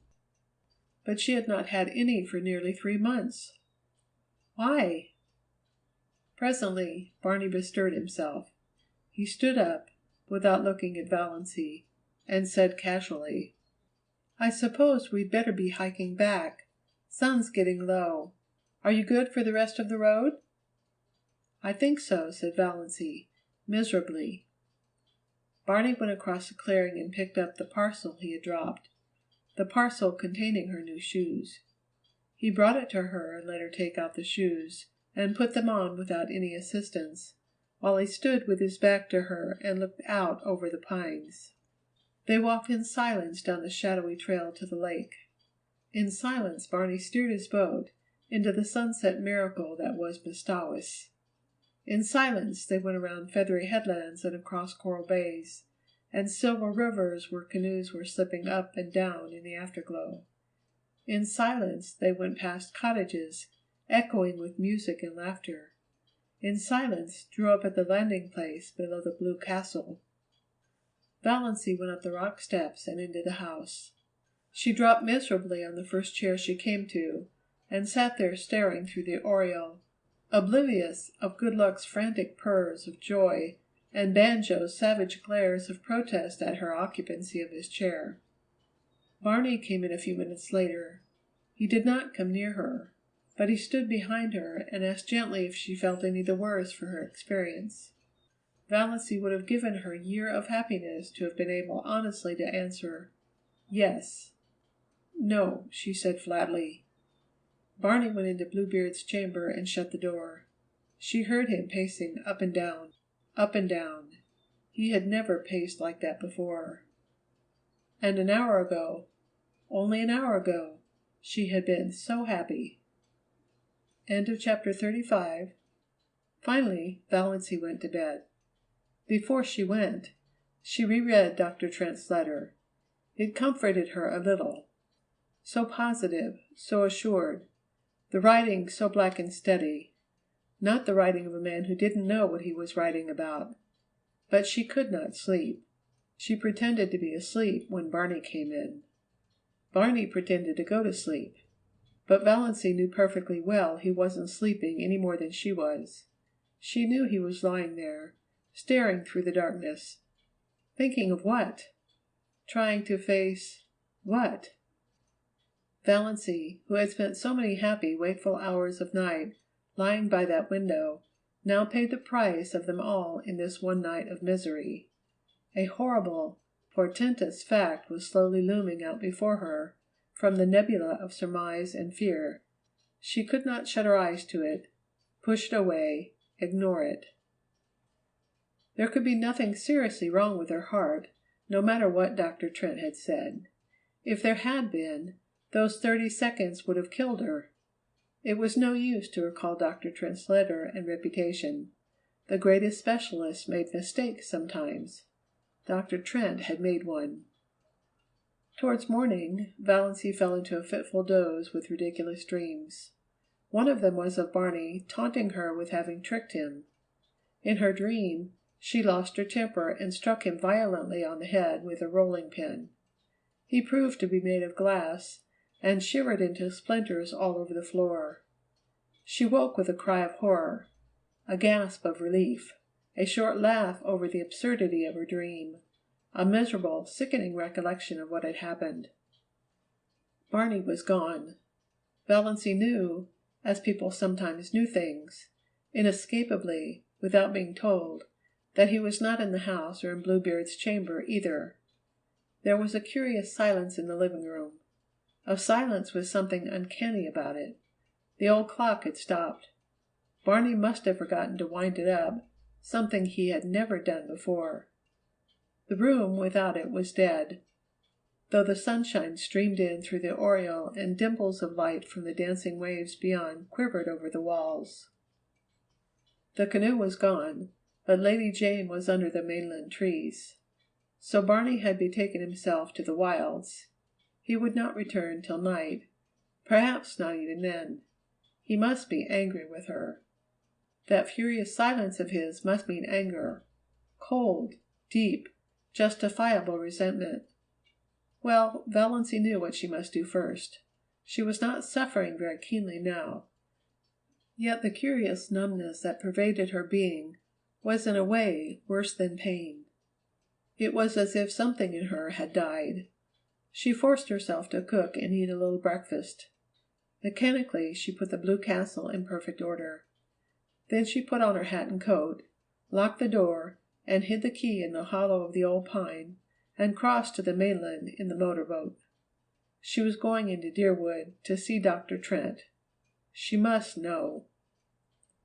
End of chapter 36.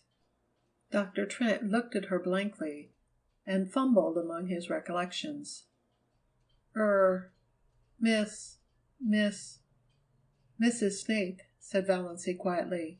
I was Miss Valancy Sterling when I came to you last May, over a year ago.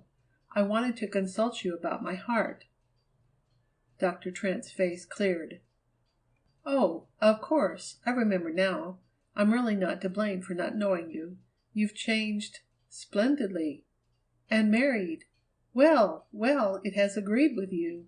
You don't look much like an invalid now, eh? I remember that day. I was badly upset. Hearing about poor Ned bowled me over. But Ned's as good as new, and you, too, evidently. I told you so, you know. Told you there was nothing to worry over. Valancy looked at him. You told me, in your letter, she said slowly, with a curious feeling that someone else was talking through her lips, that I have angina pectoris, in the last stages, complicated with an aneurysm, that I might die any minute, that I couldn't live longer than a year. Dr. Trent stared at her. Impossible, he said blankly. I couldn't have told you that. Valancy took his letter from her bag and handed it to him. Miss Valancy Sterling, he read. Yes, yes. Of course I wrote you, on the train, that night, but I told you there was nothing serious. Read your letter, insisted Valancy. Dr. Trent took it out, unfolded it, glanced over it. A dismayed look came into his face. He jumped to his feet and strode agitatedly about the room. Good heavens! This is the letter I meant for old Miss Jane Sterling. From Port Lawrence. She was here that day, too. I sent you the wrong letter. What unpardonable carelessness! But I was beside myself that night. My God, and you believe that? You believed but you didn't you went to another doctor? Valancy stood up, turned round, looked foolishly about her, and sat down again. I believed it, she said faintly. I didn't go to any other doctor. It would take too long to explain, but I believed I was going to die soon. Dr. Trent halted before her. I can never forgive myself. What a year you must have had! But you don't look I can't understand. Never mind, said Valancy dully. And so there's nothing the matter with my heart? Well, nothing serious. You had what is called a pseudo-angina. It's never fatal, passes away completely with proper treatment, or sometimes with a shock of joy. Have you been troubled much with it? Not at all since March, answered Valancy. She remembered the marvelous feeling of recreation she had had when she saw Barney coming home safe after the storm. Had that shock of joy cured her? Then likely you're all right. I told you what to do in the letter you should have got, and of course I supposed you'd go to another doctor. Child, why didn't you? I didn't want anybody to know. Idiot, said Dr. Trent bluntly. I can't understand such folly. And poor old Miss Sterling. She must have got your letter, telling her there was nothing serious the matter. Well, it couldn't have made any difference. Her case was hopeless. Nothing that she could have done or left undone could have made any difference. I was surprised she lived as long as she did. 2 months. She was here that day, not long before you. I hated to tell her the truth. You think I'm a blunt old curmudgeon, and my letters are blunt enough. I can't soften things, but I'm a sniveling coward when it comes to telling a woman, face to face, that she's got to die soon.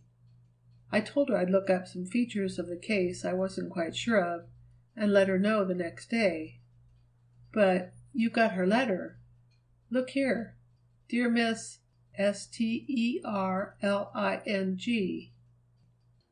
Yes, I noticed that, but I thought it a mistake. I didn't know there were any Sterlings in Port Lawrence. She was the only one. A lonely old soul. Lived by herself with only a little home girl. She died 2 months after she was here. Died in her sleep. My mistake couldn't have made any difference to her. But you, I can't forgive myself for inflicting a year's misery on you. It's time I retired, all right, when I do things like that, even if my son was supposed to be fatally injured. Can you ever forgive me? A year of misery? Valancy smiled a tortured smile as she thought of all the happiness Dr. Trent's mistake had bought her. But she was paying for it now. Oh, she was paying. If to feel was to live, she was living with a vengeance. She let Dr. Trent examine her and answered all his questions. When he told her she was fit as a fiddle and would probably live to be 100, she got up and went away silently. She knew that there were a great many horrible things outside waiting to be thought over. Dr. Trent thought she was odd. Anybody would have thought, from her hopeless eyes and woebegone face, that he had given her a sentence of death instead of life. Snaith? Snaith? Who the devil had she married? He had never heard of Snaiths in Deerwood. And she had been such a sallow, faded little old maid. Gad, but marriage had made a difference in her, anyhow, whoever Snaith was.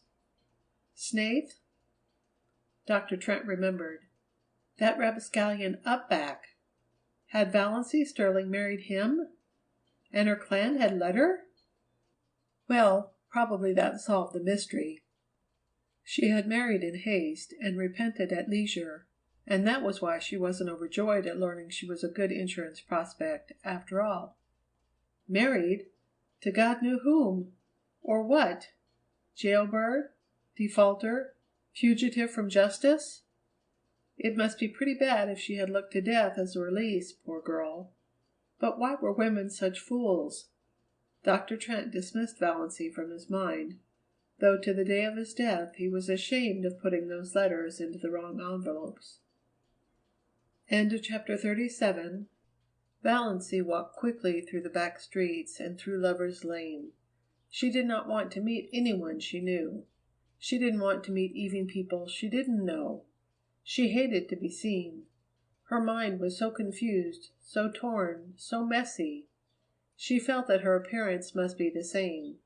She drew a sobbing breath of relief as she left the village behind, and found herself on the Upback Road. There was little fear of meeting anyone she knew here. The cars that fled by her with raucous shrieks were filled with strangers. One of them was packed with young people, who whirled past her singing uproariously, "My wife has the fever, oh then! My wife has the fever, oh then! My wife has the fever, oh I hope it won't leave her, for I want to be single again." Valancy flinched as if one of them had leaned from the car and cut her across the face with a whip. She had made a covenant with death, and death had cheated her. Now life stood mocking her. She had trapped Barney, trapped him into marrying her, and divorce was so hard to get in Ontario, so expensive, and Barney was poor. With life, fear had come back into her heart. Sickening fear. Fear of what Barney would think, would say. Fear of the future that must be lived without him. Fear of her insulted, repudiated clan. She had had one draught from a divine cup, and now it was dashed from her lips, with no kind, friendly death to rescue her. She must go on living and longing for it. Everything was spoiled, smirched, defaced. Even that year in the Blue Castle. Even her unashamed love for Barney. It had been beautiful because death waited. Now it was only sordid because death was gone.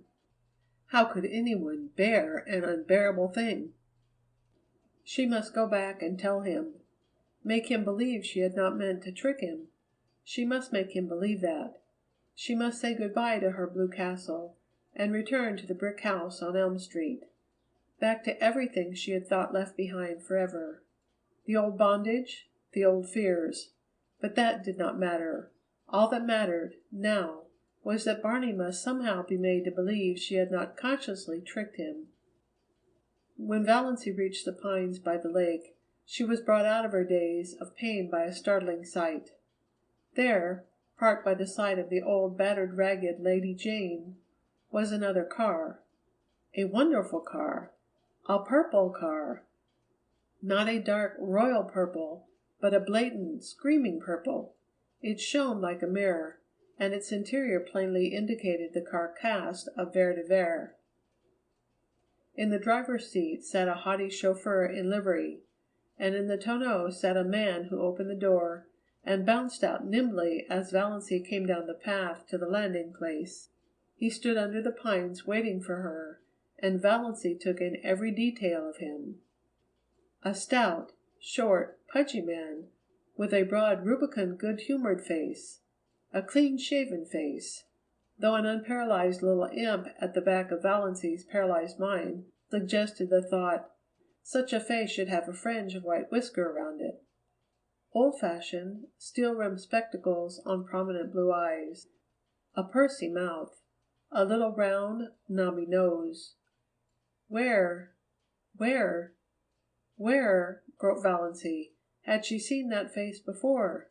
It seemed as familiar to her as her own. The stranger wore a green hat and a light fawn overcoat over a suit of a loud check pattern. His tie was a brilliant green of lighter shade. On the plump hand he outstretched to intercept Valancy, an enormous diamond winked at her. But he had a pleasant fatherly smile, and in his hearty, unmodulated voice was a ring of something that attracted her. "Can you tell me, miss, if that house yonder belongs to Mr. Redfern? And if so, how can I get to it?" Redfern? A vision of bottles seemed to dance before Valancy's eyes. Long bottles of bitters, round bottles of hair tonic, square bottles of liniment, short, corpulent little bottles of purple pills, and all of them bearing that very prosperous, beaming moon face and steel-rimmed spectacles on the label. Dr. Redfern. "No," said Valancy faintly. "No, that house belongs to Mr. Snaith." Dr. Redfern nodded. "Yes, I understand Burney's been calling himself Snaith. Well, it's his middle name. Was his poor mother's. Bernard Snaith Redfern. That's him.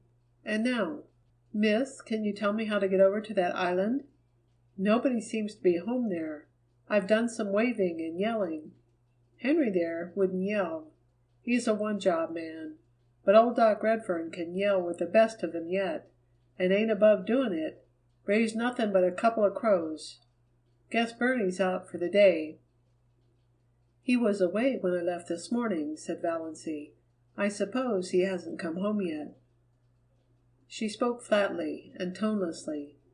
This last shock had temporarily bereft her of whatever little power of reasoning had been left her by Dr. Trent's revelation.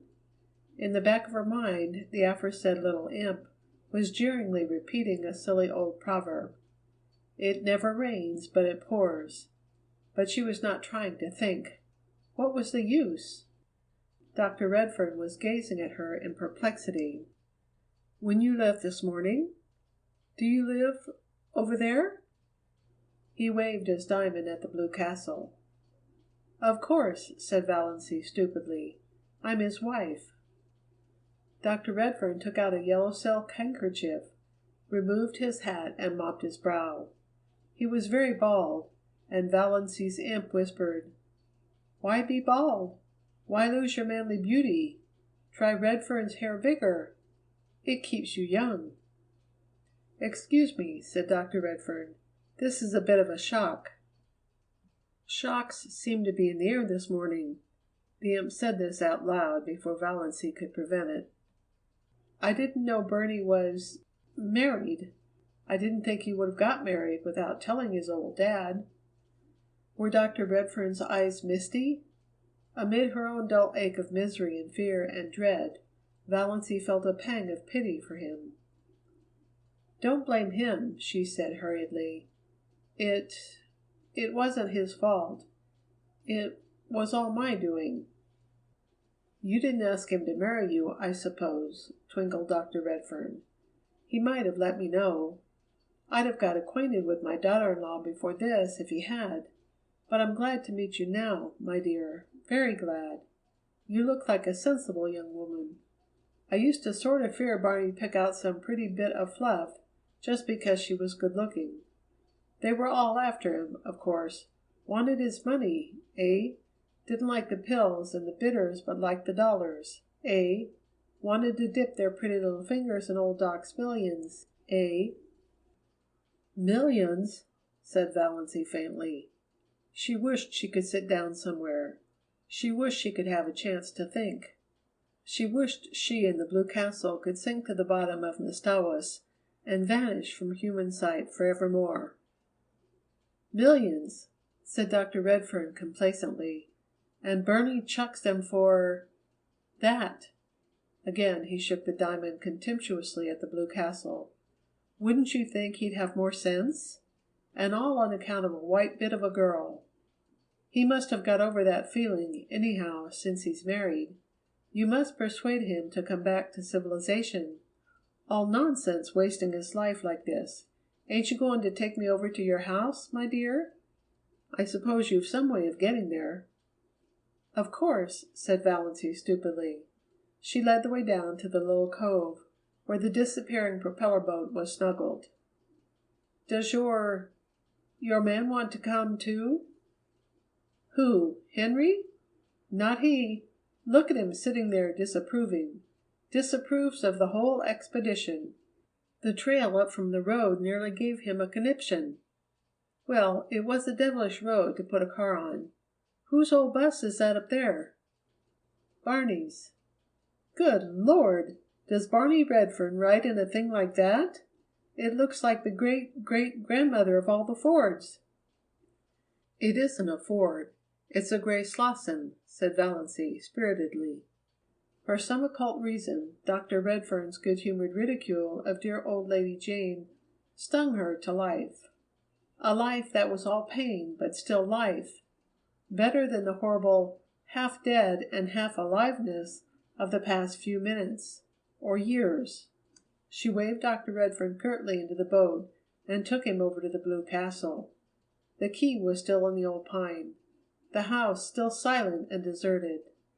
Valancy took the doctor through the living room to the western veranda. She must at least be out where there was air.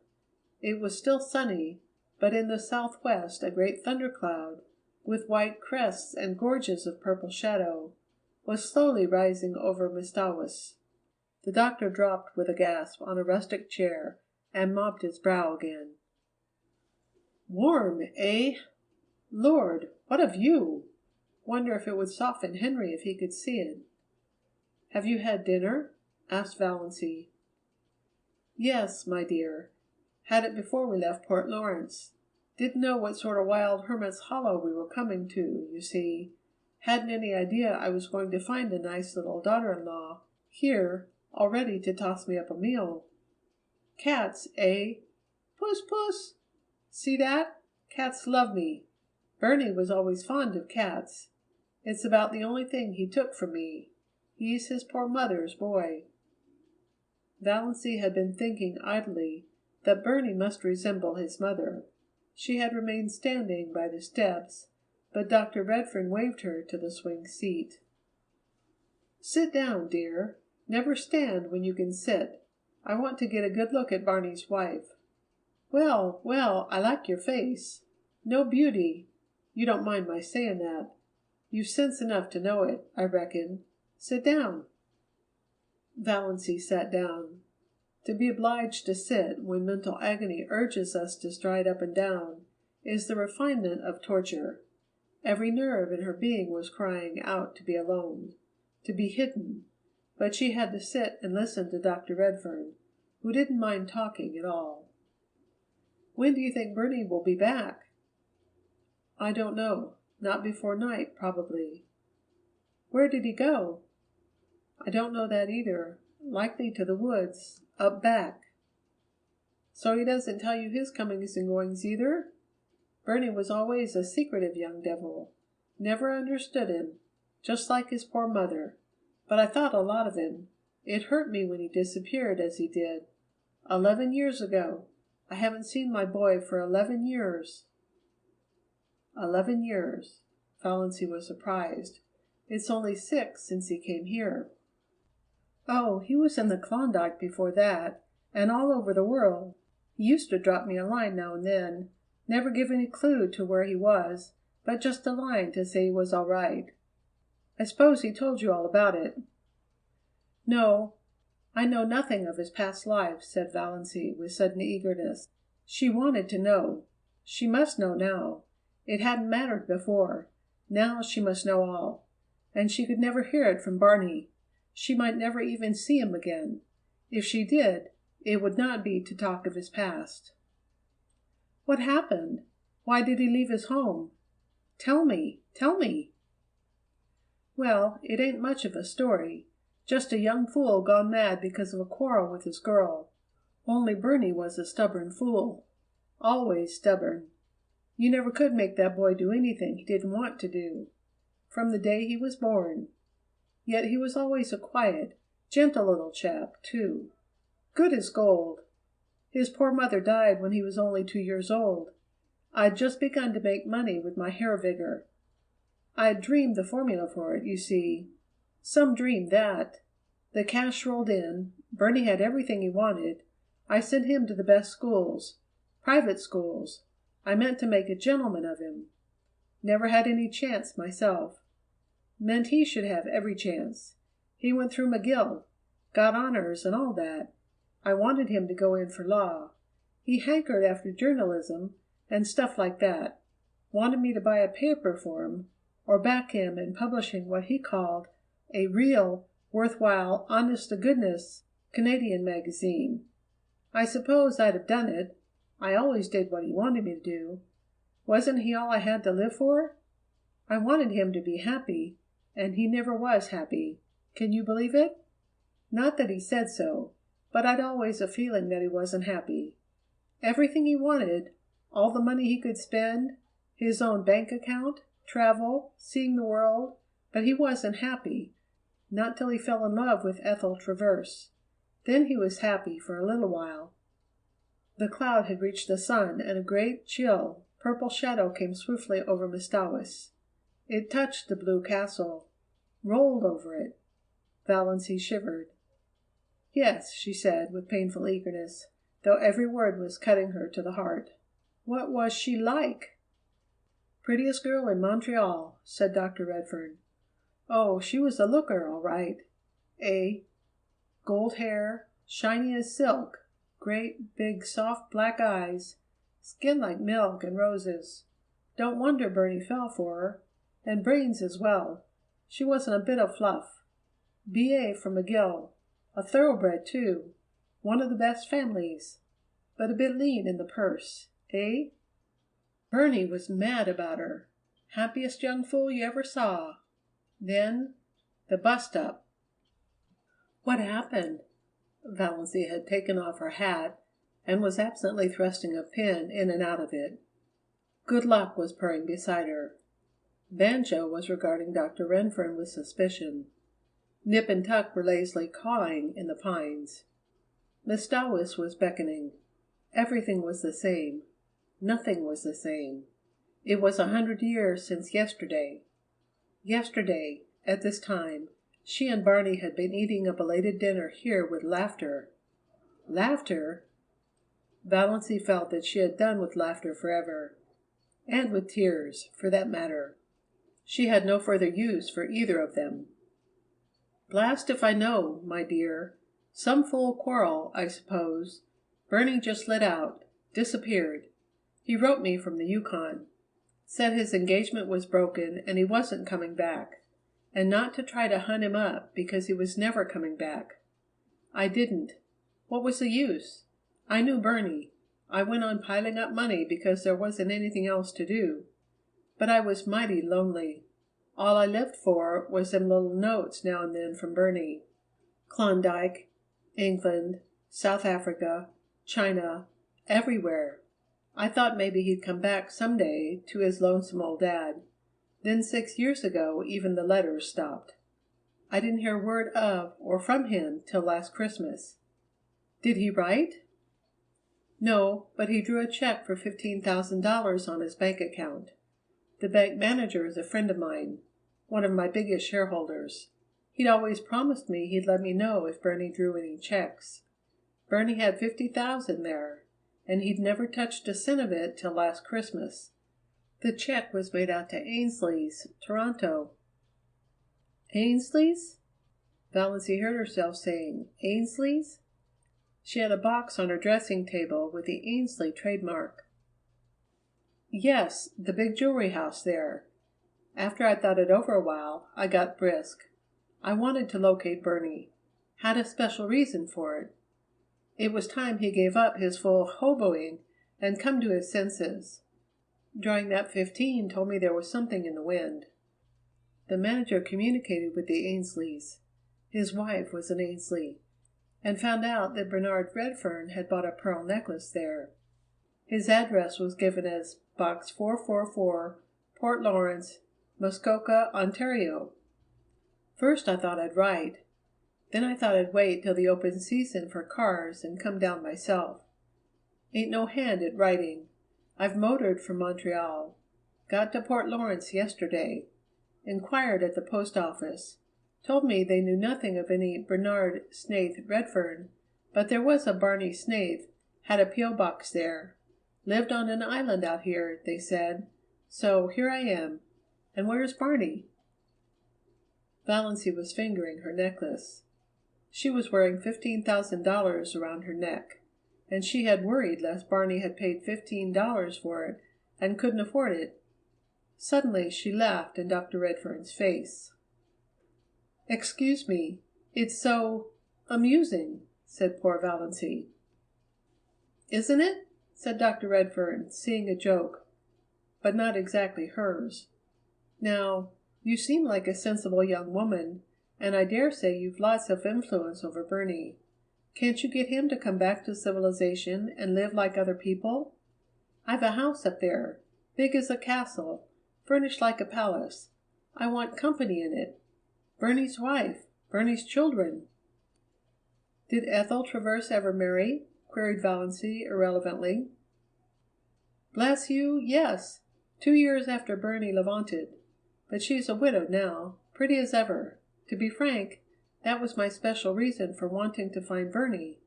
I thought they'd make it up, maybe. But of course, that's all off now.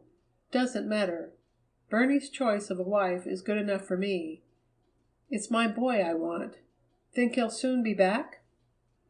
"I don't know, but I don't think he'll come before night. Quite late, perhaps. And perhaps not till tomorrow.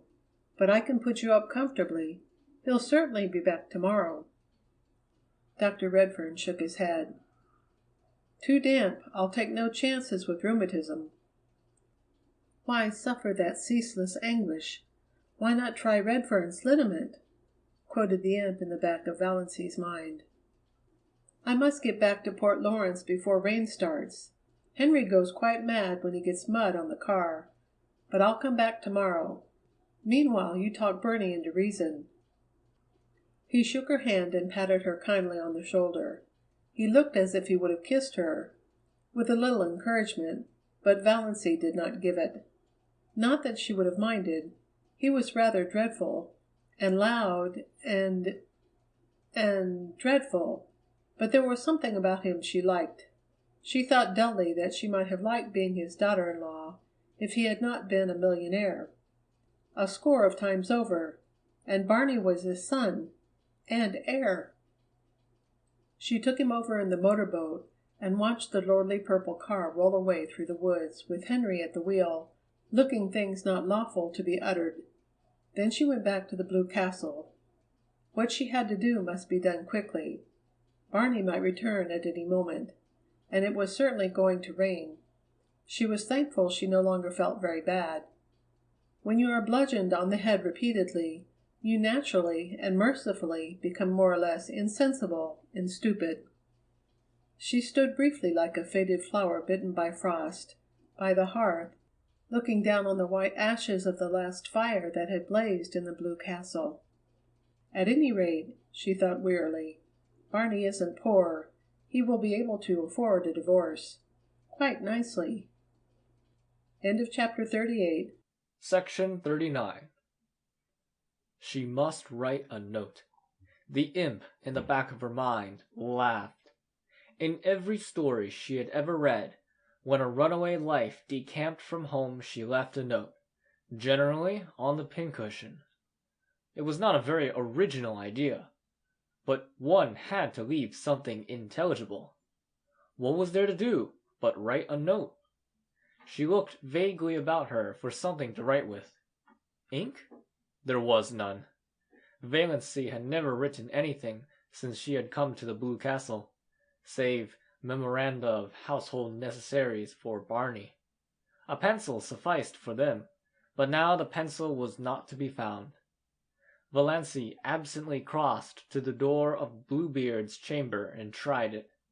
She vaguely expected to find it locked, but it opened unresistingly. She had never tried it before, and did not know whether Barney habitually kept it locked or not.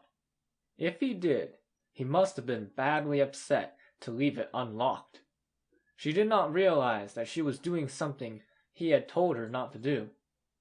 She was only looking for something to write with. All her faculties were concentrated on deciding just what she would say and how she would say it. There was not the slightest curiosity in her as she went into the lean-to. There were no beautiful women hanging by their hair on the walls. It seemed a very harmless apartment, with a commonplace little sheet iron stove in the middle of it, its pipe sticking out through the roof. At one end was a table or counter crowded with odd-looking utensils, used no doubt by Barney in his smelly operations. Chemical experiments, probably, she reflected dully. At the other end was a big writing desk and swivel chair. The side walls were lined with books. Valancy went blindly to the desk. There she stood motionless for a few minutes, looking down at something that lay on it. A bundle of galley proofs. The page on top bore the title Wild Honey, and under the title were the words, by John Foster. The opening sentence, Pines are the trees of myth and legend. They strike their roots deep into the traditions of an older world, but wind and star love their lofty tops. What music when old Aeolus draws his bow across the branches of the pines. She had heard Barney say that one day when they walked under them. So Barney was John Foster. Valancy was not excited. She had absorbed all the shocks and sensations that she could compass for one day. This affected her neither one way nor the other. She only thought, so this explains it. It was a small matter that had, somehow, stuck in her mind more persistently than its importance seemed to justify. Soon after Barney had brought her John Foster's latest book, she had been in a Port Lawrence bookshop and heard a customer ask the proprietor for John Foster's new book. The proprietor had said curtly, "Not out yet. Won't be out till next week." Valancy had opened her lips to say, "Oh, yes, it is out," but closed them again. After all, it was none of her business. She supposed the proprietor wanted to cover up his negligence in not getting the book in promptly. Now she knew. The book Barney had given her had been one of the author's complimentary copies, sent in advance. Well, Valancy pushed the proofs indifferently aside and sat down in the swivel chair.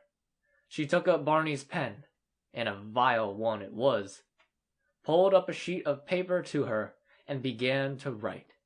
She could not think of anything to say except bald facts. Dear Barney, I went to Dr. Trent this morning and found out he had sent me the wrong letter by mistake. There never was anything serious the matter with my heart, and I am quite well now. I did not mean to trick you. Please believe that. I could not bear it if you did not believe that. I am very sorry for the mistake. But surely you can get a divorce if I leave you. Is desertion a ground for divorce in Canada? Of course, If there is anything I can do to help or hasten it, I will do it gladly, if your lawyer will let me know. I thank you for all your kindness to me. I shall never forget it. Think as kindly of me as you can, because I did not mean to trap you. Goodbye. Yours gratefully, Valancy. It was very cold and stiff, she knew, but to try to say anything else would be dangerous, like tearing away a dam. She didn't know what torrent of wild incoherences and passionate anguish might pour out. In a postscript she added, "Your father was here today.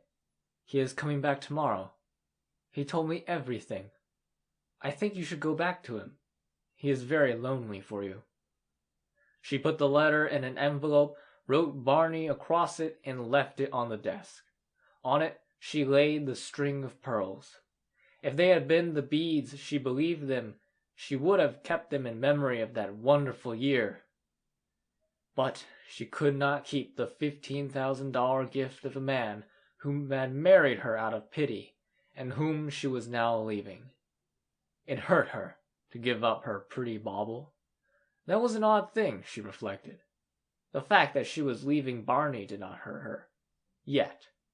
It lay at her heart like a cold, insensible thing. If it came to life, Valancy shuddered and went out. She put on her hat and mechanically fed Good Luck and Banjo. She locked the door and carefully hid the key in the old pine. Then she crossed to the mainland in the disappearing propeller. She stood for a moment on the bank, looking at her blue castle. The rain had not yet come, but the sky was dark, and Mr. was gray and sullen. The little house under the pines looked very pathetic, a casket rifled of its jewels, a lamp with its flame blown out. I shall never again hear the wind crying over Mr. Wyss at night, thought Valancy. This hurt her, too. She could have laughed to think that such a trifle could hurt her at such a time. End of chapter 39. Section 40. Valancy paused a moment on the porch of the brick house in Elm Street. She felt that she ought to knock like a stranger. Her rose bush, she idly noticed, was loaded with buds. The rubber plant stood beside the prim door. A momentary horror overcame her, a horror of the existence to which she was returning. Then she opened the door and walked in. I wonder if the prodigal son ever felt really at home again, she thought. Mrs. Frederick and Cousin Stickles were in the sitting room. Uncle Benjamin was there, too. They looked blankly at Valancy, realizing at once that something was wrong. This was not the saucy, impudent thing who had laughed at them in this very room last summer. This was a gray-faced woman with the eyes of a creature who had been stricken by a mortal blow. Valancy looked indifferently around the room. She had changed so much, and it had changed so little. The same pictures hung on the walls. The little orphan who knelt at her never-finished prayer by the bed whereon reposed the black kitten that never grew up into a cat. The gray steel engraving of Quatre Bras, where the British regiment forever stood at bay. The crayon enlargement of the boyish father she had never known. There they all hung in the same places. The green cascade of Wandering Jew still tumbled out of the old granite saucepan on the window-stand. The same elaborate, never-used pitcher stood at the same angle on the sideboard shelf. The blue and gilt vases that had been among her mother's wedding presents still primly adorned the mantelpiece, flanking the china clock of Birot's and besprayed ware that never went. The chairs in exactly the same places. Her mother and Cousin Stickles, likewise unchanged, regarding her with stony unwelcome. Valancy had to speak first. "I've come home, Mother," she said tiredly. So I see. Mrs. Frederick's voice was very icy. She had resigned herself to Valency's desertion. She had almost succeeded in forgetting there was a Valency. She had rearranged and organized her systematic life without any reference to an ungrateful, rebellious child. She had taken her place again in a society which ignored the fact that she had ever had a daughter and pitied her, if it pitied her at all, only in discreet whispers and asides. The plain truth was that, by this point, Mrs. Frederick did not want Valency to come back, did not want ever to see or hear of her again. And now, of course, Valency was here, with tragedy and disgrace and scandal trailing after her visibly. So I see, said Mrs. Frederick. May I ask why? Because I'm not going to die, said Valency huskily. God bless my soul, said Uncle Benjamin. Who said you were going to die? I suppose, said Cousin Stickles shrewishly. Cousin Stickles did not want Valency back either. I suppose you've found out he has another wife, as we've been sure all along. No, I only wish he had, said Valency. She was not suffering particularly, but she was very tired. If only the explanations were all over, and she were upstairs in her old, ugly room, alone. Just alone. The rattle of the beads on her mother's sleeves, as they swung on the arms of the reed chair, almost drove her crazy. Nothing else was worrying her, but all at once it seemed that she simply could not endure that thin, insistent rattle. My home, as I told you, is always open to you, said Mrs. Frederick stonily. But I can never forgive you. Valency gave a mirthless laugh. I care very little for that if I could only forgive myself, she said. Come, come, said Uncle Benjamin testily, but rather enjoying himself. He felt he had Valency under his thumb again. We've had enough of mystery. What has happened? Why have you left that fellow? No doubt there's reason enough, but what particular reason is it? Valency began to speak mechanically. She told her tale bluntly and barely. A year ago, Dr. Trent told me I had angina pectoris and could not live long. I wanted to have some life before I died. That's why I went away, why I married Barney. And now I've found it is all a mistake. There is nothing wrong with my heart. I've got to live, and Barney only married me out of pity, so I have to leave him free. God bless me, said Uncle Benjamin.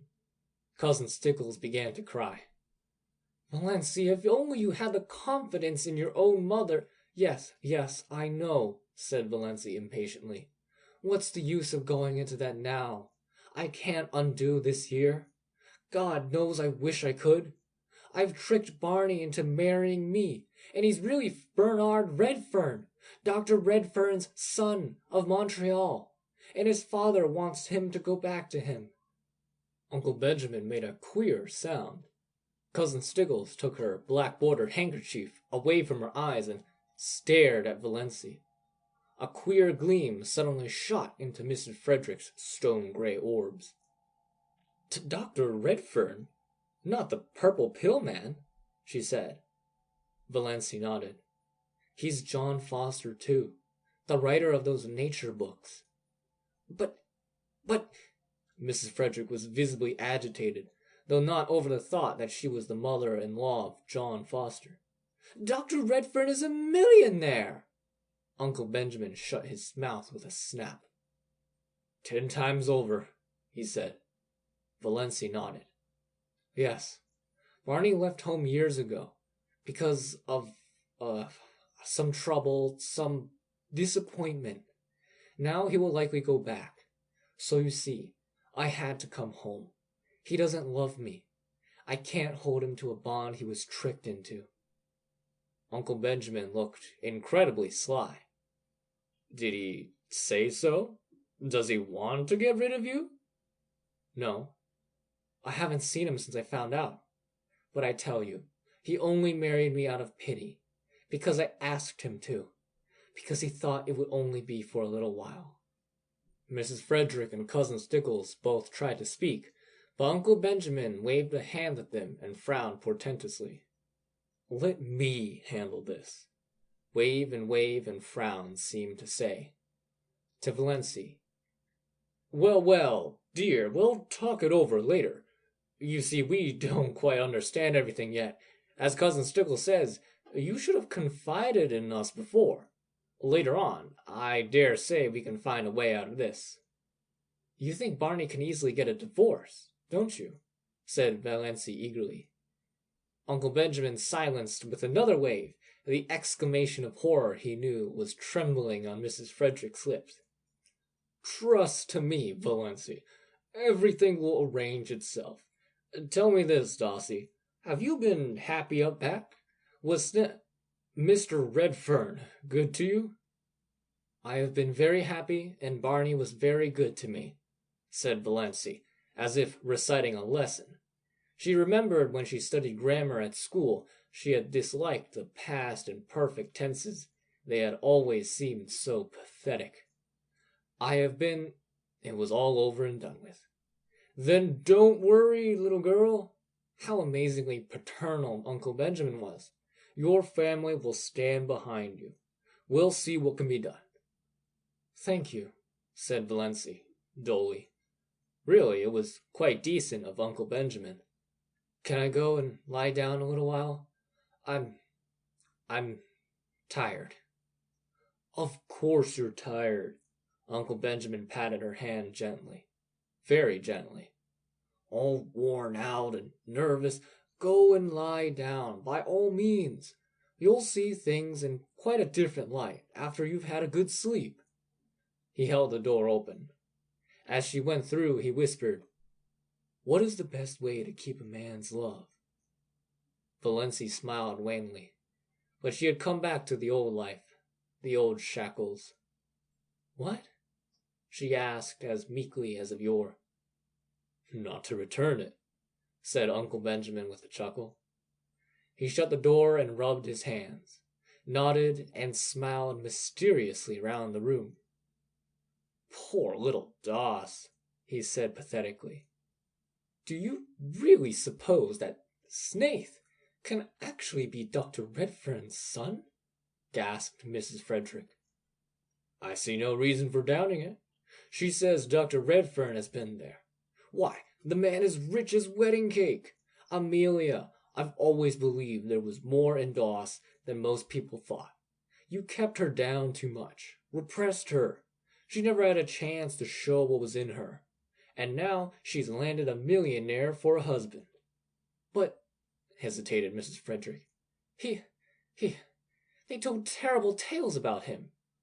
"All gossip and invention, all gossip and invention. It's always been a mystery to me why people should be so ready to invent and circulate slanders about other people they know absolutely nothing about. I can't understand why you paid so much attention to gossip and surmise. Just because he didn't choose to mix up with everybody, people resented it. I was surprised to find what a decent fellow he seemed to be that time he came into the store with Valency.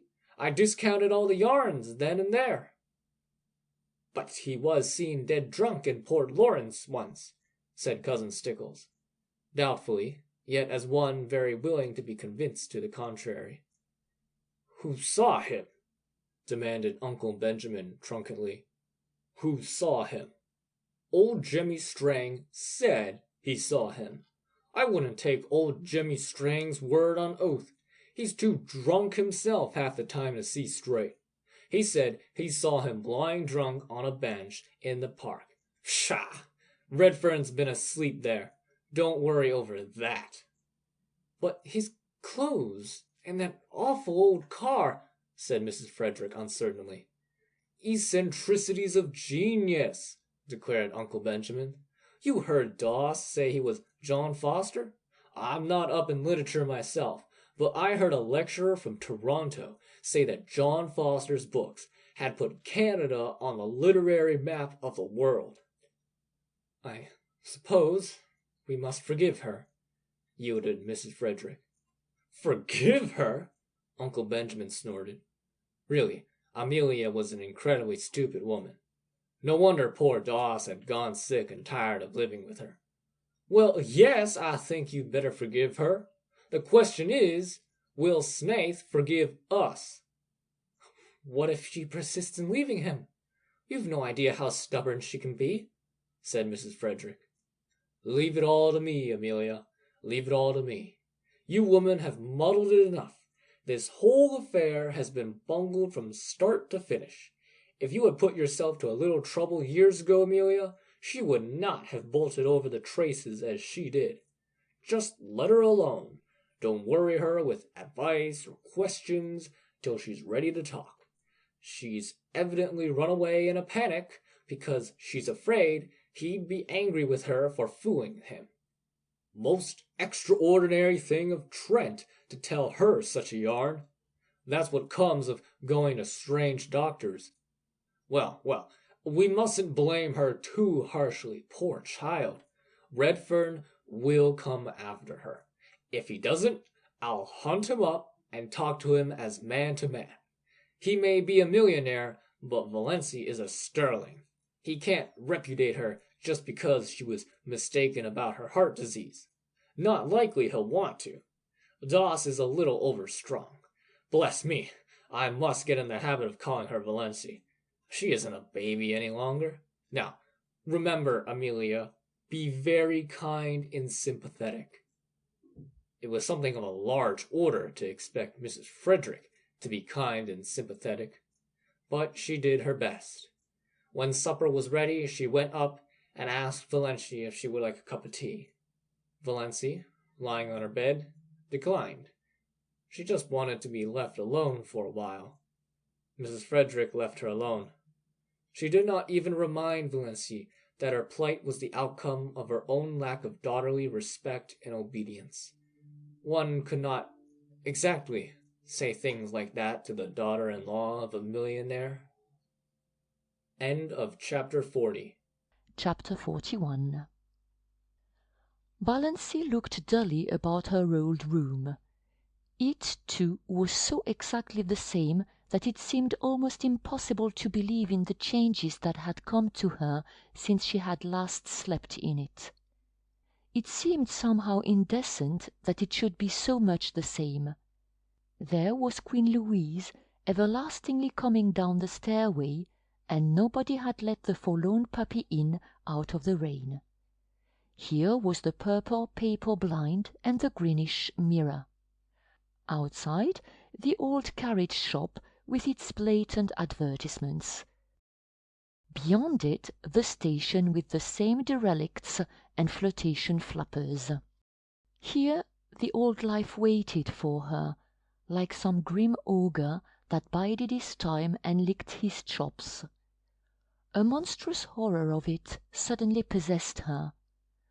When night fell and she had undressed and got into bed, the merciful numbness passed away, and she lay in anguish and thought of her island under the stars. The camp-fires, all their little household jokes and phrases and catchwords, their furry beautiful cats, the lights agleam on the fairy islands, canoes skimming over Mistowis in the magic of morning, white birches shining among the dark spruces like beautiful women's bodies, winter snows and rose-red sunset fires, lakes drunken with moonshine, all the delights of her lost paradise. She would not let herself think of Barney, only of these lesser things. She could not endure to think of Barney. Then she thought of him inescapably. She ached for him. She wanted his arms around her, his face against hers, his whispers in her ear. She recalled all his friendly looks and quips and jests, his little compliments, his caresses. She counted them all over as a woman might count her jewels. Not one did she miss from the first day they had met. These memories were all she could have now. She shut her eyes and prayed. Let me remember everyone, God. Let me never forget one of them. Yet it would be better to forget. This agony of longing and loneliness would not be so terrible if one could forget. And Ethel Travers, that shimmering witch woman with her white skin and black eyes and shining hair. The woman Barney had loved, the woman whom he still loved. Hadn't he told her he never changed his mind? Who was waiting for him in Montreal, who was the right wife for a rich and famous man. Barney would marry her, of course, when he got his divorce. How Valancy hated her and envied her. Barney had said "I love you" to her. Valancy had wondered what tone Barney would say "I love you" in, how his dark blue eyes would look when he said it. Ethel Travers knew. Valancy hated her for the knowledge, hated and envied her. She can never have those hours in the Blue Castle. They are mine, thought Valancy savagely. Ethel would never make strawberry jam, or dance to old Abel's fiddle, or fry bacon for Barney over a campfire. She would never come to the little Miss Stowe's shack at all. What was Barney doing, thinking, feeling now? Had he come home and found her letter? Was he still angry with her, or a little pitiful? Was he lying on their bed, looking out on stormy Miss Stowe's and listening to the rain streaming down on the roof? Or was he still wandering in the wilderness, raging at the predicament in which he found himself, hating her? Pain took her and wrung her like some great pitiless giant. She got up and walked the floor. Would morning never come to end this hideous night? And yet, what could morning bring her? The old life without the old stagnation that was at least bearable. The old life with the new memories, the new longings, the new anguish. "Oh, why can't I die?" moaned Valancy. End of chapter 41. Chapter 42. It was not until early afternoon the next day that a dreadful old car clanked up Elm Street and stopped in front of the brick house. A hatless man sprang from it and rushed up the steps. The bell was rung as it had never been rung before, vehemently, intensely. The ringer was demanding entrance, not asking it. Uncle Benjamin chuckled as he hurried to the door. Uncle Benjamin had just dropped in to enquire how dear Dos Valancy was. Dear Dos Valancy, he had been informed, was the same. She had come down for breakfast, which she didn't eat, gone back to her room, come down for dinner, which she didn't eat, gone back to her room. That was all. She had not talked, and she had been let kindly, considerately alone. "Very good. Redfern will be here to-day," said Uncle Benjamin. And now Uncle Benjamin's reputation as a prophet was made. Redfern was here, unmistakably so. "Is my wife here?" he demanded of Uncle Benjamin without preface. Uncle Benjamin smiled expressively. "Mr. Redfern, I believe? Very glad to meet you, sir. Yes, that naughty little girl of yours is here. We have been—" "I must see her." Barney cut Uncle Benjamin ruthlessly short. "Certainly, Mr. Redfern. Just step in here. Valancy will be down in a minute." He ushered Barney into the parlour and betook himself to the sitting-room and Mrs. Frederick. "Go up and tell Valancy to come down. Her husband is here." But so dubious was Uncle Benjamin as to whether Valancy could really come down in a minute or at all, that he followed Mrs. Frederick on tiptoe up the stairs and listened in the hall. "Valancy, dear," said Mrs. Frederick tenderly, "your husband is in the parlour asking for you." "Oh, mother!" Valancy got up from the window and wrung her hands.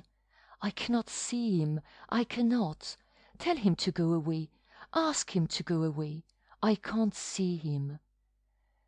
"Tell her," hissed Uncle Benjamin through the keyhole, "that Redfern says he won't go away until he has seen her." Redfern had not said anything of the kind, but Uncle Benjamin thought he was that sort of a fellow. Valancy knew he was. She understood that she might as well go down first as last. She did not even look at Uncle Benjamin as she passed him on the landing. Uncle Benjamin did not mind. Rubbing his hands and chuckling, he retreated to the kitchen, where he genially demanded of Cousin Stickles, "Why are good husbands like bread?" Cousin Stickles asked why. "Because women need them," beamed Uncle Benjamin. Valancy was looking anything but beautiful when she entered the parlour. Her white night had played fearful havoc with her face. She wore an ugly old brown and blue gingham, having left all her pretty dresses in the Blue Castle. But Barney dashed across the room and caught her in his arms. "Valancy, darling, oh, you darling little idiot! Whatever possessed you to run away like that? When I came home last night and find your letter, I went quite mad. It was 12 o'clock. I knew it was too late to come here then. I walked the floor all night. Then this morning Dad came. I couldn't get away till now. Valancy, whatever got into you? Divorce, forsooth! Don't you know?" "I know you only married me out of pity," said Valancy, brushing him away feebly. "I know you don't love me. I know—" "You've been lying awake at 3 o'clock too long," said Barney, shaking her. "That's all that's the matter with you. Love you? Oh, don't I love you? My girl, when I saw that train coming down on you, I knew whether I loved you or not." "Oh, I was afraid you would try to make me think you cared," cried Valancy passionately. "Don't, don't! I know all about Ethel Traverse. Your father told me everything. Oh, Barney, don't torture me. I can never go back to you." Barney released her and looked at her for a moment. Something in her pallid, resolute face spoke more convincingly than words of her determination. "Valancy," he said quietly, "Father couldn't have told you everything because he didn't know it. Will you let me tell you everything?" "Yes," said Valancy wearily. Oh, how dear he was! How she longed to throw herself into his arms! As he put her gently down in a chair, she could have kissed the slender, brown hands that touched her arms. She could not look up as he stood before her. She dared not meet his eyes. For his sake she must be brave. She knew him, kind, unselfish. Of course he would pretend he did not want his freedom. She might have known he would pretend that, once the first shock of realization was over. He was so sorry for her. He understood her terrible position. When had he ever failed to understand? But she would never accept his sacrifice, never. "You've seen Dad, and you know I'm Bernard Redfern. And I suppose you've guessed that I'm John Foster, since you went into Bluebeard's chamber." "Yes, but I didn't go in out of curiosity. I forgot you had told me not to go in. I forgot." "Never mind. I'm not going to kill you and hang you up on the wall, so there's no need to call for Sister Anne. I'm only going to tell you my story from the beginning. I came back last night intending to do it. Yes, I'm old Doc Redfern's son, of Purple Pills and Bitters fame. Oh, don't I know it? Wasn't it rubbed into me for years?" Barney laughed bitterly and strode up and down the room a few times. Uncle Benjamin, tiptoeing through the hall, heard the laugh and frowned. Surely Doss wasn't going to be a stubborn little fool. Barney threw himself into a chair before Valancy. Yes, as long as I can remember, I've been a millionaire's son. But when I was born, Dad wasn't a millionaire. He wasn't even a doctor. Isn't yet. He was a veterinary and a failure at it. He and Mother lived in a little village up in Quebec and were abominably poor. I don't remember Mother. Haven't even a picture of her. She died when I was 2 years old. She was 15 years younger than Father, a little school teacher. When she died, Dad moved into Montreal and formed a company to sell his hair tonic. He'd dreamed the prescription one night, it seems. Well, it caught on. Money began to flow in. Dad invented or dreamed the other things too. Pills, bitters, liniment, and so on. He was a millionaire by the time I was 10, with a house so big a small chap like myself always felt lost in it. I had every toy a boy could wish for, and I was the loneliest little devil in the world. I remember only one happy day in my childhood, Valancy. Only one. Even you were better off than that. Dad had gone out to see an old friend in the country and took me along. I was turned loose in the barnyard, and I spent the whole day hammering nails in a block of wood. I had a glorious day. When I had to go back to my room full of playthings in the big house in Montreal, I cried, but I didn't tell Dad why. I never told him anything. It's always been a hard thing for me to tell things, Valancy, anything that went deep. And most things went deep with me. I was a sensitive child, and I was even more sensitive as a boy. No one ever knew what I suffered. Dad never dreamed of it. When he sent me to a private school, I was only 11. The boys ducked me in the swimming tank until I stood on a table and read aloud all the advertisements of Father's patent abominations. I did it then. Barney clenched his fists. I was frightened and half drowned, and all my world was against me. But when I went to college and the Sophs tried the same stunt, I didn't do it. Barney smiled grimly. They couldn't make me do it, but they could and did make my life miserable. I never heard the last of the pills and the bitters and the hair tonic. After using was my nickname. You see, I'd always such a thick thatch. My 4 college years were a nightmare. You know or you don't know what merciless beasts boys can be when they get a victim like me. I had few friends. There was always some barrier between me and the kind of people I cared for, and the other kind, who would have been very willing to be intimate with rich old Doc Redfern's son, I didn't care for. But I had one friend, or thought I had, a clever, bookish chap, a bit of a writer. That was a bond between us.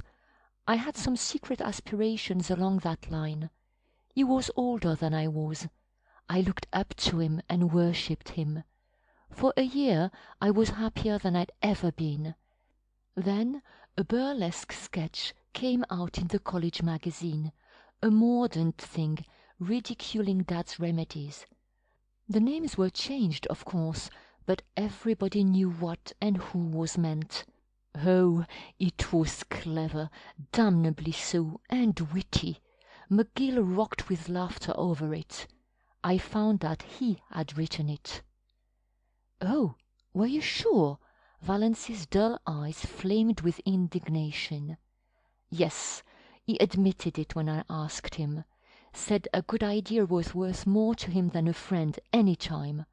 And he added a gratuitous thrust. You know, Redfern, there are some things money won't buy. For instance, it won't buy you a grandfather. Well, it was a nasty slum. I was young enough to feel cut up, and it destroyed a lot of my ideals and illusions, which was the worst thing about it. I was a young misanthrope after that, didn't want to be friends with anyone. And then, the year after I left college, I met Ethel Travers. Valancy shivered. Barney, his hands stuck in his pockets, was regarding the floor moodily and didn't notice it. Dad told you about her, I suppose. She was very beautiful, and I loved her. Oh, yes, I loved her. I won't deny it or belittle it now. It was a lonely, romantic boy's first passionate love, and it was very real. And I thought she loved me. I was fool enough to think that. I was wildly happy when she promised to marry me for a few months. Then I found out she didn't. I was an involuntary eavesdropper on a certain occasion for a moment. That moment was enough. The proverbial fate of the eavesdropper overtook me. A girl friend of hers was asking her how she could stomach Dr. Redfern's son and the patent medicine background. "His money will gild the pills and sweeten the bitters," said Ethel with a laugh. "Mother told me to catch him if I could. We're on the rocks, but, Pa, I smell turpentine whenever he comes near me." "Oh, Barney," cried Valancy, wrung with pity for him. She had forgotten all about herself, and was filled with compassion for Barney and rage against Ethel Travers. How dared she? Well, Barney got up and began pacing round the room. That finished me, completely. I left civilization and those accursed dopes behind me and went to the Yukon. For 5 years I knocked about the world, in all sorts of outlandish places. I earned enough to live on. I wouldn't touch a cent of Dad's money. Then, one day, I woke up to the fact that I no longer cared a hang about Ethel, one way or another. She was somebody I'd known in another world, that was all. But I had no hankering to go back to the old life. None of that for me. I was free, and I meant to keep so. I came to Miss Toyce, so Tom McMurray's Island. My first book had been published the year before and made a hit. I had a bit of money from my royalties. I bought my island. But I kept away from people. I had no faith in anybody. I didn't believe there was such a thing as real friendship or true love in the world. Not for me, anyhow, the son of purple pills. I used to revel in all the wild yarns they told me. In fact, I'm afraid I suggested a few of them myself, by mysterious remarks which people interpreted in the light of their own prepossessions. Then you came. I had to believe you loved me, really loved me, not my father's millions. There was no other reason why you should want to marry a penniless devil with my supposed record. And I was sorry for you. Oh, yes, I don't deny I married you because I was sorry for you. And then I found you the best and jolliest and dearest little pal and chum a fellow ever had. Witty, loyal, sweet. You made me believe again in the reality of friendship and love. The world seemed good again just because you were in it, honey. I'd have been willing to go on forever just as we were. I knew that the night I came home and saw my home light shining out from the island for the first time, and knew you were there waiting for me. After being homeless all my life, it was beautiful to have a home, to come home hungry at night and know there was a good supper and a cheery fire, and you.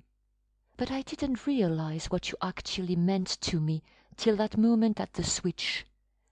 Then it came like a lightning flash. I knew I couldn't live without you, that if I couldn't pull you loose in time, I'd have to die with you.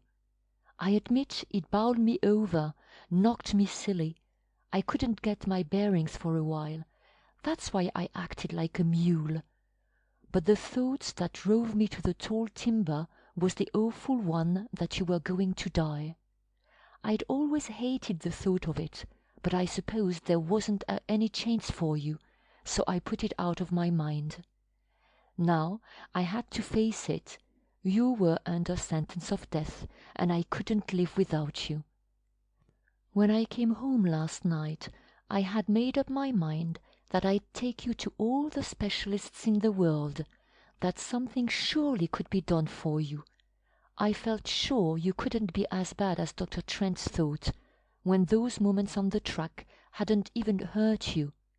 And I found your note, and went mad with happiness, and a little terror for fear you didn't care much for me after all, and had gone away to get rid of me.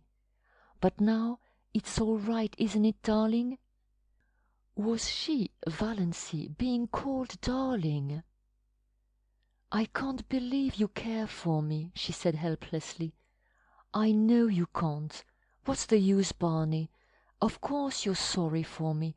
Of course you want to do the best you can to straighten out the mess. But it can't be straightened out that way. You couldn't love me. She stood up and pointed tragically to the mirror over the mantel. Certainly not even Alan Tierney could have seen beauty in this woeful, haggard little face reflected there. Barney didn't look at the mirror. He looked at Valency as if he would like to snatch her or beat her. Love you? Girl, you're in the very core of my heart. I hold you there like a jewel. Didn't I promise you I'd never tell you a lie? Love you! I love you with all there is of me to love. Heart, soul, brain, every fibre of my body and spirit thrilling to the sweetness of you. There's nobody in the world for me but you, Valency. You're a good actor, Barney, said Valency with a wan little smile. Barney looked at her. So you don't believe me yet? I can't. Oh, damn, said Barney violently. Valency looked up, startled. She had never seen this Barney, scowling, eyes black with anger, sneering lips, dead white face. You don't want to believe it, said Barney in the silk-smooth voice of ultimate rage. You're tired of me. You want to get out of it, free from me. You're ashamed of the pills and a liniment just as she was. Your sterling pride can't stomach them. It was all right as long as you thought you hadn't long to live. A good lark, you could put up with me. But a lifetime with old Doc Redfer's son is a different thing. Oh, I understand perfectly. I've been very dense, but I understand at last. Valency stood up. She stared into his furious face. Then she suddenly laughed. You darling, she said. You do mean it. You do really love me. You wouldn't be so enraged if you didn't. Barney stared at her for a moment. Then he caught her in his arms with the little low laugh of the triumphant lover. Uncle Benjamin, who had been frozen with horror at the keyhole, suddenly thawed out and tiptoed back to Mrs. Frederick and Cousin Stickles. Everything is all right, he announced jubilantly. Dear little Doss, he would send for his lawyer right away and alter his will again. Doss should be his sole heiress. To her that had should certainly be given. Mrs. Frederick, returning to her comfortable belief in an overruling Providence, got out the family Bible and made an entry under marriages. End of chapter 42. Chapter 43. But Barney, protested Valancy after a few minutes, your father somehow gave me to understand that you still loved her. He would. Dad holds the championship for making blunders. There's a thing that's better left unsaid. You can trust him to say it. But he isn't a bad old soul, Valancy. You'll like him. I do now. And his money isn't tainted money. He made it honestly.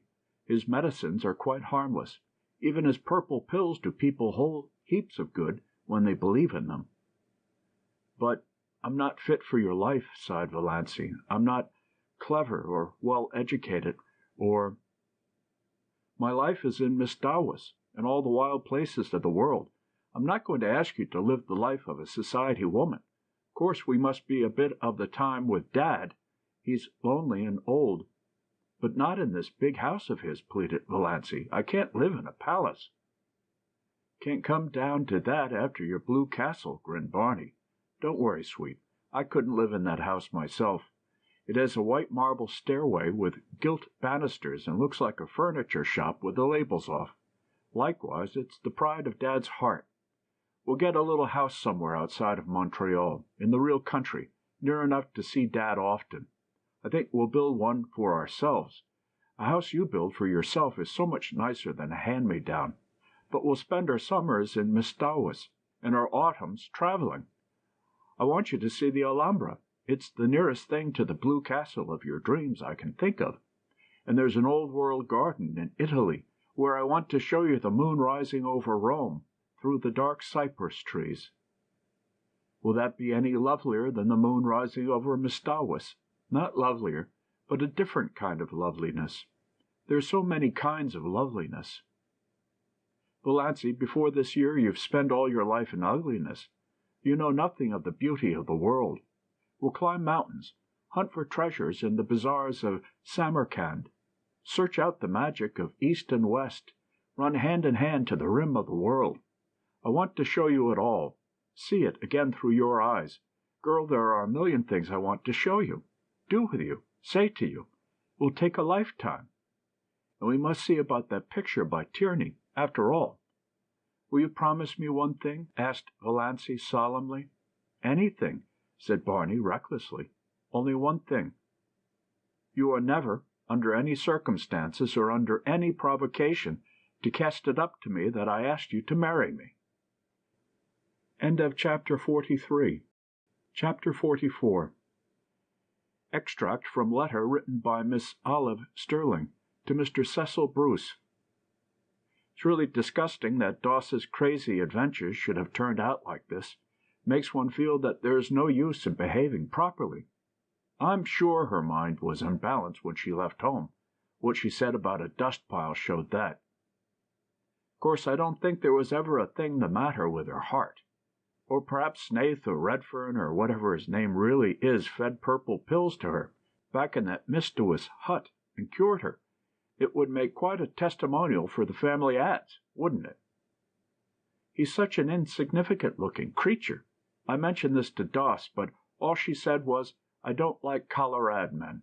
Well, he's certainly no Colorad man. Though I must say there is something rather distinguished about him, now that he has cut his hair and put on decent clothes. I really think, Cecil, you should exercise more. It doesn't do to get too fleshy. He also claims, I believe, to be John Foster.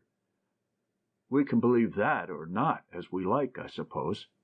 Old Doc Redfern has given them $2 million for a wedding present. Evidently the purple pills bring in the bacon. They're going to spend the fall in Italy and the winter in Egypt and motor through Normandy in apple blossom time. Not in that dreadful Lizzie, though. Redfern has got a wonderful new car. Well, I think I'll run away, too, and disgrace myself. It seems to pay. Uncle Ben is a scream, likewise Uncle James. The fuss they all make over Doss now is absolutely sickening. To hear Aunt Amelia talking of my son-in-law, Bernard Redfern, and my daughter, Mrs. Bernard Redfern. Mother and father are as bad as the rest, and they can't see that Valancy is just laughing at them all in her sleeve. End of chapter 44. Chapter 45.